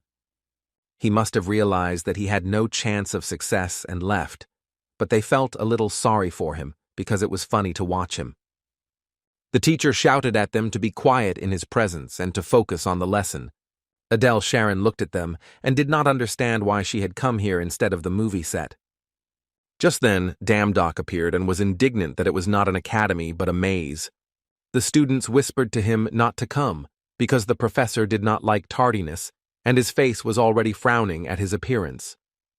But suddenly, he greeted me kindly and said that he had been looking forward to seeing me, and Damdok apologized for the wait because he couldn't find the office. But the professor said that he had nothing to apologize for and that he had to meet him personally, and the students' jaws dropped. Then he asked for the attention of the audience because they were facing the most valuable high priest of the great Vermouth, Damdok, who would teach them magic. Damdok asked the most vocal ones what was wrong with their faces, if he wasn't the only one who had gotten bored. One of the students could not resist shouting to the professor what he was talking about. How can such a talentless man teach them anything, since everyone knows he has no magic? Damdok saw that the professor had a mixed reaction and asked him to calm down. The student was not satisfied and wanted to prove that he could not teach them, so he challenged him to a duel. Now he will help him realize all his mediocrity. Damdok did not appreciate this and agreed to a duel. Then the people around them went to the sides so that the duelists could be left alone. Since he knew that the student was weaker than him, he shouted for him to start first. Without further ado, he gathered the flames in his hands and shouted the spellfire arrow. But she never reached her goal, crashing into the barrier spell created by Damdok. Since one duelist has used his opportunity, it is now his turn to attack. I pointed my finger at him, smiled, and warned him to be sure to block this attack. Before these events, Vermouth said that using high-level magic was difficult from the very beginning, despite the talent. So to make sure he succeeds the first time, I shared a bit of my power. The opponent fell on his ass and shouted in a voice that was not his own that he was wrong. As the attack was already flying at him, Damdok abruptly changed his trajectory into the sky. And because there was too much energy in it, the air glowed orange from the explosion. Then he approached the student and asked him to tell everyone with sour faces that from now on he would teach them magic. The professor was impressed. He could not have thought that he was in control of the 8th circle of magic, which no one can use in this era. Adele Sharon was even more impressed than the professor was, as she could not believe what he had learned. After the class, they discussed everything, and the conditions that Damdok told her were very annoying. He asked her to calm down and sit down so that he could explain everything slowly and in order. But before that, I wanted to ask her what exactly she didn't like, and the fuss was raised again. What was the point at all? Why should she always come when he called her? It means she should be loyal like a dog. Such conditions resembled slave-like conditions, so she was sure that she was not facing a god, but some kind of fake. Damdok exhaled and replied that he would not call her for nothing. They just needed her power to stop the catastrophe that would happen in the future. And for the battle that awaits them ahead, he will do everything possible to help cure the lack of mana so that she can master magic. But she denied that it could not be fixed even with millions of gold. Damdok gave a thumbs up and said that they hadn't invented the method yet, but would do their best. Adele Sharon stood up again, slammed her hands on the table, and shouted that this was a pure hoax, and if so, she could call herself the god of magic. In order to come up with something, I asked Ju So-young if there was any way to fix the lack of mana right now, and she shook her head to the side. She thought that he had managed to master magic so quickly and come so far, but Adele Sharon was a tricky thing when it came to conviction. The only weakness of a superstar in the magical world that no one envies is the lack of mana. After thinking about it all, she asked the Dame Doc to just give her time to think about it. And as soon as she said that, there was still a lot of time before the gate was broken and that he should learn magic. A roar gradually sounded that made the ground shake under his feet. A giant gate was formed on the street from which a beam came out and crashed into the ground. It created a red and pink glow in the window that lit up the room and attracted attention. Ju So-young knew that this could not be, because there was still a whole month left before the gate was opened. But why did Kairos come so early? Immediately after the beam, a bunch of monsters crawled out of the gate, filled the town, and began to destroy it. The look on Adele Sharon's face as she watched all this became confused and very frightened. Not understanding the situation, Dame Doki shouted to Ju So-young what was happening, who said that Kairos was still a long way away. She didn't know what to say to that, since he had never shown up so early before, and she could see with the sun wolves that something was wrong with this life. Her attention was drawn to the glint of the sword, and she turned her head to shout at Dame Doc what he was going to do. Kairos is on a completely different level compared to Neptune, and if they go against the prophecy now, it is not clear what will happen next. But Dame Doc had a different opinion because nothing will change if they sit on their asses and Vermouth's job to clean the gate had just arrived. Many gods were involved in the fight against the invasion of monsters, and they skillfully crushed them right and left. Dame Doc was not far behind either, breaking through to the front, destroying everything in sight. However, he could not help but notice that there was no end to them, and it irritated him. But Ju So-young thought it was lucky that they could keep the award for that alone, since he is a god who never sends invitations, being the best of the gods. But Dame Doc knew this himself and realized it after Vermouth sent him to teach students. After a short break, they came to the conclusion that since they did not know how the situation would turn out, they should continue to destroy the monsters. Ju So-young reassured us that even if the situation was different from the prophecy, Vermouth would not lose to Kairos. As soon as Kairos retreated, they were going to plan, but she didn't get to finish because a powerful explosion sounded behind her.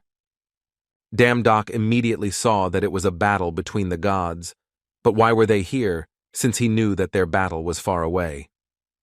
At one point, the gods who responded to help heard Vermouth's voice coming from nowhere and realized that the situation was stalemate.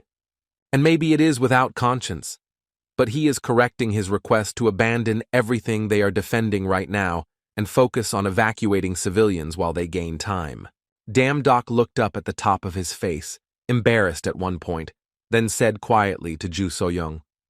She, too, was puzzled by Vermouth's message and had to do as he asked. Adele Sharon shouted where they all went and why they stopped fighting. Dame Doc stopped and explained that Vermouth had ordered a retreat, but she asked what about their town and the people who remained. Ju So-young interjected that she could not say for sure because it was different from the prophecy. But this dimension will be destroyed by Kairos. Adele Sharon was silent, unable to believe what she was hearing. She also quietly said that she was sorry, but they could not change anything. Adele Sharon ran up to Dame Doc, begging him to do something, as she did not believe that there were no options to do anything. But he stepped aside and said the word, "I'm sorry," upset by the situation.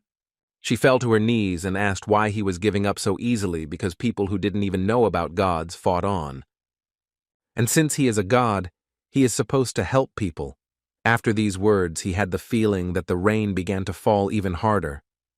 I immediately remembered myself looking at my reflection in a puddle on the very day it all started. She shouted out that she was begging for help, and at that moment, he saw himself in her. I turned around and saw a poor girl kneeling on the wet ground, crying. That picture in my head made everything clearer, and I clenched my fist with confidence. I called up the interface of the God's store because I was going to do something. Jo Soyoung shouted that he was up to no good, but Damdok asked her to calm down, as he was not going to say goodbye to his life. After pressing the buy button, the reward I had been collecting from part-time jobs disappeared in an instant. Ju Soil shouted that he was a fool, and Adele Sharon raised her head and looked at him silently. All the savings were spent on the weapons and armor of Hercules himself, which gave him confidence in his strength, and before leaving, he just smiled at them. Meanwhile, the battle of the gods continued, and Kairos laughed as all attempts to extinguish his flame failed. He mocked Vermouth and shouted that he wanted to vomit at the thought of having once been his student. Wiping under his beard, Vermouth did not want to fall for his provocations, and asked quietly, despite the fact that he had lost his way but had not forgotten what he had taught him. But he laughed even harder, saying that on the contrary, it was he who had lost his way and the people of this world with him. He did not understand why he did not strive for more, because this is the only thing that is typical for a magician to enter a higher level. Kairos raised his arms to the side, a demonic smile appeared on his face, and his body was surrounded by energy balls that immediately rushed to the teacher. Vermouth was not going to expect this attack and used his magic to counter his magic. When the two forces clashed and began to fight, he shouted that this was not the truth that magicians should follow, and that the gods themselves were supposed to protect people with their power. But Kairos replied that he did not care about them, and then increased the power of his black flame. Vermouth tried its best to hold back such a strong attack, but felt that it was about to collapse. Suddenly, a strong stream of flames passed through Kairos, stopping his attack. Damdok came just in time to see that it was hard for the god of magic to cope alone. So now, after the arrival of reinforcements, they will try to fight together. Vermouth did not appreciate this and asked why he had come, since with his level of magic he could not stand up to Kairos, and he himself had no divine power left. And he wouldn't be able to share it with him. But Damdok told him that he didn't come here for the reward. The rewards are incomparable to human lives at this point. Vermouth was silent. Damdok also added that he has a plan to overcome their problem. Kairos woke up and asked who this small boy was if he wasn't already his new student. But it was even better for him because it would burn them both in one fell swoop. Vermouth managed to put up a barrier, but the black fire collided with it and stopped. His strength was so strong that his body was trembling, and he shouted to him to hurry up, because he would soon not be able to stand it. Damdok only needed to hit him once, and then he would be neutralized. Vermouth agreed to the plan and would give it a chance, but warned that it had no defense against the black flame. Shouting that he had a trump card and activating the speed of the wind, he jumped up and swung his baton. I hit him with all my might, so hard you could hear the roar. But I immediately saw that the attack did not reach and was stopped by Kairos's force. He could not believe that he could not even touch it with his finger with such force. Without turning around, the forgotten god sent a black flame at Damdok, which immediately enveloped him.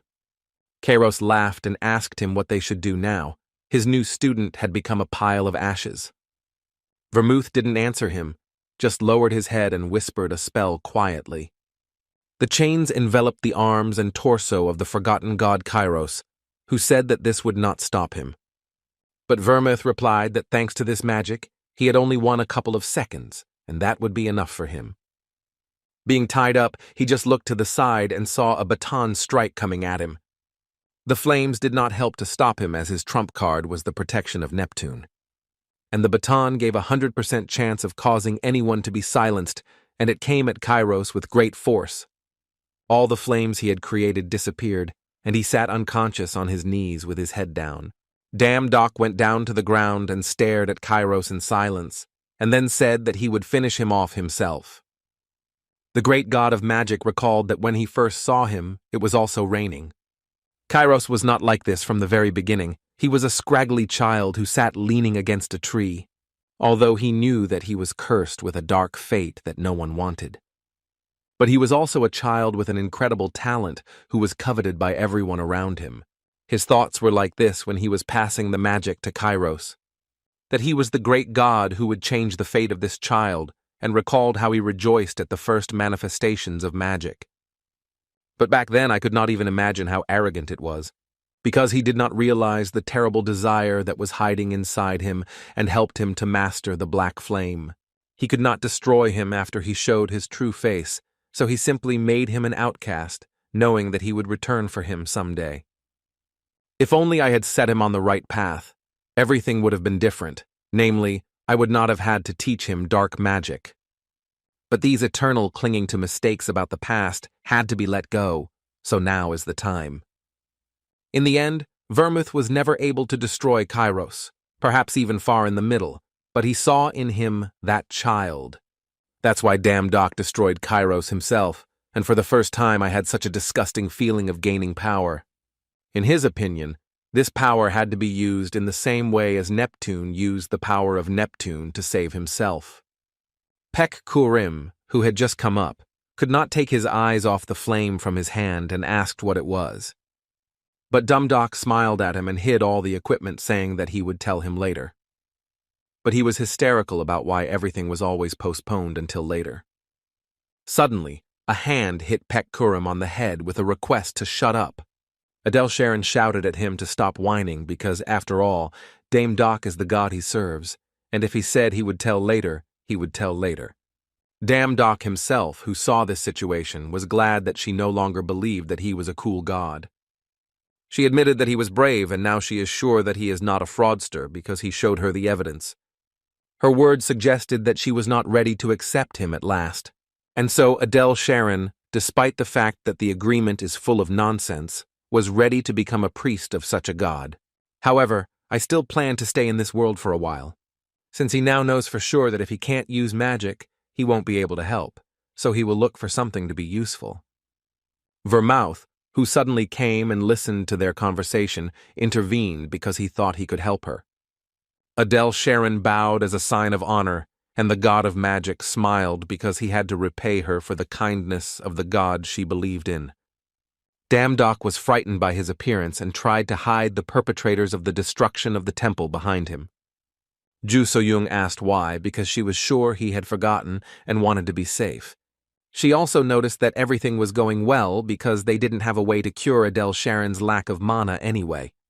Now that everything was going well, it was time to dump the reports before Vermouth saw them. As soon as they got home, the picture before Dame Doc's eyes was not the prettiest. The city was on fire, cars were smashed, and there was not a single person on the street. There were also various monsters flying around the street, such as a flying eye with bat wings. By activating the dog-calling skill, he summoned sun wolves to destroy the winged ones. But the important question was what happened here while they were gone.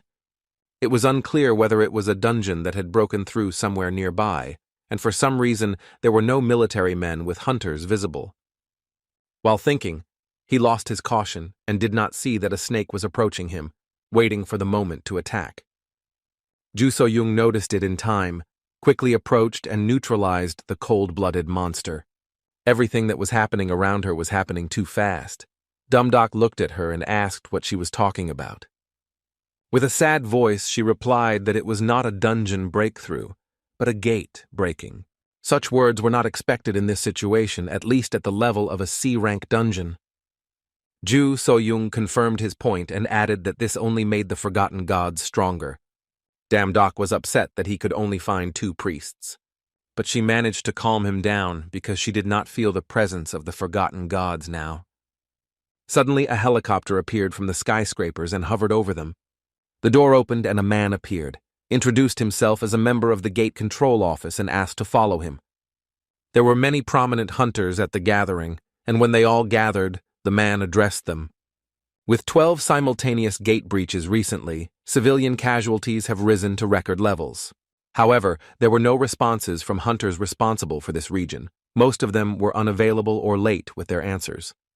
Iris Hunter Kim Capchiol replied that it was a pity to hear such a thing from his superiors. He went on to say that the breaking of so many gates was unprecedented and accused the Bureau of sitting idly by. The head of the Bureau asked if this was the kind of statement he wanted to put all the responsibility on them. Jong Gunak slammed his hand on the table and shouted for them both to shut up. They were not here to argue about who was right or wrong, and instead, it was time to take some measures to stop this from happening in the future. Regardless of why the hunters gathered here, they should not turn a blind eye to their country that is facing trouble. I left the table and went to where the head of the bureau was standing with one suggestion. All the hunters present here will join forces, so he proposes to launch a large-scale operation to suppress the gate. Most people appreciated the idea, and since it was an offer from the Iris Guild, there was no reason to refuse. Damn Doc exhaled to him. The reaction of outsiders made it clear that they don't care about the management because they are Iris fans. Then he stood up and said his opinion that if their discussions were reduced to destroying monsters, then one would work. Junggunak came over and asked him if he could find out why he wanted to work on his own. But the answer was quite obvious, since he is the only one who can enter the gate. And he himself understood that these were only temporary measures, because if the attack that took place in the magical world happened here, no one present would stop it. The only answer to putting an end to all these troubles is to put an end to the battle of the gods who caused it all. Kim Kap-chul jumped up in anger and punched the table, calling him an arrogant fool. Then he asked the guild leader not to pay attention because it was clear that he was very proud of being a 6-star hunter. But suddenly, an employee of the bureau burst in with very bad news that there had been a gate breach. At Incheon Airport, the entire area was destroyed, and the damage was unpredictable. Dumdok immediately wondered if this was the work of a forgotten god. Before, they could cope because they had a powerful bow next to them, but with the current force, they had no chance of winning. Ju So-young came out of the door and asked him to calm down. Because there was no cause for alarm, there is no forgotten god in Incheon either. Dum-Dum asked the head of the bureau if a 6-star hunter could book a plane, and he was embarrassed by the question. The point was to get to that place as soon as possible and destroy the gate. As soon as they arrived, Dum-Dum spared no effort to call Cerberus for help. From his power, monsters flew in all directions and no one was saved. Watching him, I thought that I needed to deal with these problems as soon as possible and return to training. While the monsters were flying behind him, he wondered how Adele Sharon was doing with the lack of mana. Suddenly it stopped abruptly because the system reported that the intuition was triggered. I barely turned my head to see what had happened. It felt like someone was watching. Ju So-young was again at his side in time to repel the surprise attack. The blindfolded creature asked her not to interfere in his affairs. She shouted at him, calling him barren, what he was doing and what he had forgotten here. He asked her if she thought that nothing would happen if she stole the pet of the Master of Hell, so she asked him to leave, or she would die with him. After these words, he felt a dagger touch his hair in front of his throat.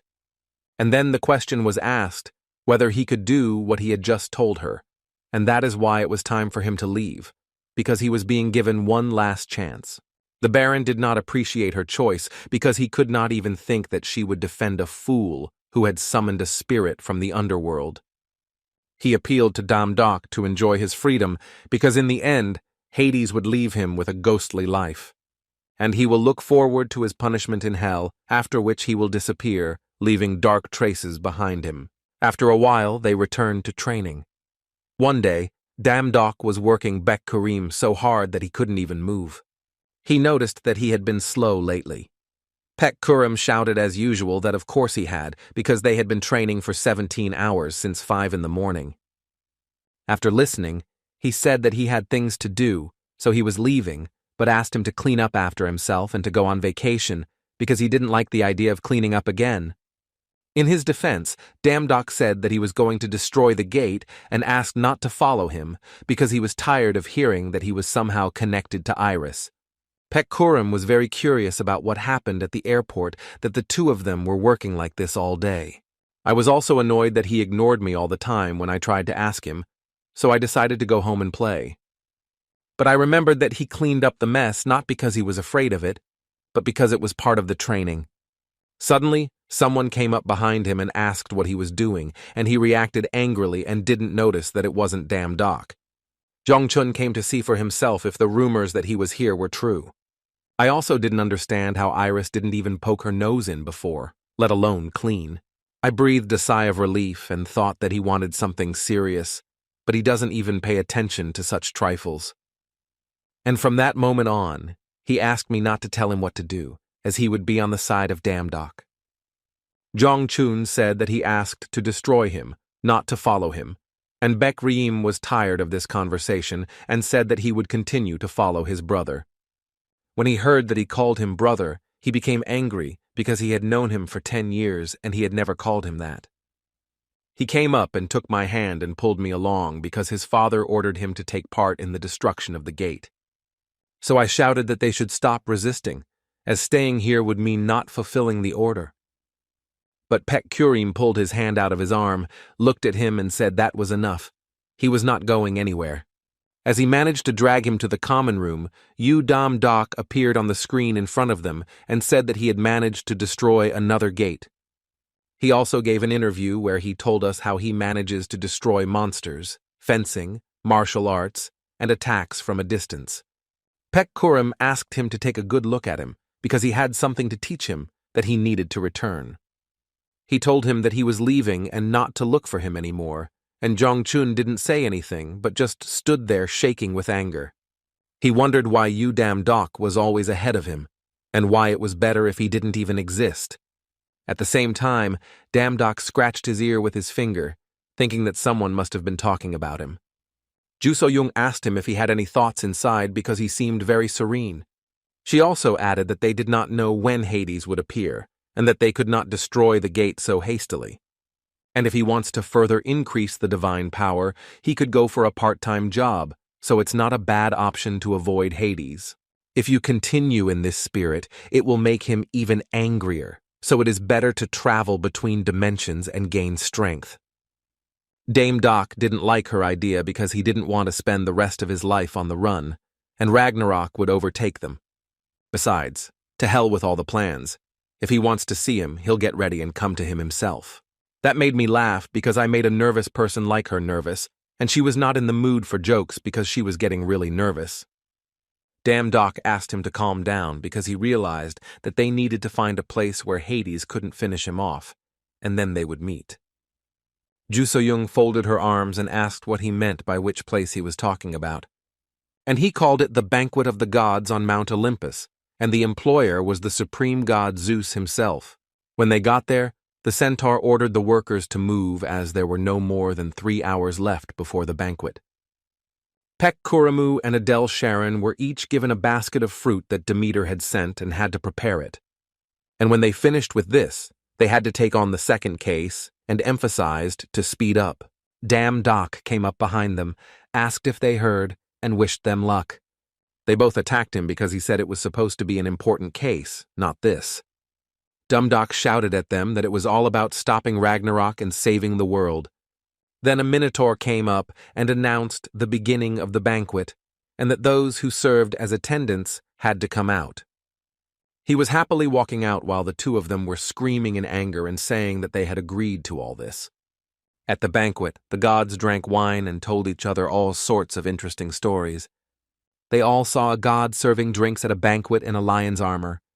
Dam Doc himself looked around and saw Hades nowhere to believe that his plan would not work. Suddenly a hand grabbed him by the neck and someone shouted from behind him that he was caught. Apollo appreciated his cool outfit and Dame Doc was happy to see him. Behind him was another god who laughed and drew the attention of both of them to himself. Poseidon approached, recalling the last time they saw him in his palace, and asked if he had changed his mind about joining the ranks of knights. Apollo asked him why he was interfering in a conversation with his favorite student. But Poseidon ignored the question and asked him to give way as he had many things to talk about with his inferior god. The others who were watching them had never seen this low-ranking god before, but they wondered why he was so close to the higher gods. At the time, Apollo and Poseidon were trying to drag him to their respective sides. Out of the corner of my ear, I heard another god with a very familiar voice approach. I turned my head and found myself looking at a god with a familiar voice, Thor. Dam Doc asked him how he was doing, but he bowed to him and apologized for what had happened in the dungeon. Another one appeared with a very dark energy and said that he thought he was not apologizing. Hades raised his hand and pointed his finger, adding that he had found a good place to end up. Dam Doc was embarrassed by his appearance, but he saw that he was approaching without stopping and continued to talk. That he doesn't know what he was thinking when he came here, but that it only saved him from unnecessary problems and is ready to accept his miserable life. With each step, he came closer and closer, and his magic enveloped his body a little bit. When the hand was in front of him, Thor intercepted it and stopped it. I asked him if the strong can attack the weak. Hades threw his hand away, called Thor a child of Asgard, explained that Olympus was here, and asked him to keep his nose out of his own business.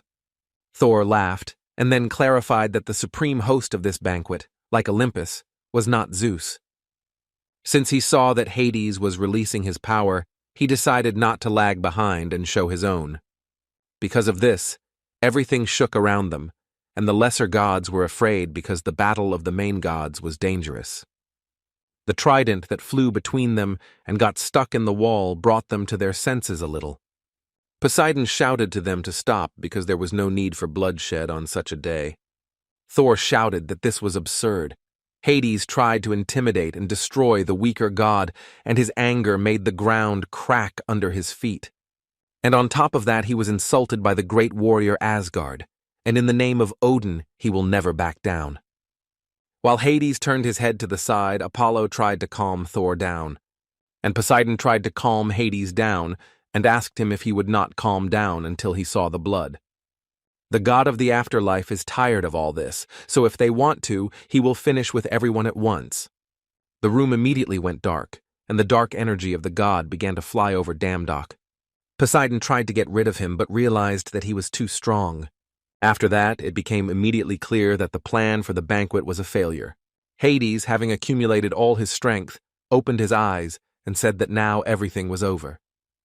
Suddenly, the room was illuminated by light golden lightning, and God asked what was going on. Because he did not foresee any showdown when he called the banquet. He also did not understand what hell was doing here, since it was not a funeral, but a banquet. Hades apologized for this misunderstanding. Damdok stood in shock because Hades's power had dissipated in a single moment before the supreme god. But Zeus asked what misunderstanding he was talking about, and Hades explained that there was a man here who had stolen something from him, so he did what he had to do. Judging by the psychos, the supreme god guessed that the thing must have been very valuable to him. Gritting his teeth for a couple of seconds, he was silent, but said that he had stolen Cerberus from him. The watchdog was being tormented by that lower-level god. They looked at Damdok with shocked faces. Even Damdok didn't understand what he was talking about, as he immediately sent him back after being drafted. Zeus jumped up to him, wondering how such a small boy had managed to do it. I looked him in the eye and asked him what kind of god he was. Damdok replied that Zeus, the god of swords, was even more curious and began to look at him. Because contrary to all expectations, he looked very talented. And it was obvious that he was a lower-level god, which raised an interesting question: how he managed to tame Cerberus, who even growls at him. Smiling at him, I decided to tell him the whole truth about that part-time job. Namely, about the episode with Cerberus, and how he made him go for a walk and how he found the collar. Zeus could not stop laughing as he listened, for how could a lower-level god achieve such a thing? The fact that the supreme god did not expect this from him gave hope that perhaps he would intervene and their problem with Hades would be resolved. But he smiled and decided to have them fight each other for the sake of the case. Damdok's jaw dropped at this news, and he clearly hadn't expected it. Apollo intervened because how could a superior god fight with a lowly one, and Zeus excluded all divine power. And as he was leaving, he said that because of them the whole banquet was ruined, and they had to answer for it. Thor put his hand on it, being completely out of sorts, and Poseidon held his head because of the absurd situation. Before he also left, Hades said that the date of his end was postponed, so he could enjoy his last breaths. Damdok concluded that he could use some punching now. Ju So-young appeared, and the first thing she said to him was that he was definitely in trouble now, but she had warned him. But in his defense, he said that he did not even realize that it would happen and did not know what to do now. And now there was only one way out, she said. Their conversation is interrupted by the voice of one of the guests offering to help. When he turned around, the man introduced himself as Hercules and invited him to the Ares Stadium to train together. Ares' training ground looked like the Colosseum in Rome, brightly lit by the sun.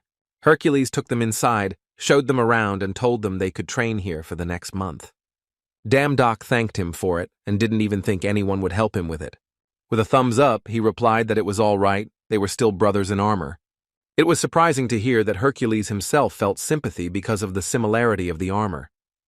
Then we turned our attention to those who were fighting there, and Damdoc asked who they were.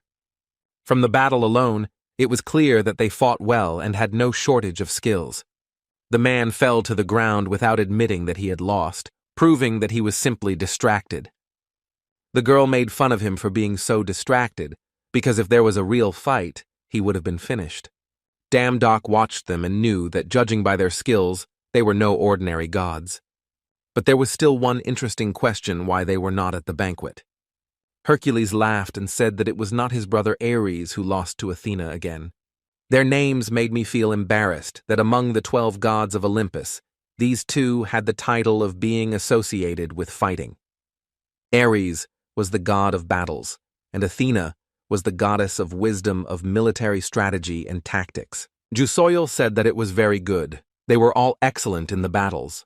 Dum-Dum looked at them, and Ares squeezed Hercules' neck to see who was stronger. But he asked me to let him go and wait a bit, because he wanted to introduce him to a god. Ares looked over to see if he was wondering about the two in front of them. Since they hadn't been going to banquets or training for ages, they didn't know who the most talked about god was. This god smashed the banquet today and even scheduled a duel with Hades, but they did not understand who he was talking about. Because the girl has much more divine power, and the boy had some strange power that we saw for the first time. He immediately grabbed his sword and said that he needed to fight for authenticity, and that the duel would show everything, and then lend the platform to the strongest. Damdoc returned to Ju So-young, but she immediately replied that she was returning to Korea because of the chaos there, because of the gates and dungeons. When I heard it, I had nowhere to go and realized that I would fight alone.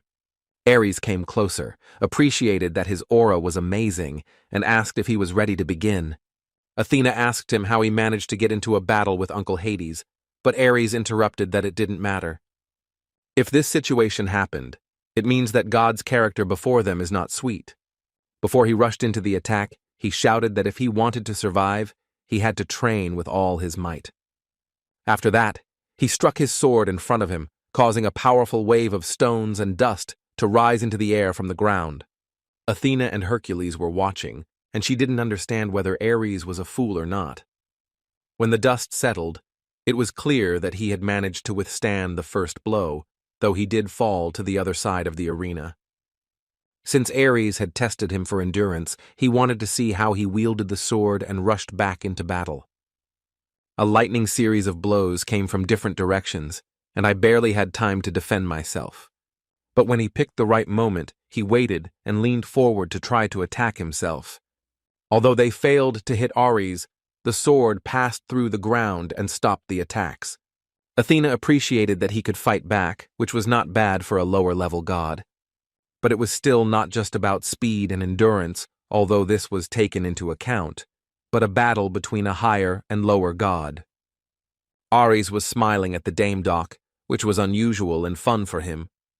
He attacked him, telling him to try to surprise him again. The attack was so powerful that he barely managed to withstand it, and a hollow was formed in the place where he stood. I shouted that I was giving up because the power was insane, and I was afraid that I wouldn't be able to take it anymore. Ares's face said the opposite, and he said that he did not know anything, the fight would continue. Confronting Ares for an hour exceeded all her expectations. Hercules asked if they should have stopped them because her brother's eyes were burning. But she wanted to wait and see a little longer because she thought he was starting to respond better. Hercules disagreed because he thought he was just giving in to him. Athena agreed that this was possible because she did not know a god capable of blocking her brother's sword. Ares himself, being in the fight, could not understand what was happening. Because his opponent was able to block his attacks more and more, it was almost impossible. I shouted out that he understood, but he just hid his abilities from everyone very well. But Damdok made a leap to meet Ares, swung his sword, and after he landed, the enemy had half a sword. Hercules and Athena were staring at each other, and at that moment, they had no thoughts. Damdok exhaled heavily and glanced at his opponent out of the corner of his eye. This became possible because of his talent for fencing, because the more he fought, the better he saw Ares' skill. With their abilities and the legendary weapons available in the store, they had no idea what the power of talent was. Ares looked at him and asked if he was hiding his skills on purpose.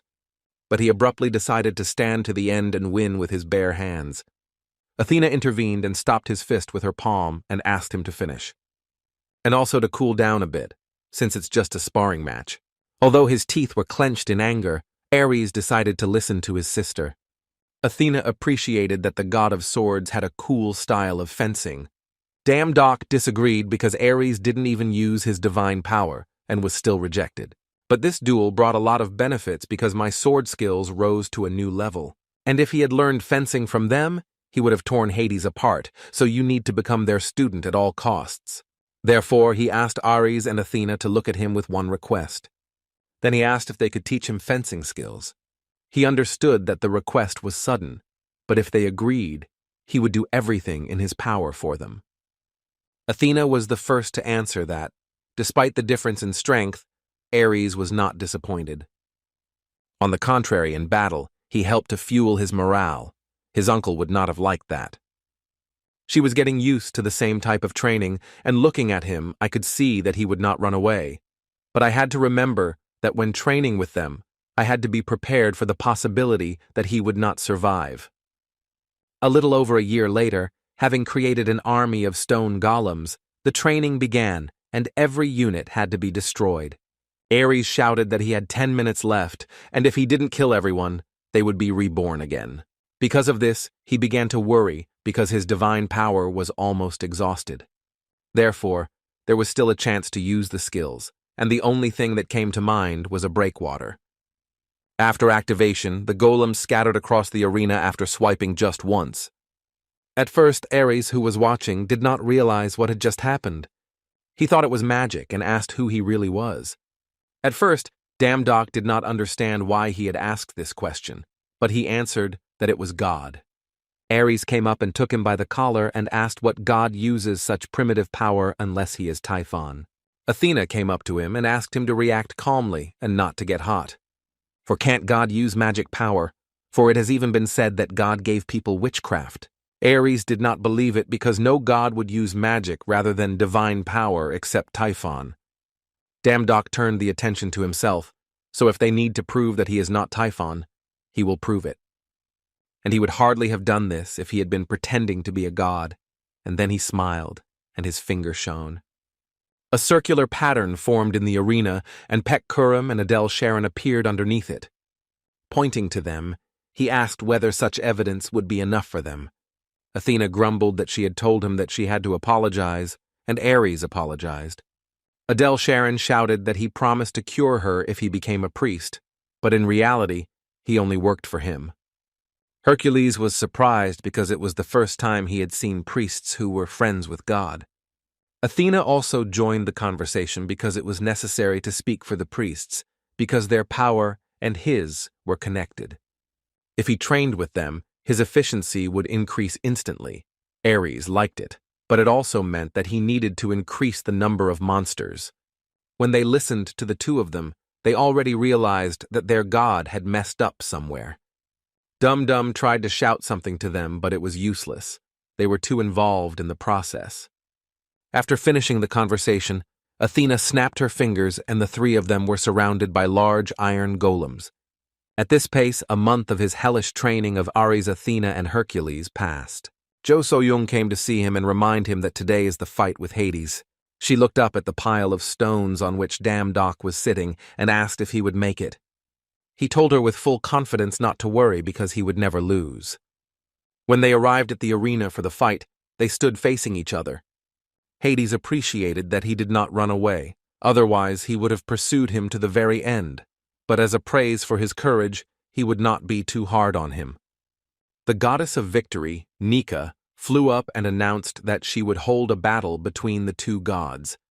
As it was known, it was forbidden to use divine powers in this duel, so the laurel wreath would seal her for the duration of the battle. The match should continue until one of the parties falls down and wishes you good luck.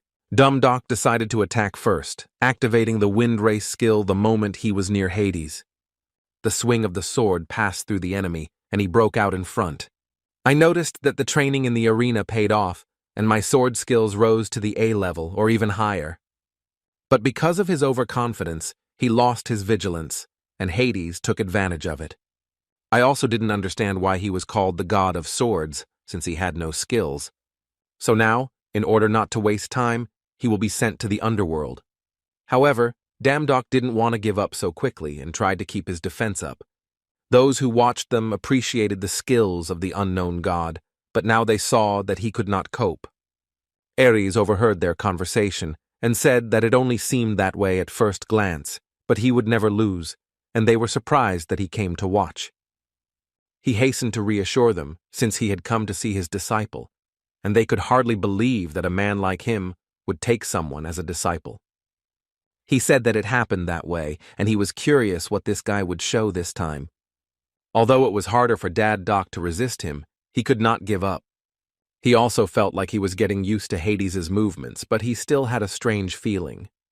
He shouted at him not to let his guard down because of this nonsense, and now he was finished. He jumped up, approached him, and waved his arms above his head. But for Damdock, it was like everything was frozen, and the movements he saw during training seemed to have something in them. Although it was a sword technique that looked a little different, the end of the sword always pointed to the same place. The skill of the elusive sword technique was activated, so he managed to jump out from under Hades' attack and hit him. At that moment, the King of Hell opened his eyes wide and looked up in silence. Then he fell to his knees without moving, and at that moment nothing happened. Even the arena was frozen. And when Dum-Dum raised his head, the stand erupted in applause. Zeus came down to them and was pleased with the fight because he hadn't been so high for a long time. From that moment on, he officially invited Dum-Dum to the banquet to have a good time. This offer was not easy because last time I was like a servant and now I'm like a god. Hades shouted to his brother, since when could an inferior god attend a banquet? He should have been at least of a middle level. And I reminded him that he had taken an oath on the river Styx, which upset Zeus. And Hades, who remembered this, was happy to see his brother's reaction. At that moment, a system window popped up congratulating Damdoku that all the gods of Olympus had recognized his name. He did get to the banquet and, as Zeus said, had a good time there. It's so good that at one point I felt that I had a little too much alcohol. Someone called him from behind, and he turned around and saw that it was Persephone. Since he had not seen her for a very long time, he was glad to meet such a shining goddess. She saw the fight and couldn't help but notice that he had become much stronger. Damdock had nothing to say, it just came naturally, but he hoped he hadn't caused any inconvenience. But Persephone replied that it was the other way around, because when she asked him to calm his anger, he never listened to her, and he made the mess himself, so let him deal with it. She bent down a little and picked up a box from the floor, saying that it was for him. She opened it, and there was a golden apple. It was a gift from her mother, who said that the apple would instantly solve all problems. She also constantly praised him without stopping, even though she had only seen a little of him. After she left, Ju So-young came in just in time because he had a job offer in the morning and wanted to leave right away. She was not expecting such a suddenness, and was also reminded that he had been invited to a banquet. And here you could also find the keys to solving the problem of Sharon's lack of mana. He smiled, because he was thinking about it too. But everything changed. He took out a golden apple and showed it to her, and she asked where he got it. I looked around and found Sharon and shouted to her to come over. She was drinking at the time and turned to see who was calling her, and a portal had already appeared above her head. After moving her, she yelled at him why he did it, as she was right in front of him. He said it quietly and shoved an apple into her mouth to make her eat it. I took a bite and saw that it was gold and asked what it was. Then I felt that something happened to my body. I felt calm and warm and something else unknown. Damdock smiled and said it was her mana coming back to her and congratulated her on her recovery, calling her the magician Sharon. She was standing there with wide eyes looking at him, and even she hadn't realized that it had happened yet. Then I raised my hands and looked at them, and an energy layer formed between them. Seeing that she was fascinated by her new skills, Dame Doc asked how she was doing. She then clasped her hands together and replied that it was unrivaled and that she had fought all her life to keep this light in her hands. Tears of joy appeared on her face because her biggest dream had come true, and she was saddened that she had nothing to repay him with. Ju So-young interjected herself into the conversation because there was no time to think about it. Since the golden apple cured only mana, it is still difficult to be called a sorceress because there have been no changes in the power, so now you need to learn quickly. Dame Doc stopped her because such words only made her mood worse, but Sharon said she was right. Ju So-young realized that she had been rude and put her hand on her, praising her for immediately manifesting mana as she felt it in herself. She thanked her and called her Ani, but Ju So-young looked sideways and said that she was only 27, so she couldn't be Ani. Dame Doc, who was standing on the side watching, smiled nervously, thinking that everything was fine. I was also surprised that she was so different and could not believe that they were the same age, because it felt like she was from another world. Since all their business was over, they could move on. He told Sharon to go back to the magical world and start studying magic, and the rest of us to get a new part-time job. Pek Kurum asked where their part-time job would be this time. He smiled and said that this time they would be in the world of demons. To get there, they returned to their world and came to a gate that was barred. Even so, the system did not want to move them to the world of demons, thinking that the reason could be that there was a different space and time. While we were watching, the gate suddenly shook and caused an earthquake.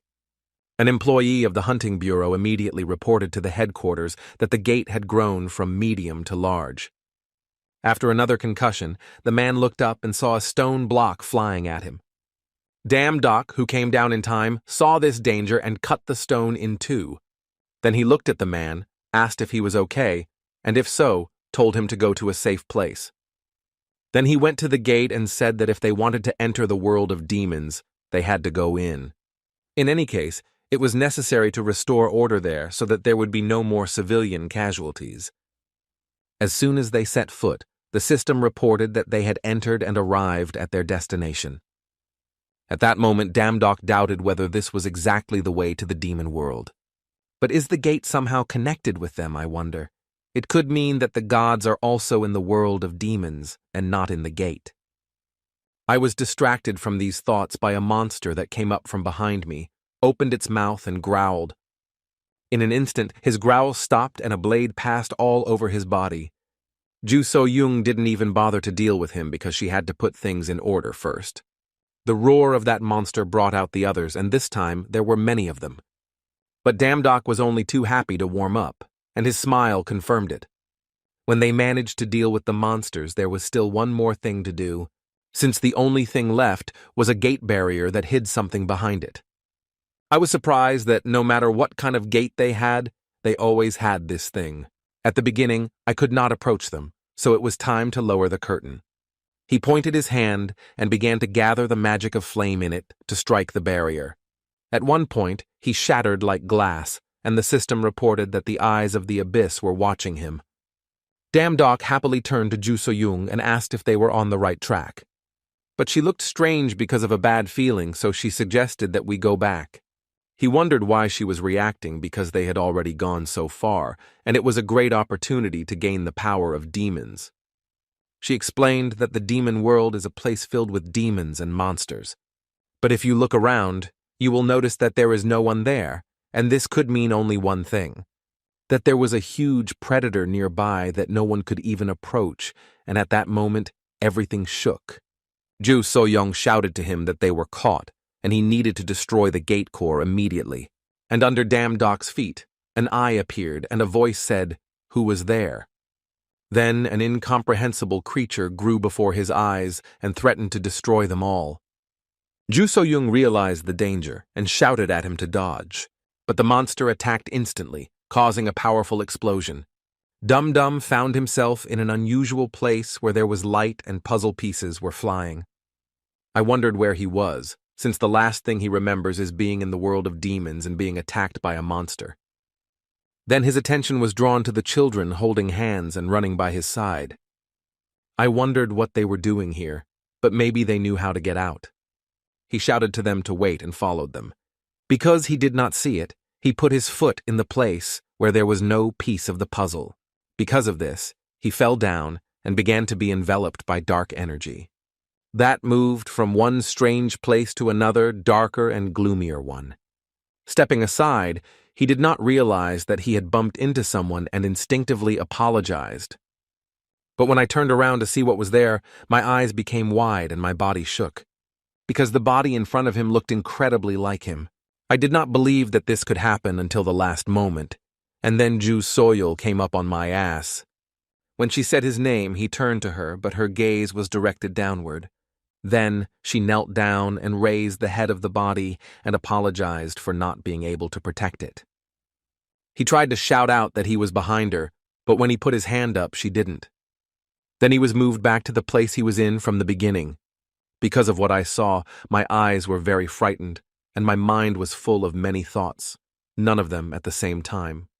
From the side, I saw that one puzzle showed him being humiliated by swords. He fell to his knees and looked at the other similar pictures and did not understand what they all meant. Out of despair, tears rolled down my cheeks and I shouted with all my might what it all meant. He fell on his hands and started pounding his fists and whispering quietly that it was enough. Suddenly, I opened my eyes, sweating and frightened, and looked up. Next, Peck coughed heavily, and Kuram was very concerned about him and asked if he was okay. When he got to his feet, he said yes, but asked me to wait a bit. He looked at Ju and asked him to step aside to talk about something. She stood with her back to him in silence, so Dum-Dum immediately began by telling him that he had dreamed about her. I was sure that it was the first time they met, and she immediately thought that he must have managed to restore some of his memory. And all because of that meeting with Asmodeus in the demon world, he was one of the 72 demons who was the king of swords. In his past life, he had destroyed Damdok 1,000 times, so his memory could be jogged by the encounter with his sworn enemy. He shouted at her to answer him, but Ju So-young had nothing to say. Damdok was angry at her answer. Couldn't she at least say no? But she couldn't answer him until they got rid of the Eye of the Abyss for his sake. Again, her words showed good intentions, but he realized that this did not mean she was telling the truth. So he told her that he would no longer ask her for an answer. Her reaction showed that she was a little surprised by this. Then he continued to talk because he would be lying if he said he didn't care about her secrets. He looked at her with a smile and asked if she was always on his side. Ju So-young answered yes, and the system confirmed that her intentions were good. I asked her what they would do if they didn't go back to the world of demons, but she thought about it and said that they couldn't go there because Asmodeus was there. Damdok shouted that since she knew his name, she should have informed him earlier. But she didn't really know the truth, thinking that in a past life they had met only after Damdok had become a higher-level god. He said that now it's definitely enough from now on. They can no longer rely on predictions, so they will use a different method. After the gate core was destroyed, they all returned to their world, and Damdok had a plan. The man waved a piece of paper in front of him and asked why he couldn't follow the script. Because it said something else entirely, Damdok said that he followed it. He pointed to the mannequin and asked if it was what he called following the script, to emphasize the importance of the equipment from Company M and not to destroy it. But Damdok asked the director if it was possible to lie about the quality of their equipment. Then he shouted that they were going to make a documentary, namely, from the strategic part, where 5-star hunters from M. After the word motor, the men took off toward Damdok. Exhaling, he just smiled in their direction because he knew what was coming next. A lying program that took all the money from novice hunters is certainly forgivable, but now it will make them scapegoats for the sake of the plan. The director's face could hardly be called surprised by the picture. He stood motionless. Then the filming took on a new format. The host asked him what he thought was the most important thing in a hunter, and he replied that brute force was. As they have just seen, no matter how good the team is, in the real world, they will lose to a stronger opponent. And if you have already become hunters protecting civilians, you first need to improve yourself and then work together as a team. Therefore, it is useless to say that teamwork in a company is cool only for the hunters, that the strong can protect citizens and the country. A man who was present on the set immediately called someone on the phone after the interview. After receiving instructions from the management, he waited for Damdok to leave the house. To start a conversation with him, I praised him for a very interesting interview. He apologized that he was late introducing himself, but he actually works as the manager of the Korean branch of Midos, and their chairman would like to meet him. He agreed, and the man accompanied him to the company's headquarters. The chairman pulled a smile up to his ears and greeted me and said that he was honored because he had heard a lot about him in the United States. Damdok also wanted to be nice, so he noticed that he spoke Korean well and asked him why he wanted to meet. In order not to drag the cat's tail, he said directly that he wanted him to retract all the comments he had made in the interview officially. He pretended to think about it, even though he expected to be invited and knew that there would be a similar conversation. The chairman added that if he agreed, they would thank him well. The Lady Doc thought about it and wondered if it wasn't already their toys. I told him not to worry, that he would agree to reshoot everything according to the script. But there was one thing about the weapon that the sword was looking at. Its roots go deep into the past. Picking up my coffee mug, I asked him what kind of weapon it was. Dame Doc called the sword Excalibur, and my head almost choked on that coffee. Since they said that they would reward him well, he asked to be awarded an Excalibur. Excalibur is the strongest sword that exists on Earth, and no one can find it, so there are only rumors about it. The chairman did not know what to say at first, and he was also tense that he knew that they had this sword. But I didn't want to reveal all my cards at once, so I decided to test the waters by playing the role of the clueless. Although Damdok continued to insist that he knew everything, the chairman said even more that he did not understand what he was talking about. Then he added that he knew not only about the sword but also about how they got it. The chairman was already angry and slammed his hand on the table and asked me to stop talking nonsense. He calmed him down and took his time. All he needed was to look at him for 5 minutes. And if they agree, he will retract his words and promote their training program. But he turned around and asked me to leave, saying that he was out of his mind. They cannot give him Excalibur, but they are ready to give him any other weapon, so if he changes his mind, just contact them. After the meeting, Damdok told Ju So-young everything, but he thought they wouldn't give him back right away because it was hard to insist on Excalibur. She heard for him, but knew that the sword had long since disappeared, and Damdok said that while drinking at a banquet, he heard something from Thor. That recently people named Midos killed a large number of people to get a sword. Ju So-young was at first surprised that he asked for the sword so openly, but she remembered that it looked like him. Damdok adjusted his armor and said that he was going to the dungeon, but she didn't understand why, as it would not bring any benefit. But that's why he's going there, and he asked me to wait for him at the guild, and he'll tell me everything later. A whole month had passed, and the head of Maldos was very angry about the news. The presenter told us that a huge dungeon was conquered today, and the hunter Yu Damdok set a record with 0 losses. And when we interviewed him about how he did it, he said that when he stopped relying on the equipment, everything started to work out. I thought that regardless of the attackers, the attack could be successful if each of the hunters was experienced enough. After hearing the news, he ordered me to immediately contact Yu Damdok and tell him that they accept the terms. Although it made him very angry, I had to try to please him. They arrived on an unknown island with many trees and hills, but what was needed was hidden deep underground. Before entering, the chairman turned around and said that it was exactly 5 minutes as promised. They both walked in, and the room shone with the amount of gold inside. And on the top of the mountain of gold stood the very sword, Excalibur. When he came closer, the system displayed his characteristics, and the most interesting was that when he used it, all his abilities doubled for 10 minutes. Damdok asked Snowball if he could handle him. The moon on the fox's forehead shone, and a message came that the moon fox duplicated the sword. While they were there, the chairman was nervously looking for something on the wall in front of the entrance. As soon as I found it, I pressed my fingers on the stone, and it fell inside. Behind them, the gate slammed shut, and laughter came from the other side. The head shouted that now they were finished. There was a seal on the gate that would never let them out. Dame Doc smiled like a stab in the back, but everything was fine. It was a great opportunity to test his new sword. Satisfied with this trap, the head thought that he should return in a couple of months and get rid of the bodies. But it is not clear why a blue glow appeared behind him through the cracks in the door.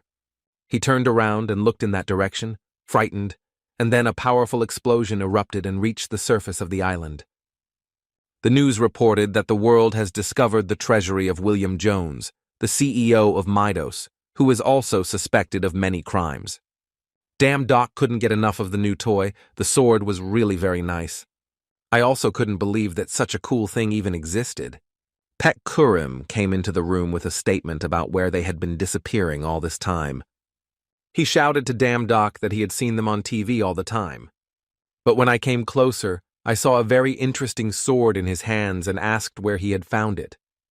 He was told that it was none of his business, but this did not stop him from pressing because, as his student, he needed to know everything. Damn Doc calmed down, looked at him, and asked if he wanted to hold him so badly. Well then, let Pek Kurim catch him and open his mouth when the sword turned into Snowball. Holding it in his hands, he shouted, "What kind of joke was this?"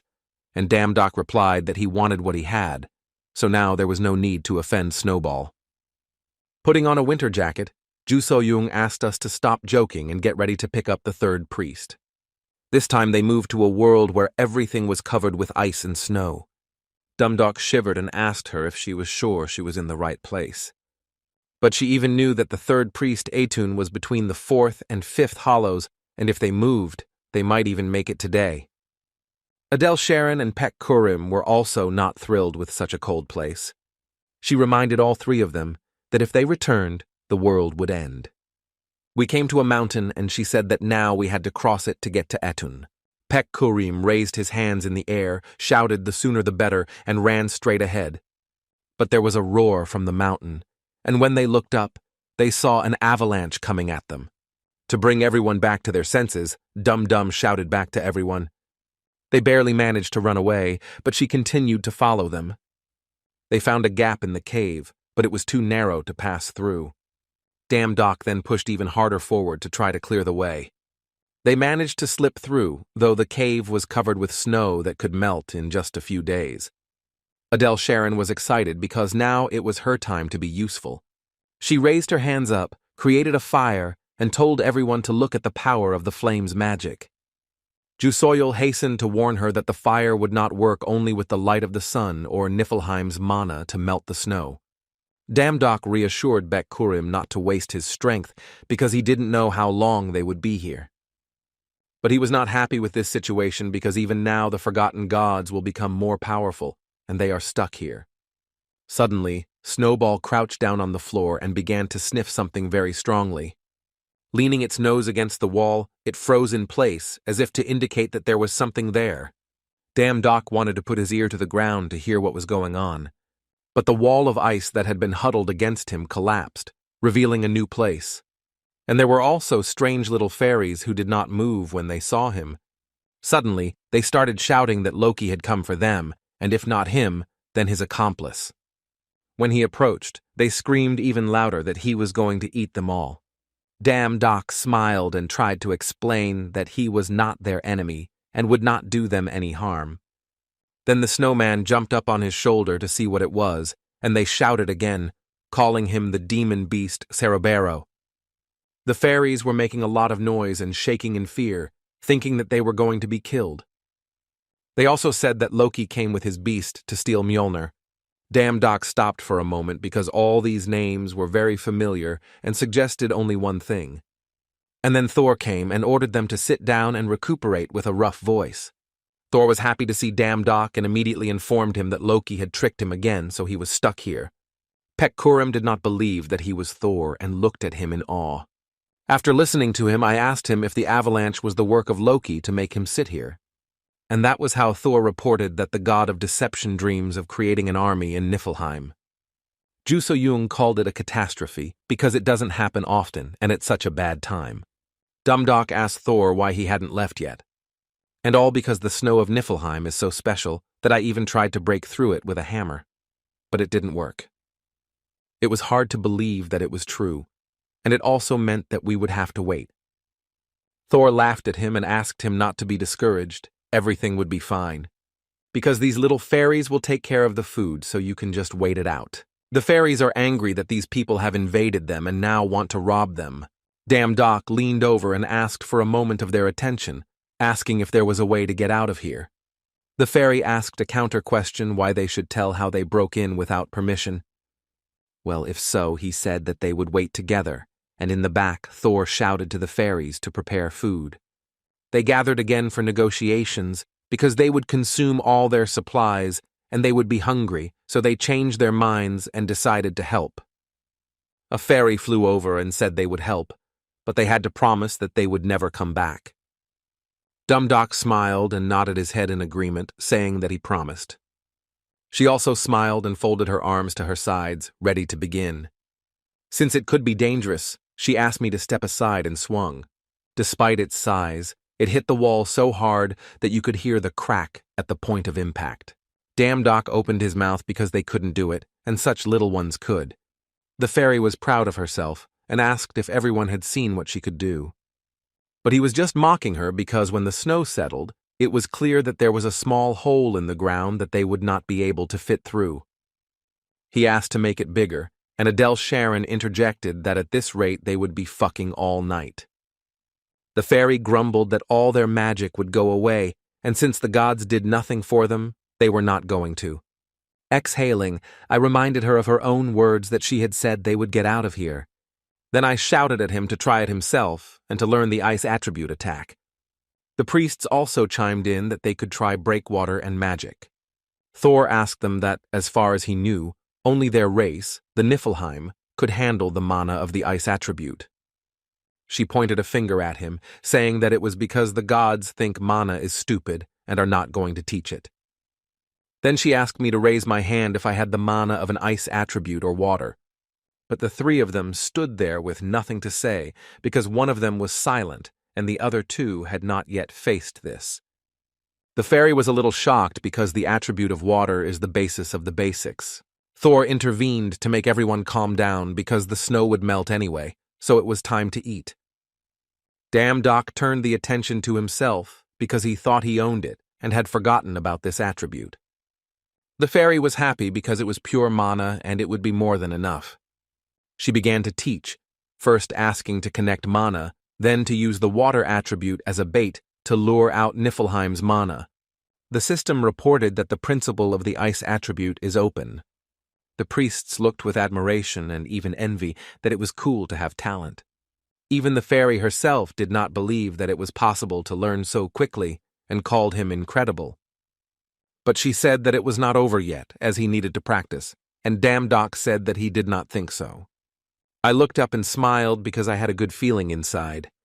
After he directed his new ability at Excalibur and hit the rubble, it shattered in an instant. When they went out into the streets, Damdock's eyes were fixed on something that surprised him. In front of them walked tall white ice monsters with wool covering their entire body. Thor, who was seeming behind them, was not very happy to see them, and said that it was Loki who had called them. Ju So-young came up and said that she felt the presence of a third priest. He was close. It was Etun, the king of these ice giants, in front of them.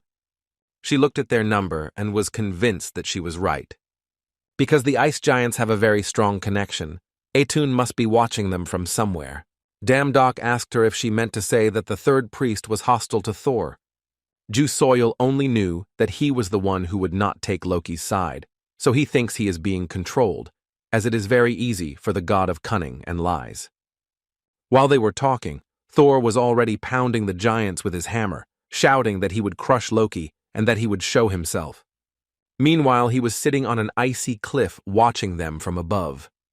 He just smiled that his sworn enemy was so ignorant. He told Etun to watch his people being beaten and suggested that they might need to be saved. Thor kept trying to shout to Loki to come out and fight like a man. Etun stood in front of him and hit the god, causing it to fly away. The blow was so strong that the stone Thor hit with his back cracked. Seeing that he was unconscious, he sent his army to continue fighting him. Dumdok was standing aside, looked up and saw Loki sitting on a rock and told us to go after him. The priests had seen how strong the ice giants were, so they realized that Loki was no slouch if he was controlling them, and so they had their doubts. But Damdok knew how to make Pekkurim follow him, asking him if he was afraid anymore, and he shouted that he would tear up that god and them all. As they climbed to the top of the dam, Doc reflected that he did not know what power Loki used to control the Etun, but he realized that it required a lot of concentration. That's why I wanted to try to distract him for a second to stop the brainwashing. And when the system reported the danger, I realized that Etun was not just watching. The king's shot went very close, barely managing to bounce aside. When I looked up, I saw that he had jumped onto a rock and was holding on to it right in front of him, and his size was impressive. Loki looked at who wanted to attack him and asked why they were approaching him so rudely from behind. Because they don't even know how much effort it took to tame the strongest man in Niflheim. He added that he guessed that it was not Thor who attacked because it was not his style to aim at the back. But Damdok stood there holding his sword and just listened without saying anything back. This silence, on the contrary, pleased Loki, and he put his hand to his face and thought for a moment. He laughed, introduced himself as Loki, and thought that the gods were very funny because he did not even realize how poisonous his impudence was in this silence. But it was a fateful meeting, because I wanted to show him something, and then formed a light ball in my hand. In this cold world, where even the brute force of Torah is useless, he realized the limitless possibilities of mana attributes. And finally he found that ultimate attribute of mana, a brilliant black flame in his hands that can even dissolve the snow of Niflheim. He hasn't even used him in a real battle, and he is a suitable test subject for this. Damdok laughed and pointed to the black flames on the sword, saying that he should have shown it earlier. Loki could not believe his eyes because where only he could get this ability. And then he saw him approaching him and swinging his sword over his head. Because the sword was a black flame, the energy created an explosion when it struck.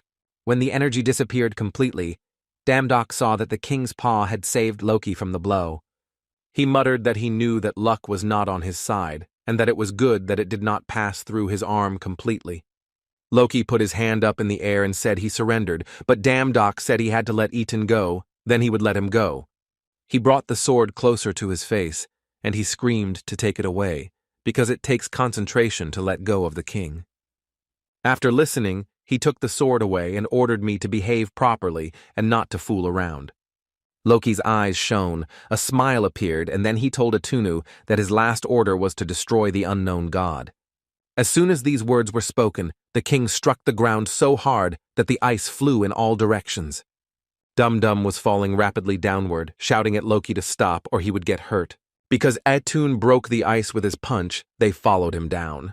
After assessing the situation, he found a piece of ice and stood on it and looked up. I took a breath and shouted for Etun to stop doing this and come to his senses. But there was no answer, and beneath them was a darkness from which even light could not escape. Ju So-young managed to see him in time to intercept him in mid-air, saving him from falling to the ground. But Loki and Etun flew further into the abyss, disappearing from sight. They came to the edge of the dam. Doc called him a fool, because even for a god of mischief, it was too much. Pekkurim also looked down, and there was really nothing to see. But he asked me to wait because he thought he saw something there, and he saw two yellow eyes clearly looking at him from the abyss. Then something flew out of there, creating an airstream behind it. Raising his head up, Damdok was shocked by what he saw in the sky. Loki flew out of the abyss on a dragon, and now stood on its neck and looked at them. He laughed and shouted that he already had it, and now it was time for the second stage. After Thor had dealt with the ice giants, he finally appeared and wanted to attack Loki. But the dragon swung his tail and hit the Torah so hard that it flew away.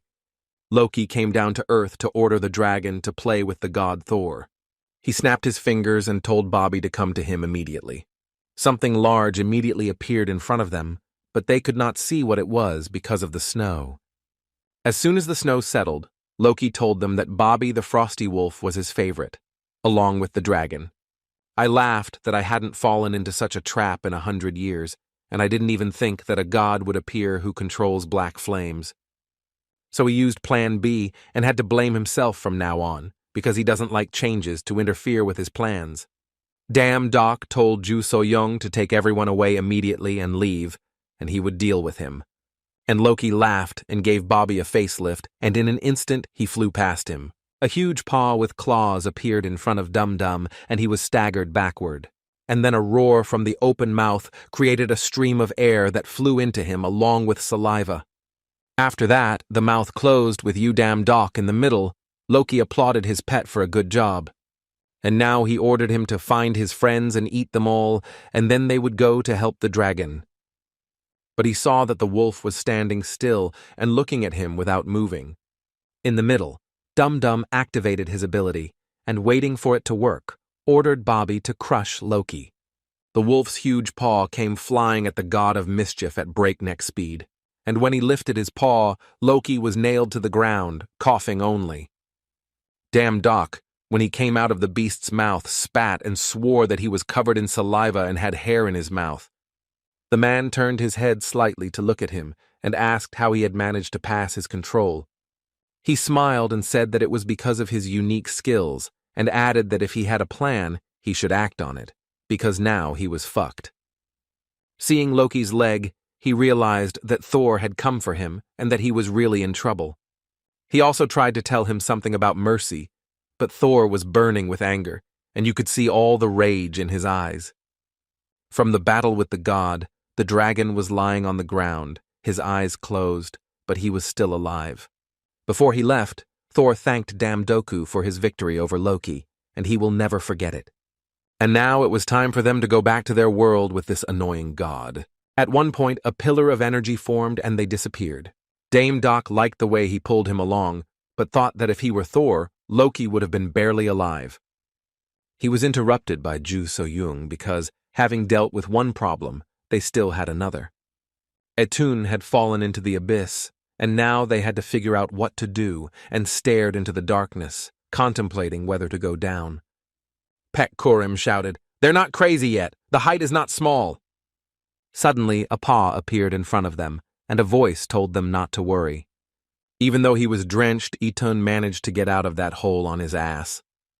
Pek Kurim hid behind Ju So-young and shouted that if he wanted to fight, he would do it fairly with swords.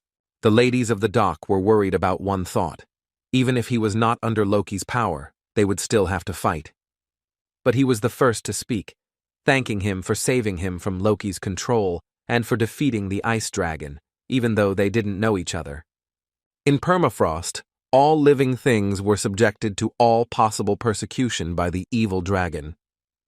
As a token of gratitude, he can fulfill any of his wishes, and Damdoc asked him directly for anything he wanted. But Etun bent down and said there was only one condition. He can only fulfill those wishes that fall within the boundaries of Niflheim, because he has to stay here and protect his people from the dragon. Damdoc told him that he meant that the dragon had already been defeated. But the king replied that he was still alive, and that no matter how many times he was defeated, he and his brothers would still be alive and destined to fight against him forever. Damdoc came closer and asked if there was no way to stop his resurrection. Etun thought about it and remembered that there might be a prophecy that was once passed down in Niflheim. That a man would appear who possessed white ice and black flame, who could control the cold with his flame and defeat the dragon.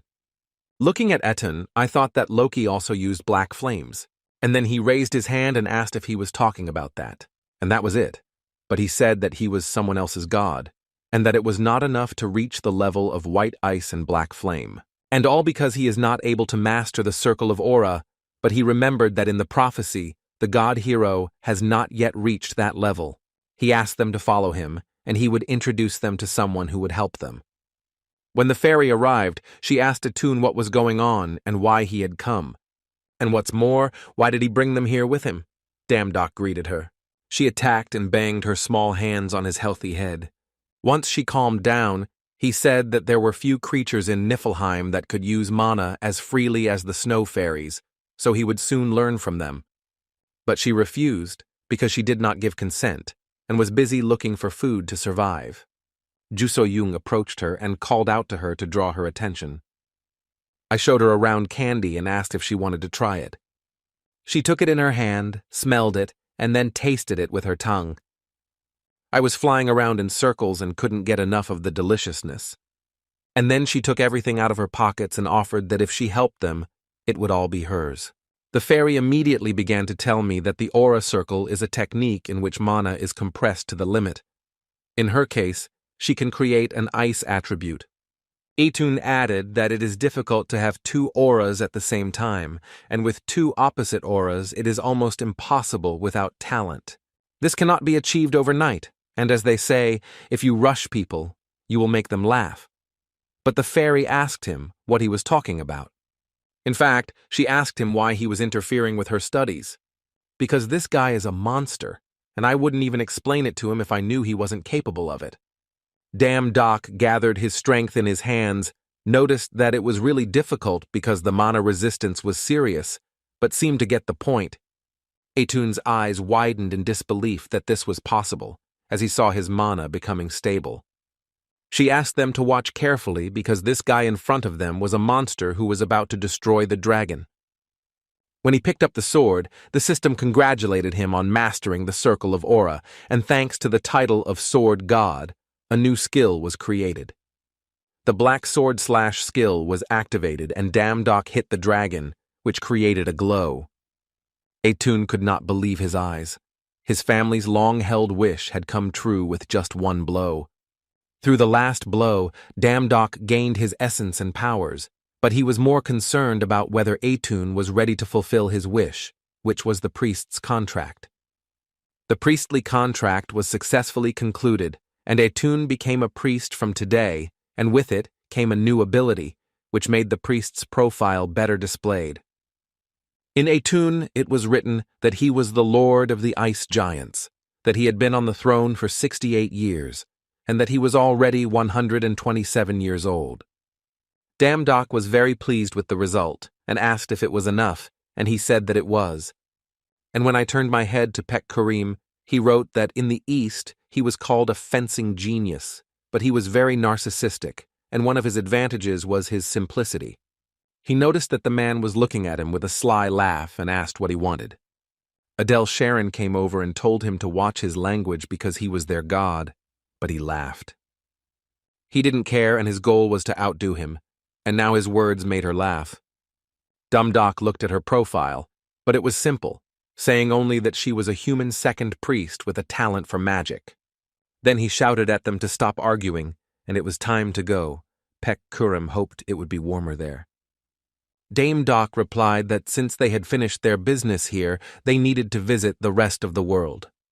And in their world, the gates were breached, and monsters that looked like trees were grabbing people. One of the gatekeepers reported that the risk increased from level D to level A. But before he could finish speaking, a sudden powerful blow landed on his cheek. He fell over and then felt a boot on his face and asked what he was doing. Jong Chun is angry because he needs to destroy more monsters to hang his successes, and if he reports to the branch, he will have to share the credit. And his task is to do everything possible not to call those fools for help. And then the pieces of wood in front of them began to burn and fly into pieces. Jong Chun came back to look because he did not see how it happened and why it happened. Adele Sharon was there, skillfully using her skills and happy to be refreshed by the fire magic. She raised her hand up, forming an even larger layer of flame above her, rejoicing that it was warm here compared to the world outside. And she pointed it at the monster to completely defeat it.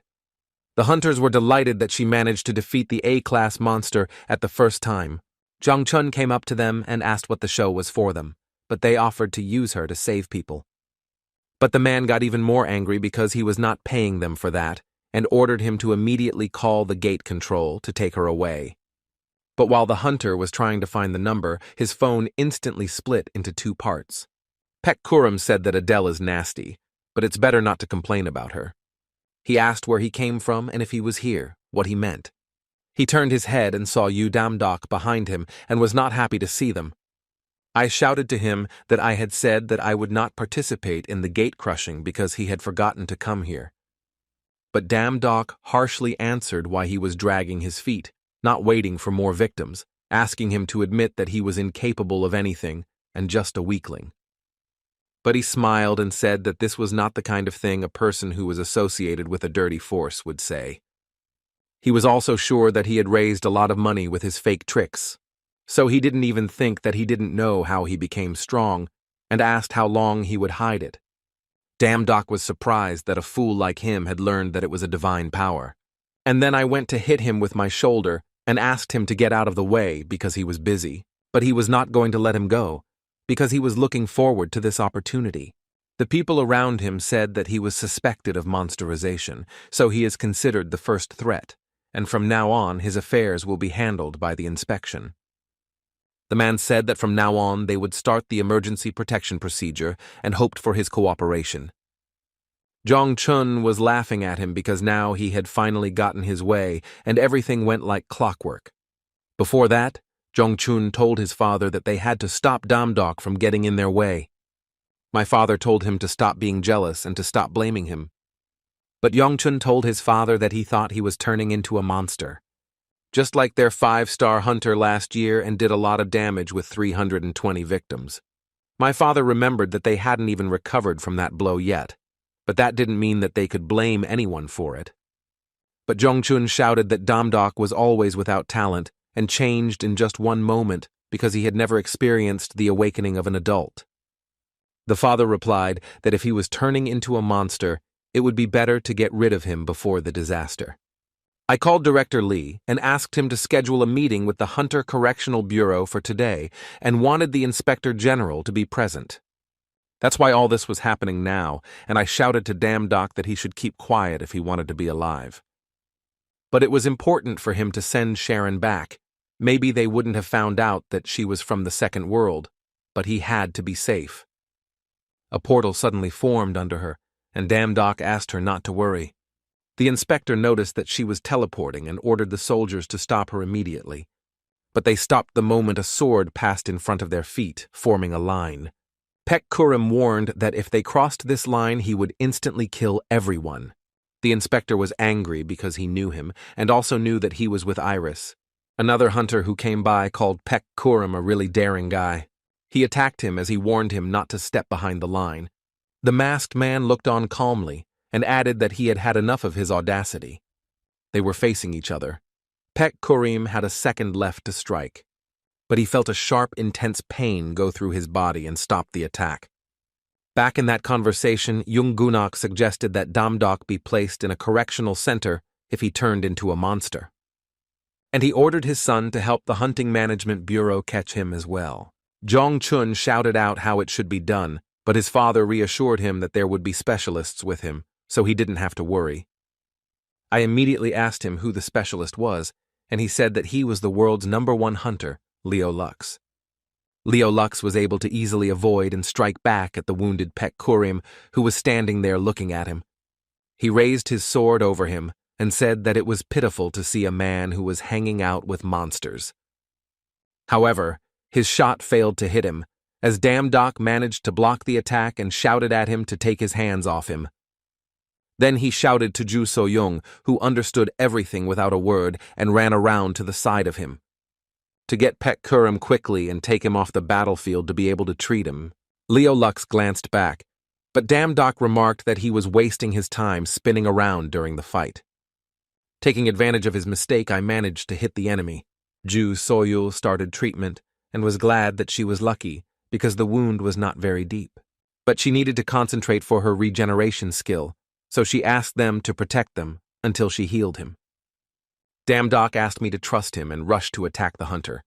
Leo Lux swung his sword and was finally happy to see the boy become a monster. When he attacked me, he shouted not to pretend, as his abnormal strength was evidence against him. Monsterization is a phenomenon in which ordinary people acquire strange abilities. I understood what a pleasure it is to receive, but after a while a person collapses and forgets that he or she was once a person.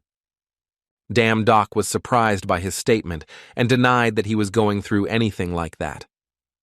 Leo Lux called his words a lie because the Force is too heterogeneous, so he even thinks that there is more than one monster in it.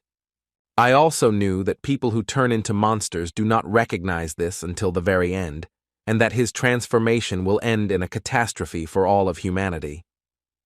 He shouted to the inspector that they should not even think of engaging in combat because they would not be responsible for his destruction.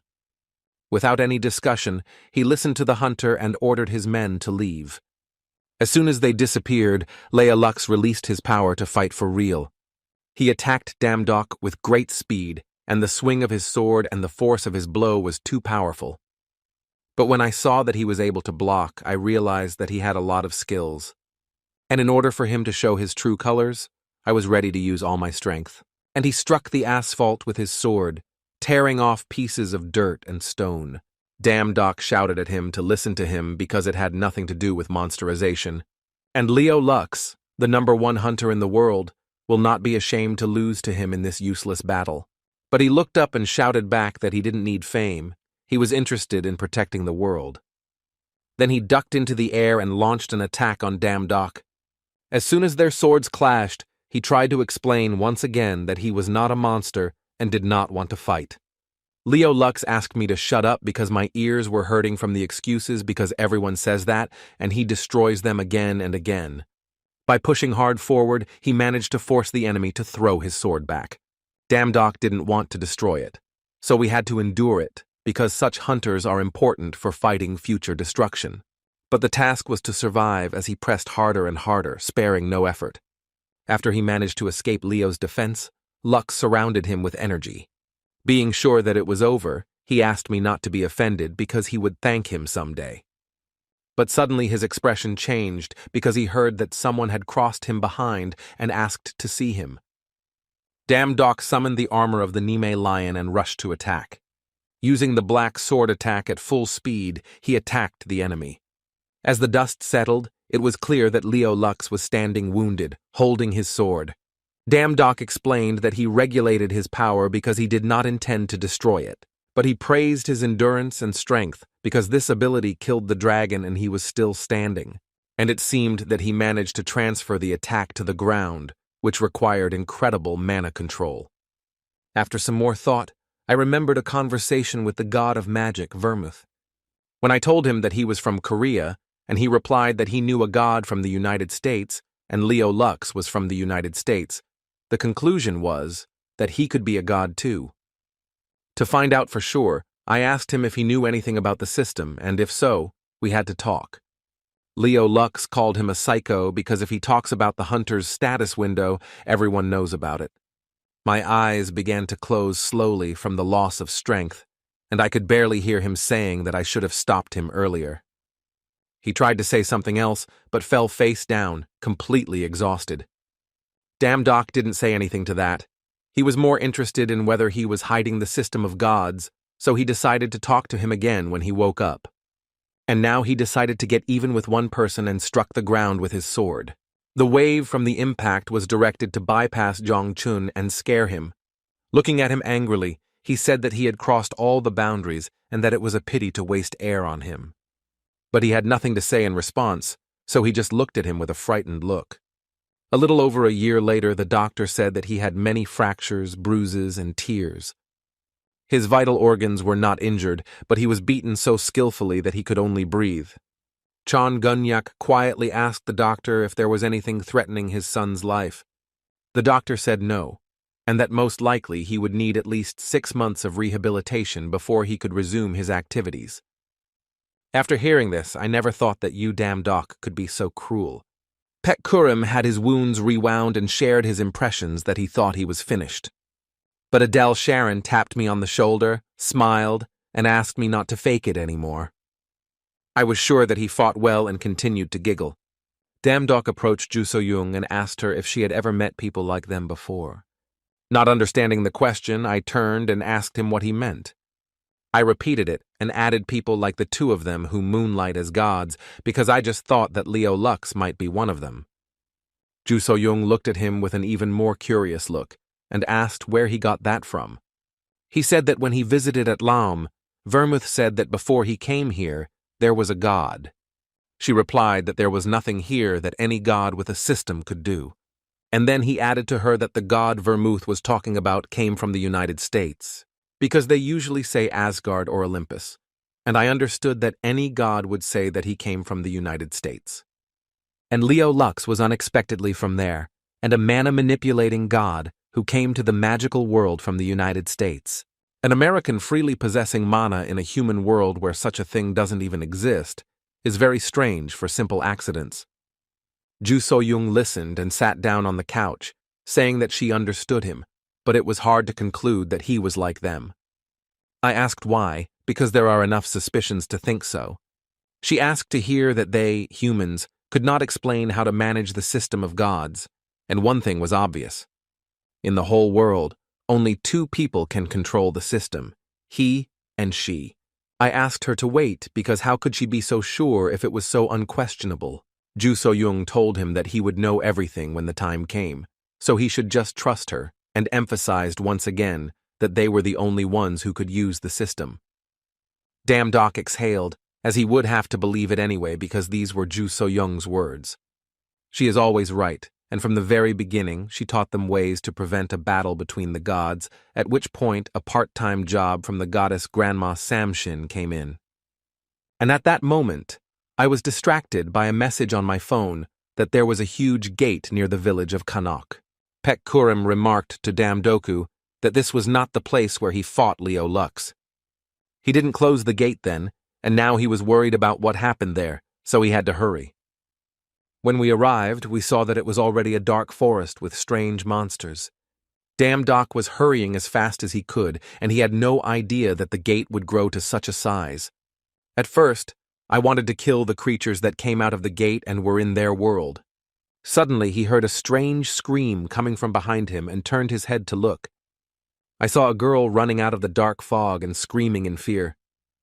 He stopped her and asked her if she was okay, but she couldn't answer because she was out of breath. She took in a breath and grabbed his hand and looked at him with wide, frightened eyes, shouting that the old man would destroy them all. Dame Doc asked her what she was talking about, but there was no answer, only an interesting question about what was in that fog. And there was also a very bad feeling that a forgotten god could come out of the gate at this time, and the monster he had destroyed had almost recovered. The system reported that intuition had been activated and warned that there was danger behind me.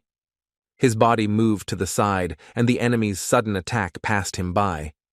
Immediately gathering himself, he tilted his body to the side and kicked the monster, thinking that maybe it would disappear from martial arts.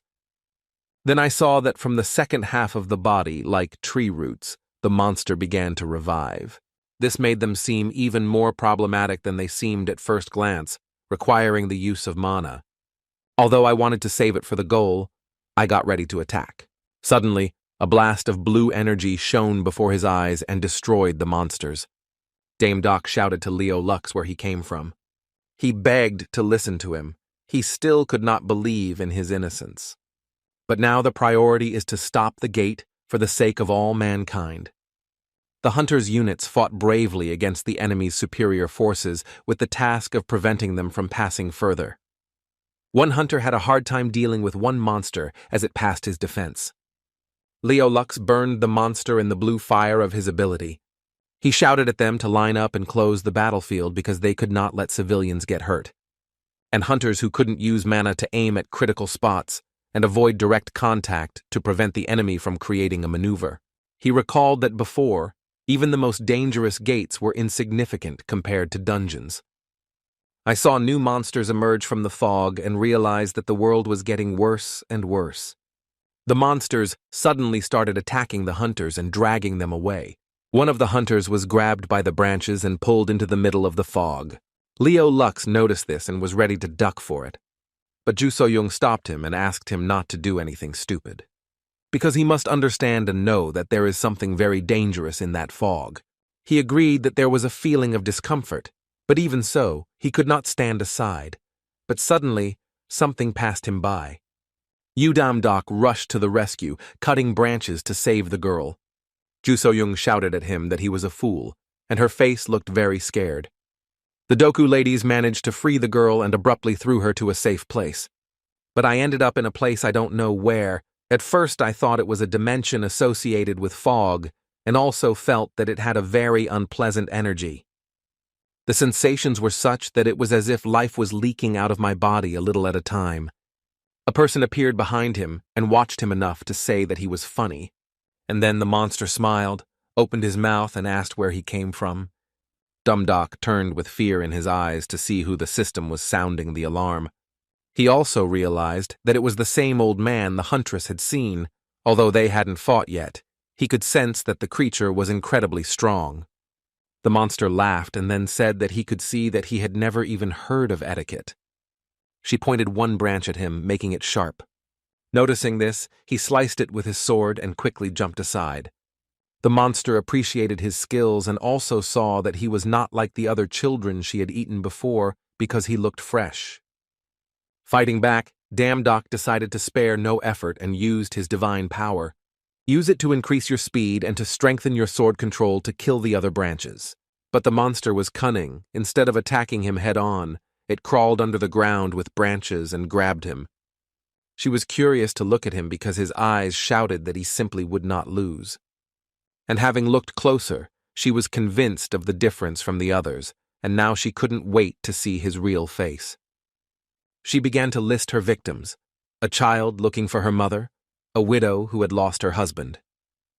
The hunter begging for mercy had incredible faces, and the look on his face made her incredibly curious and eager. The system warned him that his strength had been reduced due to fear, and he felt as if he was standing in front of Asmodeus again. She couldn't look away and kept repeating that it must have tasted delicious. When one of its branches came close to his eye, he froze because this could not be allowed. And then a blue system window appeared in front of him, informing him that his application had been accepted and he was moving to the place of work.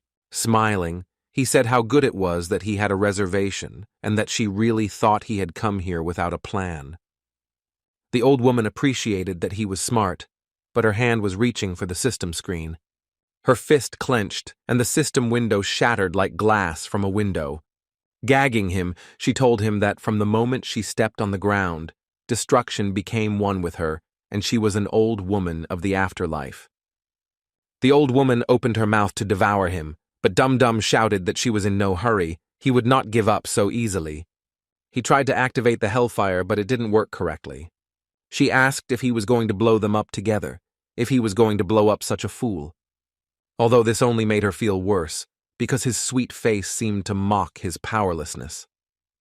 Dok got to his feet and stood in front of her, asking her not to talk such nonsense. Despite his condition, he was not going to lose to someone like her. Seoul will be ruined if a monster like her comes there and is not afraid to die here. Then he jumped up, grabbed his sword as hard as he could, and rushed forward at her. She was looking forward to seeing his face during the desperate battle. Its sharp branches pierced the body of Dok, and she lifted him into the air and asked him to look at her. But a strange pink glowing light appeared from somewhere near him. But a little girl appeared and quietly said, "Blooming paradise." After that, the old woman stood watching the boy's body disappear from her branches. She was not happy to see her and turned around and asked what she was doing here. The girl replied that at that time young people had no idea what time was. And even while working part-time, they could not keep to their work schedule. The old woman was already furious and shouting that she had come again to take her child. Screaming that she had given him back, she attacked the girl with her roots. But she asked her to calm down because she looked like a crazy old lady. After saying the spell, the flying flowers said that they would no longer allow her to violate the laws of nature. The old woman raised her hand, looked at it, and it began to break into petals. Then her whole body was covered with a light pink bloom, and she shouted to go back to the underworld. Before she disappeared completely, she promised to show her something else. After it disappeared, the girl was outraged that it had come out again. I looked at Dok and exhaled a sigh of relief because I had made it. I put my hands on him and cast magic on him, and through these wounds I realized that he was in great pain. Then she heard someone approaching and shouting, "You dumb dog, it was time to go." She put a flowering branch on him and said that they would meet again soon. After that, Damdok woke up at home and the first thing he felt was a headache. Ju Soyoung stood over him and you could tell she was in a bad mood.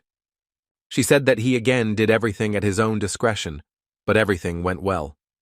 He held his head and asked what happened, and heard that when they came he was lying alone in the fog. But he said that this was not true because he remembered for sure that he had met an old woman in the afterlife. The old woman was incredibly strong and could hurt him without even laying a finger. Jo Soil told him that she was a forgotten god with a power that could be compared to that of Asmodeus. Even among the Korean gods, she is the most dangerous and incredibly surviving. Damdok apologized because he was so proud that he had become stronger. Even the system window was broken. Ju Soil jumped up to him and asked what he had just said. Realizing from her reaction that it was bad, he replied that the old woman had broken his system window. She was scared herself, but what made her so scared?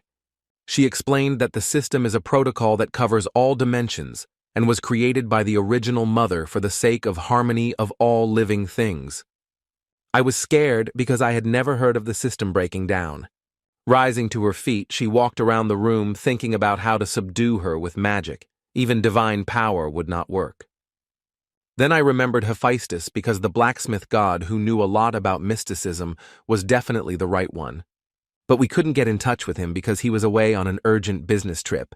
Suddenly a voice came from the flower behind her, asking her not to be surprised because her thoughts were enclosed in the flower. She offered that if he tidied up her flower garden, she could repair the thing for him, which she thought was a good deal. Damdok was surprised because before he passed out, he felt the same energy.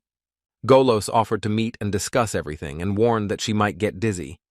A flash of pink color erupted across the entire floor of his house.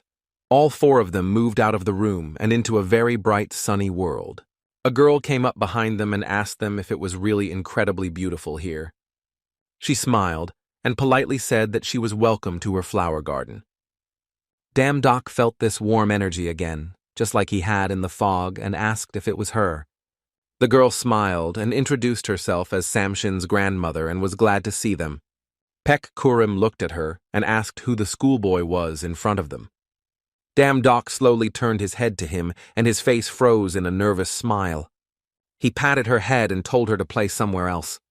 But she said once again that she was Samshin's grandmother and that she could see by him that she had chosen healthy and cheerful children. Damdok could not stand it. He put his head down and nervously apologized to her for his priest. Adele Sharon came closer and also expressed her surprise that this sweet girl was a grandmother. Samshin saw that she was from another world, but at first she didn't notice it, especially her height. Then she said that this was enough congratulations and we had to start working. She explained that it was a flower garden for kids who were entering a new life, and their task was to water the flowers. Sharon was excited about the work, thinking it would be enjoyable and relaxing. Pek Kurim, stretching his neck after being punched by Damdok, asked where they could get water. Samshin replied that there was no need to worry about this. Everyone should take a jug and go up the mountain to collect water and return. Then she pointed to the mountain where her house was, and a little further on they should see the Zelkva tree, where there is water. Pek Kurim and Damdok's mouths dropped open at what was in store for them. The working day was coming to an end, and they climbed the mountain with their last strength. Looking up, it's hard to think. At first it seemed like an easy job, but now it's hard to breathe. Suddenly, Samshin appeared on the tree, smiled, and asked if the world was ever easy. Moreover, when it comes to repairing such an item, it requires at least some effort. She looked at Damdok and told him to follow her and the rest of us to wait here. As we were leaving, she told us that watering the garden is of great importance. They wash the souls of newborns with their own hands, which is no different from the Sansara circle. He could barely follow her and did not hear what she was saying. He came to repair the system and ended up carrying water all day. Samshin turned to him and said that this would be his karma. As soon as we arrived, she asked us to come upstairs and take a look at it. Before him was an incredible beauty. She said that her radiance meant that the child had received a certificate.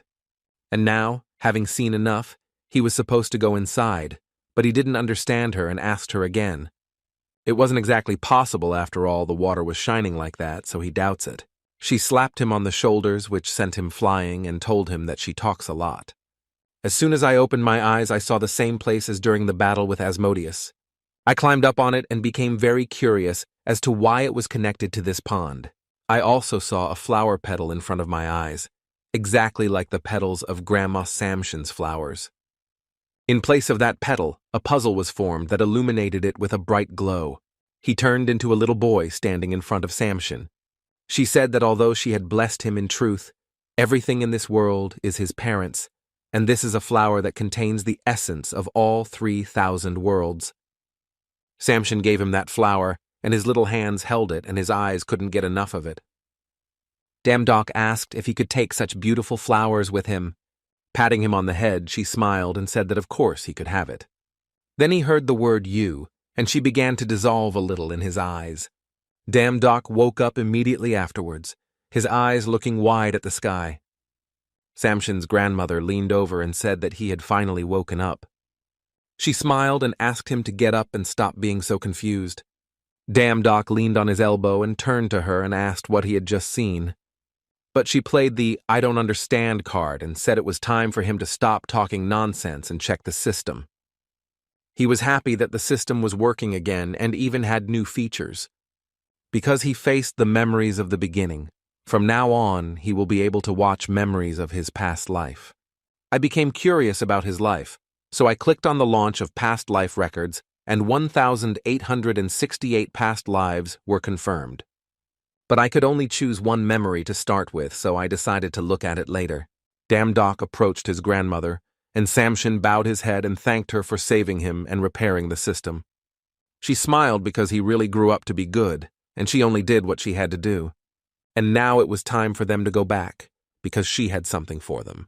When they returned, Damdok was surprised that she gave them tea.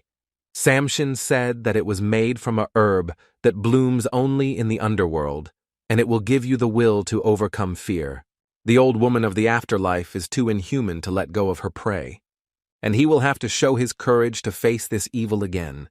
Damdok felt that the tea had worked, but it was not enough, because remembering the old woman, his heart was heavy, and he asked Samson if he could have more tea. She turned around and thought that looking at him, he was worried that it would not be enough. But she reassured me that it was not wise because 2 mugs of tea would not give me even more strength. She was sorry and couldn't help any more, but Damdok hastened to comfort her that everything was fine, and she had already done a lot. It was then that a message popped up about a part-time job that required conquering Medusa on the Gorgon Island. This part-time job was perfect, because as a reward, you can get the shield of Perseus and gain resistance to fear. And as he was about to press the button, Ju Soil caught him by the ear and pulled him aside. She stood black and almost trembling with anger, nodded for him to listen.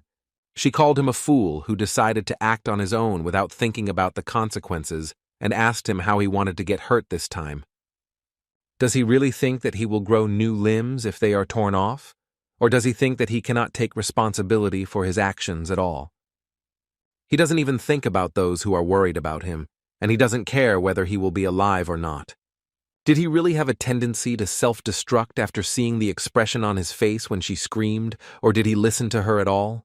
Damdok could not stand such lectures and fell to his knees and cried out to her to forgive him for such sins. Ju Soil agreed that the request for Medusa was not bad, but they needed to prepare 3 things to cut off Medusa's head. First, to get to the Gorgon's Island, we needed wings, and Hermes's boots were perfect for that. The second is an invisibility helmet that will allow you to approach Medusa unnoticed. The third is a mirror shield that allows you to defeat a jellyfish without looking it in the eye. She will get the mirror shield for a part-time job, as an invisibility helmet is common in the magical world, so it's for Sharon. And lastly, Hermes' last shoes is always short of employees, so one more person will definitely not hurt. So he and Bek Kurim will go there together and get what they need. When they got there, they saw parcels flying back and forth, and there was incredible traffic. What also surprised them both was that it was an incredibly huge mailbox. When Hermes saw them coming, he flew up and greeted them. He asked them if they knew who he was, and if not, they had to memorize him because he was their boss today. He also said that he was very busy today, so he wondered if they would be able to cope. Damdock reassured him because hard work was their specialty. He asked if they had checked everything and if they would be paid in winged boots. Hermes replied that of course, because honesty and trust is his motto. After finishing the conversation, it was time to get to work. Their task today is to work hard to deliver all these letters on time. The first one was Ares, who was glad to see his student because they had last met when he was teaching him and asked if he would mind a duel. But Damdock jokingly suggested Bek-Kurim instead, as he was very busy. Arriving this time in a dark place, he smiled and asked me to sign and receive a letter. Hades called him truly mad if he dared to come back to the underworld. But Damdock said that the letter was for Persephone, and Hades was frozen in place. And when she said she wanted to talk to him on the backside, sweat broke out on her face. This time they went up a long flight of stairs, and Damdock checked the list of people to whom he had already delivered the letters. So there was one more thing to do, and they will finish their work for today. Their next target was Prometheus, the god of prophecy, who was at the top of the Caucasus Mountains.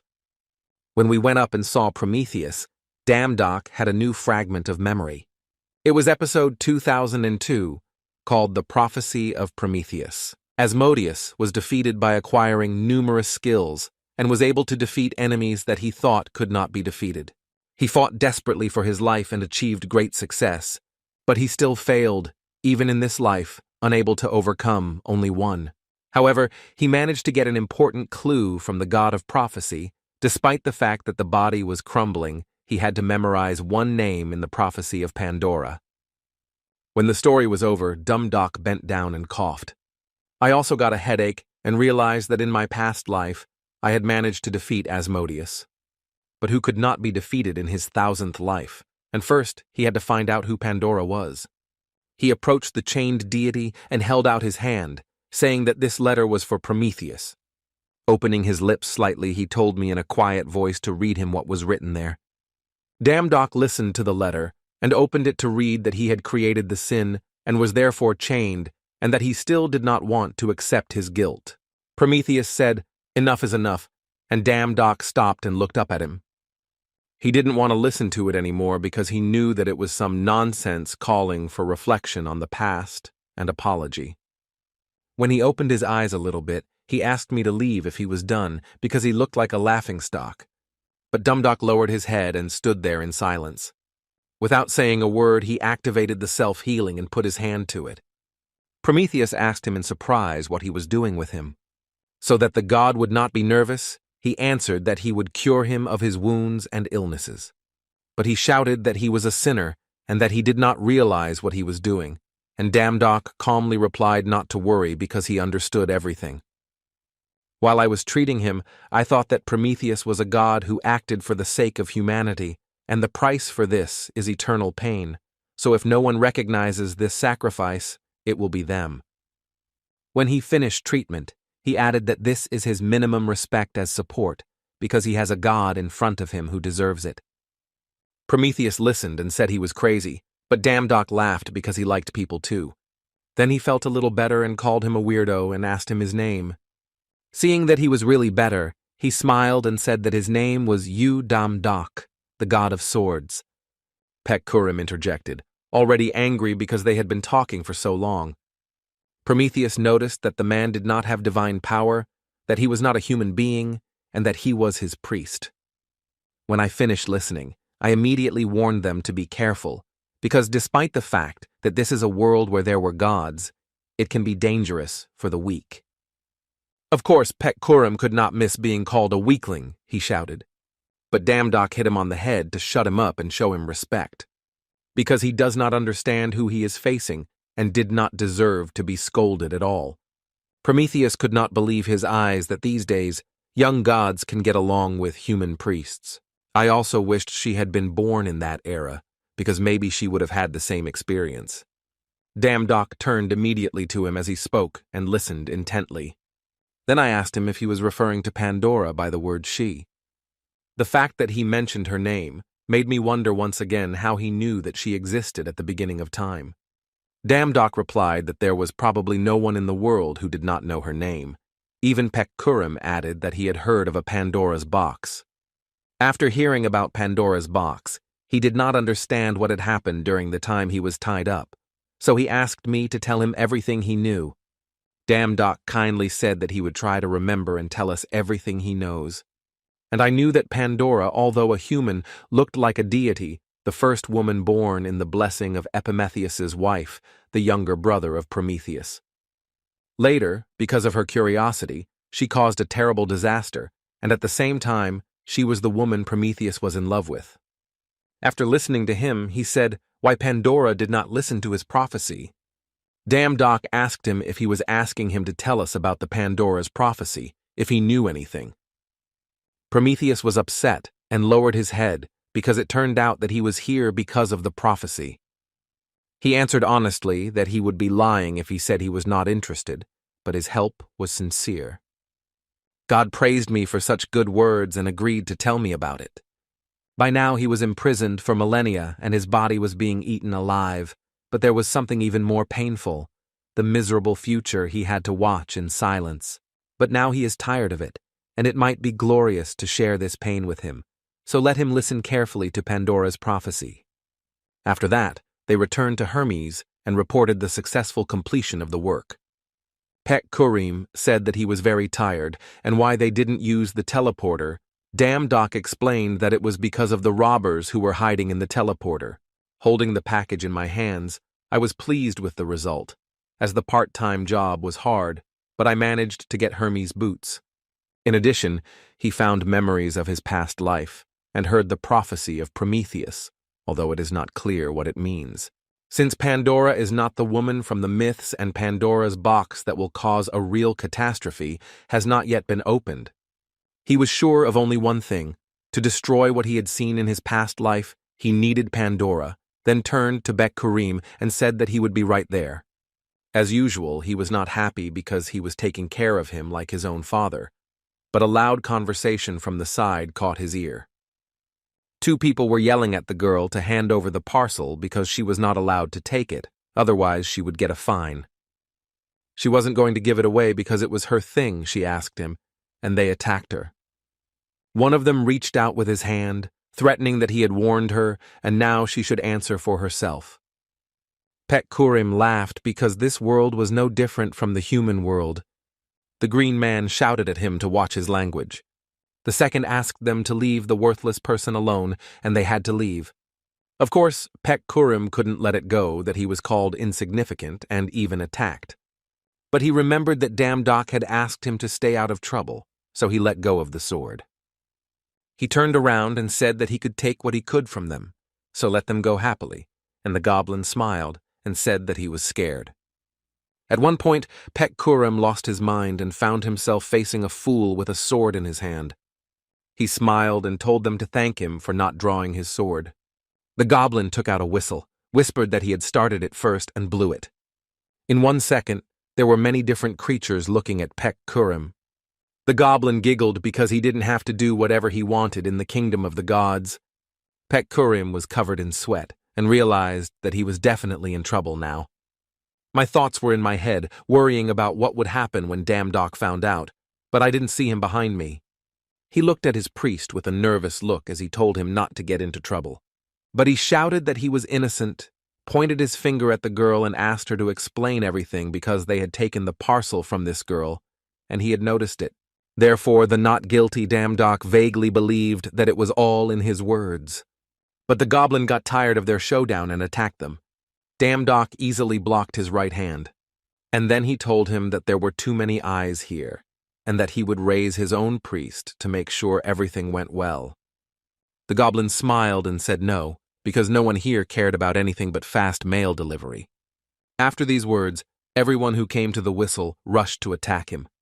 Damdok didn't want to fight them, so he activated his power to show his intentions and threw them aside. The goblin fell on his ass. His eyes were frightened because he had never seen such power before. I also remembered that the swordsman in lion armor could be the hooligan Damdok. The others also remembered that it was him, and one of them even saw him fighting with Hades. Damn Doc was shocked by the news because who dared to humiliate him like that? But the girl came up to him and asked him to stop. He turned to her, shouted what she needed from him, and she showed him her package with a cut through his sword and asked how they would solve this problem. Her statement was confusing because it helped her so much against them. The girl said she had not asked anyone for help and that her name was Elia. At first, he covered his face with his hand and rudely replied that no one had asked her name. But then I remembered that I had already seen this name somewhere, namely in an advertisement for a job capturing jellyfish. It was not this small business that was his employer that even considered skipping this part-time job. But she was the first to say that she wanted to meet him anyway. Damn Doc switched to why she wanted to meet him and asked why. But she responded by asking him if he was going to accept her part-time job and gave him his name. Damn Doc was shocked that she recognized his name and that he wanted to apply. Elia said she would tell him elsewhere. Her explanation was that she was a soothsayer, so she knew everything. He was also indignant at the fact that there are so many prophets in the world and did not even know whether to believe or not. Believe it or not, she said it was his personal business and they needed to get down to business. The plan was to catch and destroy the jellyfish, so he asks again whether he accepts her part-time job.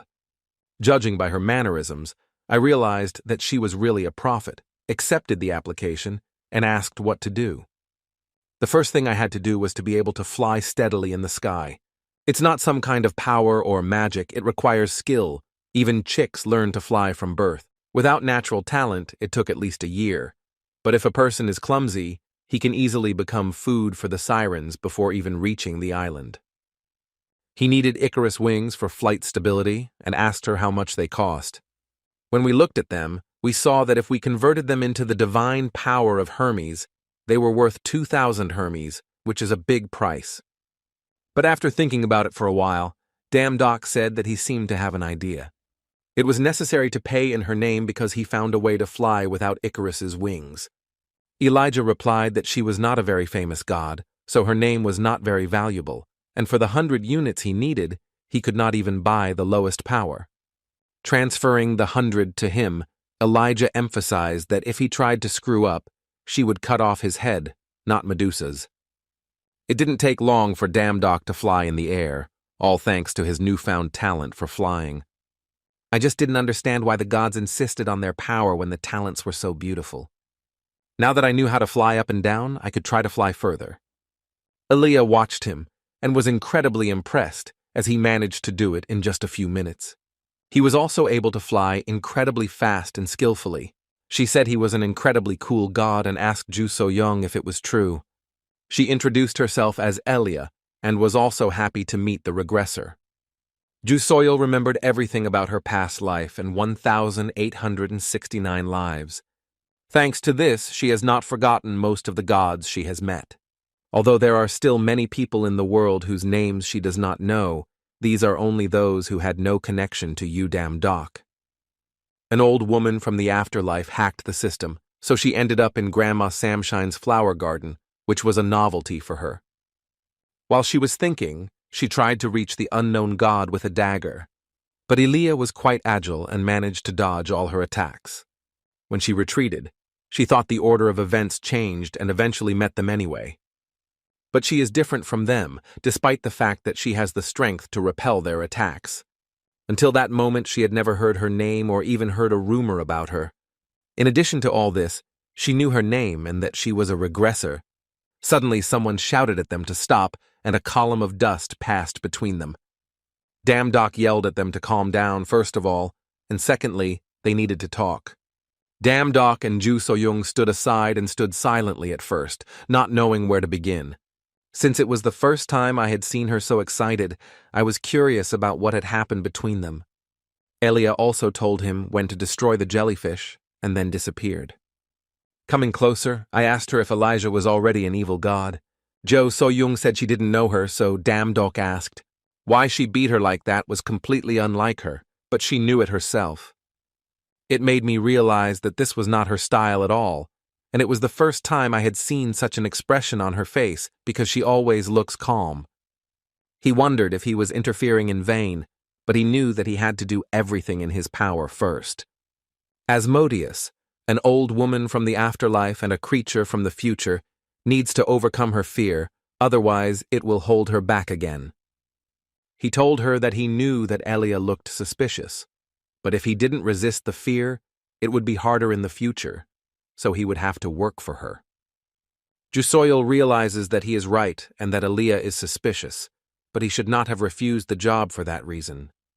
Ragnarok was 6 months away, and then she apologized to him for making him worry. Dame Doc looked at her worriedly and asked if she was okay.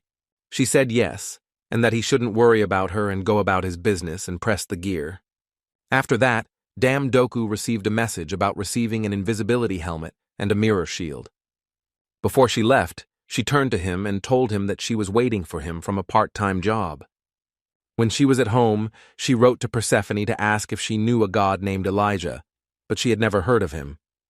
I fell on the bed thinking that I had guessed that she did not know this name. She also received another message in which she pushed her to have a relationship with Yu Damdok, even though she had already told her off for it. Even the last time when Yu Damdok said he recognized her friendship bracelet. She attacked me so suddenly that I was nervous. When I opened my eyes, I thought that not even a year had passed, but it felt like it had been an eternity, as if it could have been due to the endless repetition of past lives. She honestly told herself that she was tired of losing her comrades again and again, and that the loneliness in this world was gripping her more and more. And the pangs of conscience for not being able to save everyone, and the worry that she would never escape from this cycle. She wanted to run away because it was a very heavy burden, and she just wanted to live without knowing anything. As soon as the tears started to flow, the dragon's power of callousness, the suppression of all emotions, was activated. I picked myself up and gathered my thoughts because I couldn't waste time on useless things. She has to do everything she can. Yu Damdok is the only one who can get rid of the Eye of the Abyss and destroy it. And if he helps him with it this time, he will be able to leave this world forever. Meanwhile, Damdok and Elia were walking through a dense forest on Gorgon Island. I also wondered why the hell they had landed when they could have flown straight to Medusa. She replied that he was not going to tell her right away that he had come for her head, so she asked him to stop because he was talking too much. Dum-Dum grumbled that although she was small, there was nothing cute about her. Elia told them to shut up and crouch down in front of them. They found what they were looking for without even being noticed, and she gestured with her hand. Damdok activated his new gear and launched an attack on her. When the sword passed through her head, I thought he was sorry because he had no grudges against her. But there were circumstances that required him to kill her in order to move on. Elia shouted at him that he was a fool for being in such a hurry. She shouted to run for "it was not a jellyfish," Damdok shouted, and why she made a gesture to destroy it. She shouted that this was not true and that Medusa had 2 sisters. Hearing the terrifying giggles of Damdok, he turned back and saw the body raise its head. Immortal monsters, fear-consuming snake deities, they were called the Gorgon sisters. Putting her head back on, one of the sisters wondered where she had gone, because she could smell a person. A friend came up and asked her why the plague was so noisy. Yawning, she added that she had also woken her up from such a sweet dream. But she told Sphina to calm down, that someone was trying to break in. Sphina smiled and told Evriel to get up, because who would want to come here? But if she wanted to, it was easy to check, and a red spark ran through her eye. She thus activated the skill of finding victims by the warmth of their skin and managed to see the offender. The system notified Dum-Dum that his presence was detected, so the invisibility mode was turned off. Realizing that they were very strong, I decided to get away from there as soon as possible by racing the wind. Sphina was smiling not until a boy appeared on their territory. She shouted that it was mean to sneak up on the ladies and ordered her snakes to attack him, while the other sister was already in front of him and swung her fist at him. Ivriel's attack was very strong and fast, and it was a miracle that we managed to avoid it. Because of these twists and turns, she told him that he looked very appetizing when he moved like that, and to make it easier to eat, she would cut him very small. Damdok didn't like these words because he wasn't going to become dinner and kicked her in the tail to get her away from him. While I was dealing with one, My second sister Sfina sent snakes to attack from behind. I decided to try to evade them at first, because I had an idea. Activate the breakwater to cut off the snakes' heads one by one. Sfina appreciated it, because along with them, his blow hit her. And not only did he walk through it, but he managed to split it in half, which even excited her. Damn Doc, looking at what she was doing, was not pleasantly surprised because he had invested a carload of divine power and no harm was done. The Sfina hissed because she hadn't had such pleasure since she became immortal. She screamed at him to let her feel those unforgettable sensations again and attacked him. Since the snake attacks were not fast enough, he dodged them only by jumping up. But it was a diversionary maneuver so that the second sister could appear from behind and strike.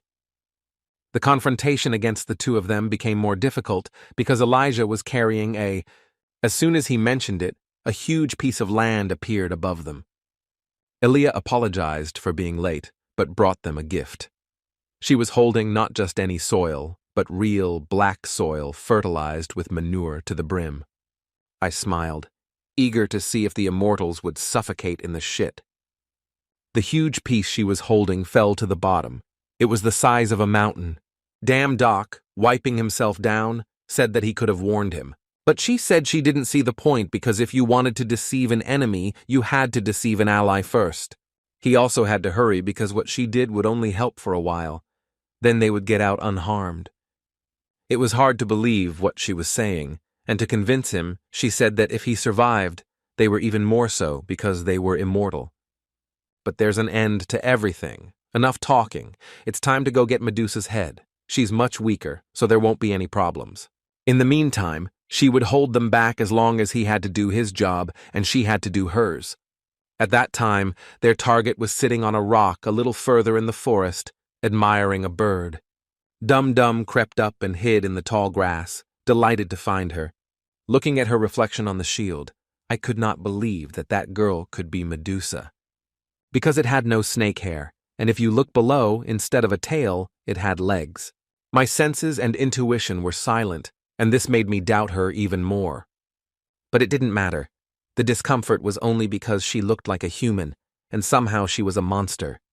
After closing my eyes, I decided to do it in one motion, and at the moment of impact, the ground shook. The sisters broke out of the ground, and because the fight started, the ground was shaking. Also, his invisibility mode was removed because Medusa saw him. We had to deal with her as soon as possible before she understood anything. When the sword was in front of her neck, she shouted at him to stop and not to kill her. The sword did not move, and Medusa asked that she did not know who he was, but to spare her. The fact that she begged for mercy and did not even resist was very confusing, and it also made me think about the difference between him and the forgotten gods, because he is equal to them, since they don't care about good or evil. And if he destroys it now, he will be no different from them. Meanwhile, Evriel could not even think that someone like her would use necromancy. But it is useless because they are immortal beings, not like these skulls in her hands. If that's the end of the tricks and there are no talents, then it's time to wring her neck. As soon as she was about to strike Elia, she was engulfed in flames that appeared out of the blue. Damdoc stood in front of her and apologized for being late. The girl shouted out why it took him so long to destroy Medusa and whether it was not already so difficult. From the fiery whirlwind, Evriel quietly asked if they had already destroyed her sister.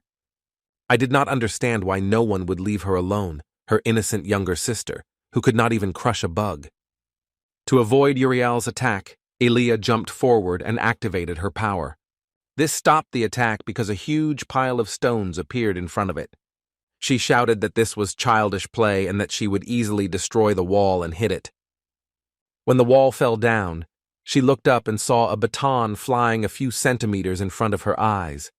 She giggled and shouted, "It doesn't seem reasonable to go after an immortal being with a baton." But for some reason, at one point she fell to the ground and couldn't even move. Damdoc explained that she only relies on the immortality effect, so she doesn't dodge attacks. When Sfina saw that her sister did not get up, she screamed because it was impossible. In a fit of anger, she attacked Damdoc with snakes to avenge her sister. I fought back and thought that the snakes were not taking anything, They were constantly recovering, and at this rate of endurance, it could be the end. I needed a second way, and wanted to try a little bit of a hand stretch to create a magic arrow. For a greater effect, he created a lot of them, and they began to get into the snakes one by one. Since they had regeneration, he would have an advantage in the number of attacks on them. Therefore, by aiming arrows at the snakes, he could get closer to them and hit them. Standing over her, he swung a baton and hit her on the head. Like her sister, she fell to the ground without moving because she was unconscious from the impact. Medusa immediately ran out and screamed for him to stop beating her sisters. She didn't understand why everyone was doing this to them. They hadn't done anything wrong to anyone. When Elia saw her, she immediately closed her eyes and wrapped her arms around herself. I shouted to the Dame Doc why she was still alive and to destroy her immediately. But she said that she could see that he was not a cruel person, that he could have destroyed her, but he spared her. So she asked him to stop. Dame Doc turned to Elia because he hadn't asked her before, but now he can't keep quiet. I'm sure she knew what Medusa was like from the very beginning, but she still wanted to destroy it. At first, she whispered quietly, "Does it really matter now?" But she immediately shouted that he had to do what he signed up for, so he shouldn't even think about taking the advance and refusing. I turned to Medusa because I wanted to ask her something. This is important because the answer must be honest, or the ability to turn anyone to stone was only for humans. She answered no. Then the second question was why the bird on her shoulder didn't turn to stone, because I saw her looking the bird straight in the eye. She didn't know because she was just taking care of him after he fell out of a tree when he was a baby. He was so frightened that he bit her finger, which left a scar. Ilya could not resist asking what kind of banalities they were talking about, and whether they had already come here to talk. I told him to stop wasting time because he needed to overcome his fear and get rid of it. He sighed heavily and apologized to Medusa and aimed his blow directly at her. A long time ago, Medusa was imprisoned because of various rumors about her. But she was caught precisely because they said that she had hugged Poseidon in the temple of Athena. When she stood before Athena, she asked her how she dared to do such things in her temple. Medusa tried to explain to the goddess that she would never do such a thing. She was just talking to Poseidon. But Athena didn't believe it, saying that she was disgusted by such excuses, and she shouted at him to tell her what they were talking about. Without waiting for an answer, the goddess got angry and bored with her appearance. She stood up and loudly said that Medusa of the Gorgon family would be responsible for her actions. From this moment on, she can forget about her pretty face. Now everyone who looks at her will turn to stone. From now on, she dare not close her eyes. If she tears them out, the curse will move to her voice. If she cuts off her tongue, her limbs will be next. From now on, he must live forever regretting his stupid act. She felt insulted and unjustified that she had to go through this. Exhausted, she crouched on the floor and someone came up to her and said that he had finally found her. Poseidon said that she heard him talking about Athena behind her back. Of course it was an accident, and she understands that it doesn't seem fair to her. But he is the king of the sea, so he cannot allow rumors to spread that he insults his niece in her temple. But I could never have imagined that she would receive a punishment worse than losing her life because she can't close her eyes anymore. And I didn't think that it also applies to eyelids, I finally told her. That there is one island that no one visits, and that if she hides there, she will not encounter anyone in exchange for keeping her secret, which will reduce the burden of her punishment. Dame Doc's punch never reached Medusa's face, and he pointed his club to the side. He said that he did not even think about killing her now. He's sorry, of course, but he's had enough of it and won't give her Medusa's head. At first, Elia didn't know what to say to him because she was disappointed. She opened her mouth, called him names, and then started screaming that he had stabbed her in the back and that he needed to resist fear. But Dame Doc said that one could not destroy someone out of necessity, because it would be a devilish act. She was at a loss for words because she had invested so much time and energy in this case and would end up disappointing him. Dame Doc noticed this and asked if she was really hiding something. I asked him if this guy was the one who was obsessed with the jellyfish head. But Elijah asked her to shut up because she didn't have to report everything to him, and she thought he was a useful guy. Then she moved a little further and disappeared, moving to some place. Medusa asked Dum Dum when she could finally open her eyes.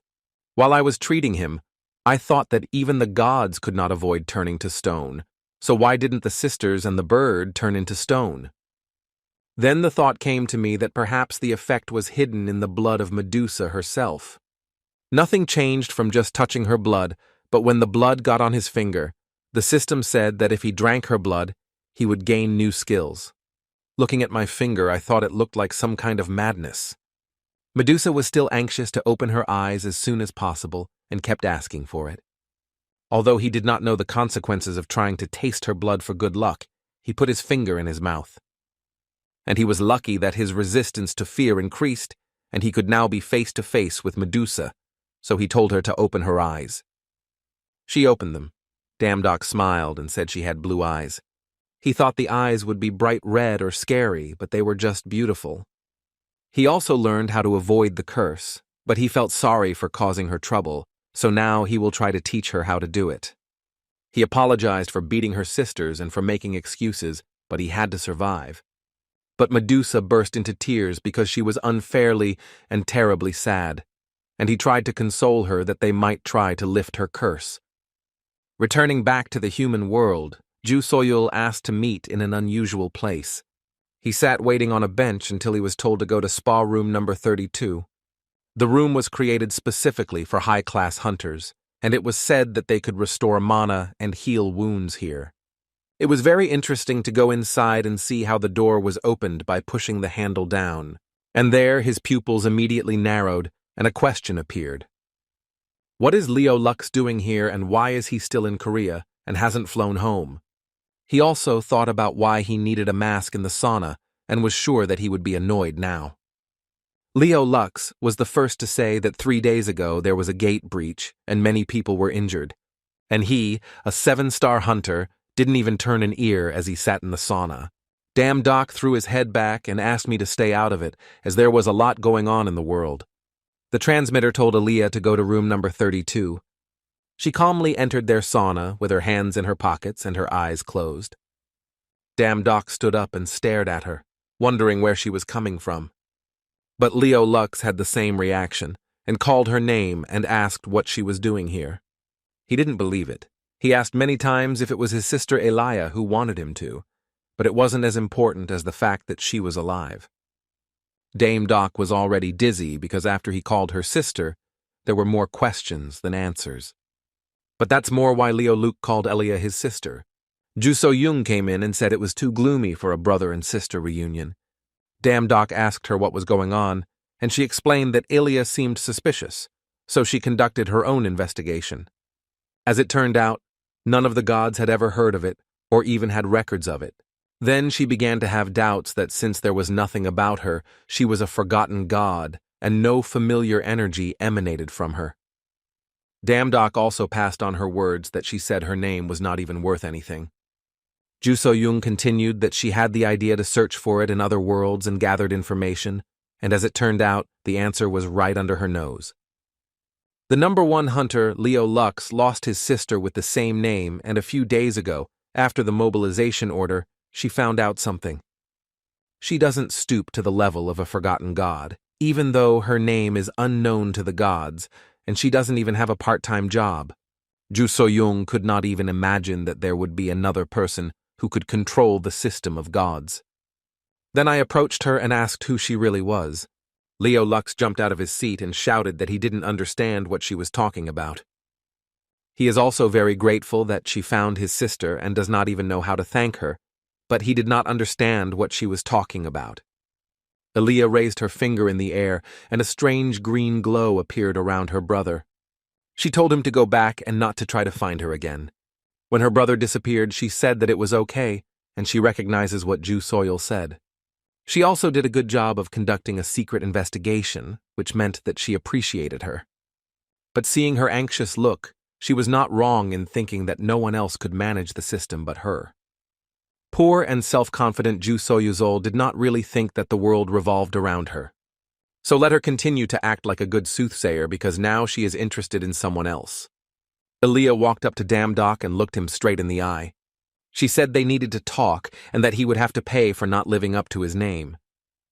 Damdok said that he also had some questions for her. Aaliyah looked up and said that they would not be able to have a dialogue because they had an intruder. And a good place just happened to be available, a gate right above their house. The ceiling opened up above them and a whirlwind began to appear. Ju Soyul was shocked that the gate appeared here and looked at it with fear in her eyes. A column of dirt rose and she covered herself to avoid getting anything in her eyes.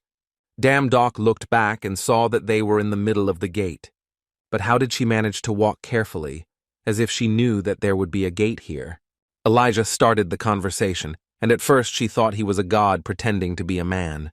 Not an ordinary stone floating on the river, but a useful guy who can be called precious. Everything had been fine up to that point, but no matter how special a stone is, it will never change the flow of the river.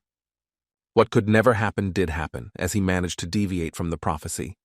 Elijah looked at him and asked him, clearly pronouncing each word, who he really was. Damdok has nothing to hide because he's a simple man who happened to be a god, and the only thing he can do is use the system like Ju So-yung. Elijah's look changed to one of surprise, because he is a man who knows how to manage the system. This could not have been in the prophecy. There was nothing like it. And it is never wrong to lift a huge stone with your strength over your head, and she threw it at Damdok, who was standing there watching it fly into him. Ju Soyul appeared and cut the stone in two before it reached him. She looked at Elijah and asked if she thought her brute force attack would work. The girl took her hand away and repeated to her that she had already told her once that she was too arrogant. Aaliyah made the barrier break and then broke it down, saying that she hadn't been targeting this guy from the beginning. When the barrier broke down, Ju Soyul looked out in fear because this little truth was not normal. But Aaliyah was fed up with this uncertainty, so she decided that they would end their lives here. The monsters that appeared after the barrier was destroyed were very strong and very diverse. They looked at the two people in front of their horde. Ju Soyul turned around and looked at Aaliyah, asking if she even realized what she had done. All the monsters from the demon world can rush to the earth if it does not need them. To repel her attack, she pulled pillars out of the ground and threw them at her. Ju So-yung was able to fight back and emerge unscathed from her attack. On top of all that, he managed to get behind Aaliyah's back very quickly. She saw this and appreciated that in just a couple of days she had managed to increase her strength so much.